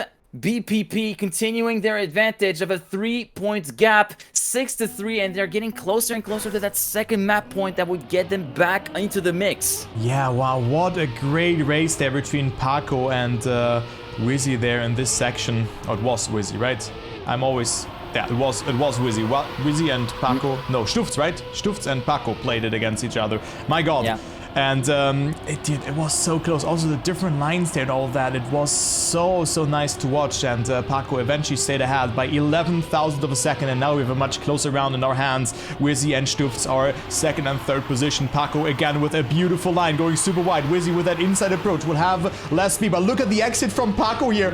Oh my god, how much speed did the Hungarian accumulate, but couldn't control it there and had to readjust his drift just in that corner and drops down to P3. That was an insane line though from him, and that shows that he is ready here to go for that comeback again. He goes for that smoother line, has more speed. Let's go into the ending here. Wizzy still leading. Legu and Paco not too far behind. This is for the map win, I would say. Legu first, Paco 3rd, but so close it was. I thought for a second that he would get that 2nd position, but it wasn't enough. 4-8, BPP looking very, very promising here to take home. Also Frosty. May I ask a question? How in the world did Paco get away with that wide of an exit? In my screen, he would have been heading straight towards the outside wall. I mean, sure, he had to release quite a bit because he had the widest turning circle in the world, where he needed an entire turn tree to basically turn and pull a full 180, but still, that is such a save from Paco, my goodness. And Paco, speaking of the devil, currently has a very, very solid start. Lego, his teammate, being a little bit on the back foot, 1 second down, so he cannot exactly help his teammate. He has to rely on Paco doing the heavy lifting for him as we're moving through the ice slide again. And this time, Wizzy, with a bit of a speedier exit, will take the lead away from the Hungarian driver from Team BPP, but he remains in a solid distance, like visual contact of Wizzy at the moment. 1/10.5 of a second of a gap between first and second. Stuff's a fair bit behind compared to where he wants to be. Again, Paco going full outside compared to Wizzy taking a more conventional line. Paco with much more speed will be retaking the lead away from Wizzy before the identity. Can Wizzy pull something special to finally dethrone Paco from said lead position? The answer is once again a no for 7,000ths of a second with a .555 being driven by Paco as well. 5-9. For Exalty, 4-point lead for BPP. Map points number 2 once again, and just a second place is enough. BPP are really into it. They are so back. Wow, what a time as well. A .555 and a .562 there. This is incredible. And again, only a couple of thousand are tearing those teams apart. And Geek, it is ace or bust here for Wizzy and Stufts, else they will lose Frosty, the second consecutive map in a row. Lego, however, with a way too greedy line there, goes 2 outside there, and Wizzy is batting it out with Paco now, who looks absolutely unstoppable on this map. Look at this line here as well. The speed accumulated from Paco, but not this time though. I thought that he would have a way better exit out of that one, but I think it is not enough for Exalty to stay alive for one more round on Frosty, because Paco only has to survive that identity and should not lose 0.4 of a second. Goes for a more conservative line there, but still gets a smooth entry into that one and having more speed than Wizzy, but still it's 0.2, so one mistake from Paco could seal the deal, and we see another round, but that's not the case. It's the second map win for BPP, and we go to map number 6.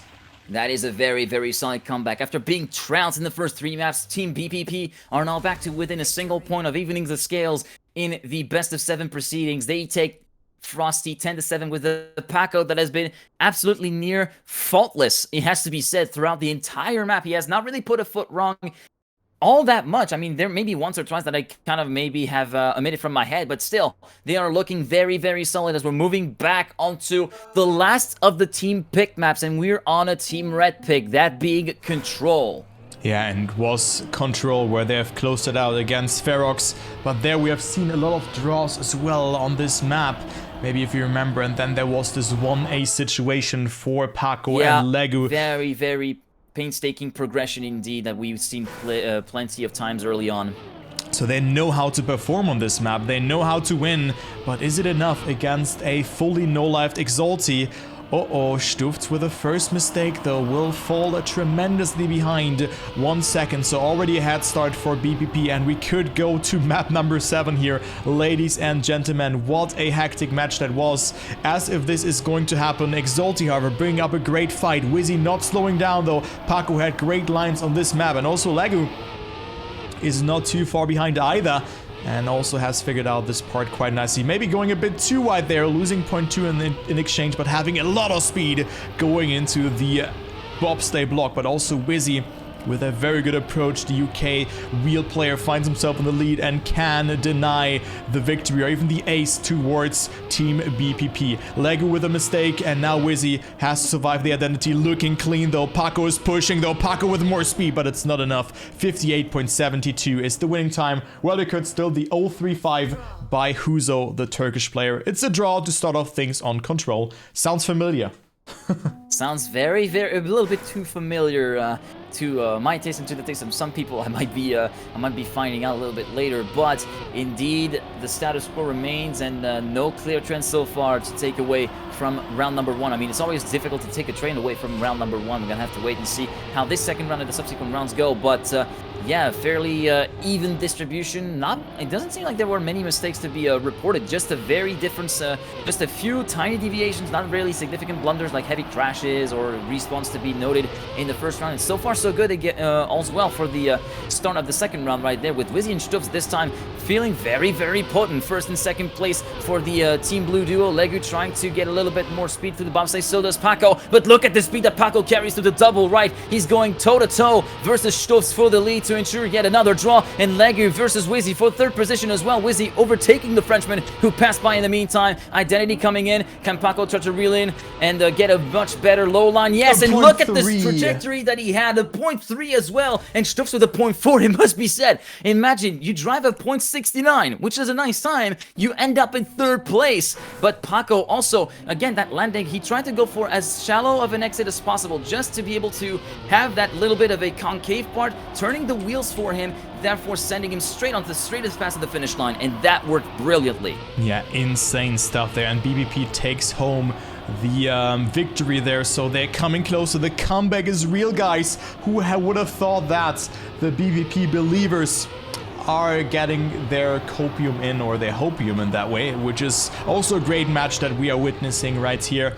So I think the regionals in general were just great, and it's great to see that we're getting treated by a match like that. It looked like a Exalty stomp after the first 3 maps, but now BPP is back, and Paco again with such a good line. Wizzy and Stubbs are 3rd and 4th position. Legu on 1st and 2nd place. We could go to a decisive last map, and if Paco and Legu will get that ace, it is more than likely that this is going to happen. Stubbs with a mistake. Wizzy will stay on 3rd position, and also a 0.7 is a time which you can win with on this map, and it is Legu just behind, so we indeed have the ace. 4 points over discrepancy between BPP and Exalty. Man, BPP really came onto their own midway through the match at the time where they needed the most to come on their own. They're really delivering the goods and potentially getting us, and even more likely giving us, a map 7 situation here on that grand final. Moving on to the start of round number 4 so far, everybody managing to remain fairly close together. Not any big blunders to be noted, any big respawns to actually take note of as we're moving on to the bubble. Who's going to get the best exit? It seems as though everybody, look at this, the bubble is so clean from everyone. There's hardly a 1/10 of a gap between 1st through 4th. Generally, there's actually a difference between 2 or 3/10 between 1st and last. This is insane stuff that we're going to be seeing here on control through that round. Wizzy currently taking over the lead, just ahead of Legu and Stubbs in 2nd and 3rd place. Moving through the bobsled, a bit of a better bobsleigh exit from Legu, but look at the grip. He's able to get through the double right-hander so tight towards the apex. He will be toe-to-toe with Wizzy for the lead. Stubbs still in 3rd. Paco a bit too far behind to make any impact so far. He needs to rely on a mistake from Stubbs up ahead if he wants to actually get back into 2nd place. Wizzy will be going for a very low line to try and reel in Legu, but it's not enough, and another 0.3, a 0.393. Brilliant times being driven right there by Legu, and we are on map point number 3 for BPP, and the map point that could take them to game number 7.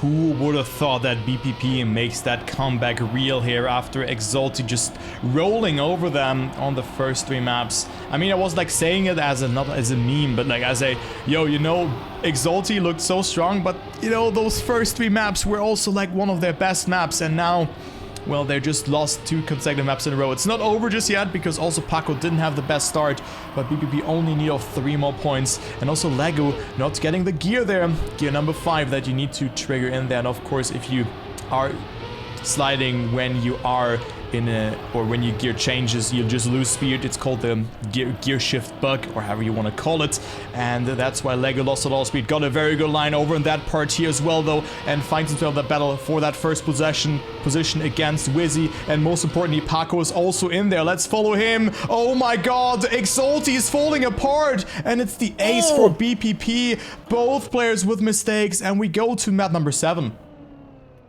I can't believe it. This is, I don't want to call it a freak occurrence, but I will say this. For those of you watching motorsports, you know that there is also the Monaco Grand Prix happening. It seems like at the roughly the same time that Exalty started to get being beaten by BPP, it started to rain in Monaco, giving us an absolute zany race apparently over there that I need to watch. But kind of parallel to here, BPP coming onto their own and just flipping the script entirely on its head for this grand final, with braking to be the decider for that regional, for the European region. Ladies and gentlemen, this is going to be something for the ages. This is the last map where what happens. Exalty losing 3 consecutive maps in a row. And let's see who has what it takes to win on breaking. Lego and Paco with an insane comeback already. This is already a great final that we are witnessing. Let's see if Wizzy and Stufts are not getting discouraged by their performances on the previous maps. Also, Paco and Lego just playing out of their minds, driving close to the world record almost every time. And right now, we see a good start from Wizzy and Stufts. Important to hold that gear. They're not getting airtime, and Wizzy and Stufts are doing it very well, finding themselves in the lead. Lego is also in there, so it's again such a close race. 0.2 of a second. This exit really important to also use that slope to your advantage. And Stufts and Wizzy just did it so well, and they are finding themselves in first and second position. Will we see the first duo without any French participant also winning the, not only reaching the final, but also winning it? Stufts on first and Wizzy on second here. 1 minute, 0.53 is also a very good time. World record is a 0.13 by Melio, set also in the regionals, and the first ones on day number 1 of them. So Exalty off to a good start. BPP, nice effort though, but oh, no, also Legu. another mistake here from Legu, so this could be the beginning of the end for BPP. Yeah, Legu unfortunately did not get the proper entry into the underwater part, so he ended up just floating above, meaning Paco is left all on his own to try and at least salvage a point, or even better, try to enforce the draw. But Wizzy is also right there, snapping at his heels, continuing to fight tooth and nail for the lead, and Stufts a little bit further behind, about half a second down. He needs to push a little bit harder if he wants to get his second ace in a row for Exalty B. Paco going very close to the circle, Paco. but he's going to be losing the gear and hitting the sign with the right-hand side, pouring him into a complete stop in the matter of milliseconds, and that means Wizzy and Stufts are going to be romping their way to the second consecutive ace. The challenge was looking so good for BPP up until that point. Is it really starting to crumble? I don't really want to believe that. I want to see them try to recap a little bit, to get a little bit back their composure and take the fight to Exalty, but it seems as though it's starting to take a little bit that toll, trying to get back from a 3-map deficit. It's starting to show the strain a little bit on the stamina of these players. Yeah, that is for sure, but I thought that BPP would definitely have the momentum on this map, but they just completely have seemed to lost it, also getting aced afterwards. So Exalty up 6 points already, just 2 rounds in, second consecutive ace, and let's go into round number 3. It is do or die for BPP, but it already seems to be decided because Paco messes up the entry into the water, goes for a quick respawn, and is 6 seconds behind. So that is at least 1 point secured for Exalty, which is important. And also Wizzy off to a great start, is ahead of Lego, who has to make something happen. Stufts is on 3rd position, so even that would be absolutely beautiful for the second team of Exalty. And also Exalty, like the first squad, good performance from them in the Challenger League so far. Yeah, indeed, they are having a pretty good season. 3-2 so far for the season, and 4-2 win, I think, last time around. Well, versus Ascent, or 4-1 win, I can't remember. Unfortunately for the B team right now, Stufts having made a bit of a blunder, being forced to respawn very far down the order. But Paco is a bit further down even. Legu having made a very significant mistake will allow Stufts to move up into 3rd position. It's another A situation back from the brink. Wizzy being also a little bit slow. No, he forced to respawn as well. So Stufts will be taking the lead, and it will be a draw at the end of things for both teams. What on earth happened to Wizzy? He had the round in the bag. He had almost a 2-second advantage, and then it just fell out of the bag. Like, he just fell on the ground. But it will be match point for Exalty at this present moment. 105 winning time. Sometimes those rounds happen on breaking. It is quite frequent that they are happening or that they are occurring, and we see Stufts with the first mistake. Lego and Paco, they at least need 1 ace to just stay alive, and then theoretically 3 victories afterwards. So let's just say 2 aces to come back towards Exalty, who are up 7 or 6 points in that case, and have 7 points accumulated already. So that looks really good. Paco with a good line here as well, and it is Wizzy on that 2nd place right now. Legu with a mistake though, and it is Stufts who gets that, that third position due to that, even though he lost the gear, and now Paco has to survive the identity. Oh my god, going so close there to the wall. If Paco doesn't survive it, we have a new regional winner, but I think it's not for this round. Wizzy gets second though, and Stuft gets third, so it's at least one more point secured for Exalty, coming closer to the 10-point margin. Now Wizzy getting a little bit close, a little bit awfully close to the right-hand side of the road just before the finish line. That would have been a very, very painful way to drop a few extra points there from Wizzy, as we're moving on to map point attempt and max point attempt number 2 from Team Exalty, continuing to lead by 6 points ahead of BPP, who are having the comeback of the day so far, but yeah, it doesn't seem like they're able to take the momentum any further as Wizzy and Stuft continue to impress the rhythm, with Paco forced to concede a fair bit of time through the reactor boost over water part. Wizzy going a little bit close to the outside wall, manages to keep it outside of the wall and keep it on the gray stuff in the road. Stuft and Legu second and third. Legu going so close to the CP on the inside, going very, very aggressively on the ice slide, trying to recoup at least second position, trying to mount a challenge for the lead versus Wizzy, but Wizzy is trying to pull a bit of a gap on everyone else. When again, Stuft again battling for second position. Legu still in third place, continuing to fight. They're wheel to wheel. It wouldn't be enough for Legu unless he can mount a challenge to Wizzy. He's getting closer and closer before the final corner. Stuft is right there to try and snatch away that second place. This is it, ladies and gentlemen.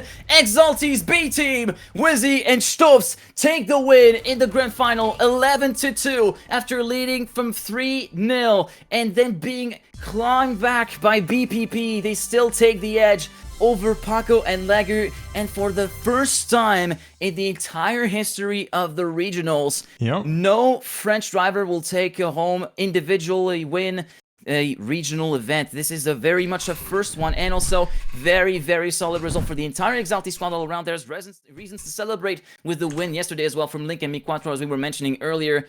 It's all around W's for Exalty. Yeah, looking very good for Exalty at the moment. Also that the main squad is still in the league, and they have gotten a quite unlucky season last time, and now they're up 3-2. Exalty B team also winning here after a third, fourth finish on that first regionals phase of the second season. It looks really good for them, and also taking home 7 World Tour points and 175 euro, but also a very, very good effort here from BPP, getting that second position and also winning the regionals on that first iteration that has happened just 3 weeks ago. So very good performance from Legu and Paco. Give a round of applause. We had great matches over the weekend. It was a lot of fun to cast. Thank you so much for watching, everybody, and also Tom, it was so much fun to cast alongside with you. And this will definitely not be the last time that you guys will see us here, because we will be back in 3 weeks to cast the third iteration of the regionals from the second stage. Yeah, although just before we go, you know that this is very, very much less time remaining. In less than a quarter of an hour, Grand League Play Day 5 starts. 12 minutes. With the opening game at 5 p.m. Yeah, Big versus Sinners, and I have to cast for Sinners, and it will be over on my own personal channel if you guys wanna see it. It's at TMG Geek on all socials, at Twitter and Twitch and whatever. I don't really have any time for it. Can we rate that channel? Something like that? I don't know. Like, isn't it possible to rate production? Is it possible to rate? I do not know for sure, but yeah, we are a little bit pressed by the time, because yeah, there is going to be some Grand League action. This will be the only match I cast personally, because out of respect for my throat, who has taken a little bit of a hit over the course of the last 2 days, I will be restricting myself to a single match for tonight. But if you want to cheer for Kappa and Tween, then you're more than welcome. There you go. Make sure to check out Geek. He's a great caster, and also check out his Twitter and check out my Twitch. We also are streamers. I'm also casting this season, the TMCL season, for not Exalty, unfortunately. I'm casting for Team Alternate Attacks. I'm just completely flabbergasted, you know, but, you know, unfortunately, because the story is amazing that they have gotten. Of course, Attacks is a really good team, and well, thank you guys so much for watching, and we're gonna be seeing ourselves on Geek stream, on my stream, or somewhere in the Twitch chat. So have a good one, and we will see you around. So let's try to rate you as well, Mr. Geek. I hope that this will work out. See you in a bit. I need to start the stream really quickly, so I'm just going to leave the call. Godspeed, people, and see you in a bit.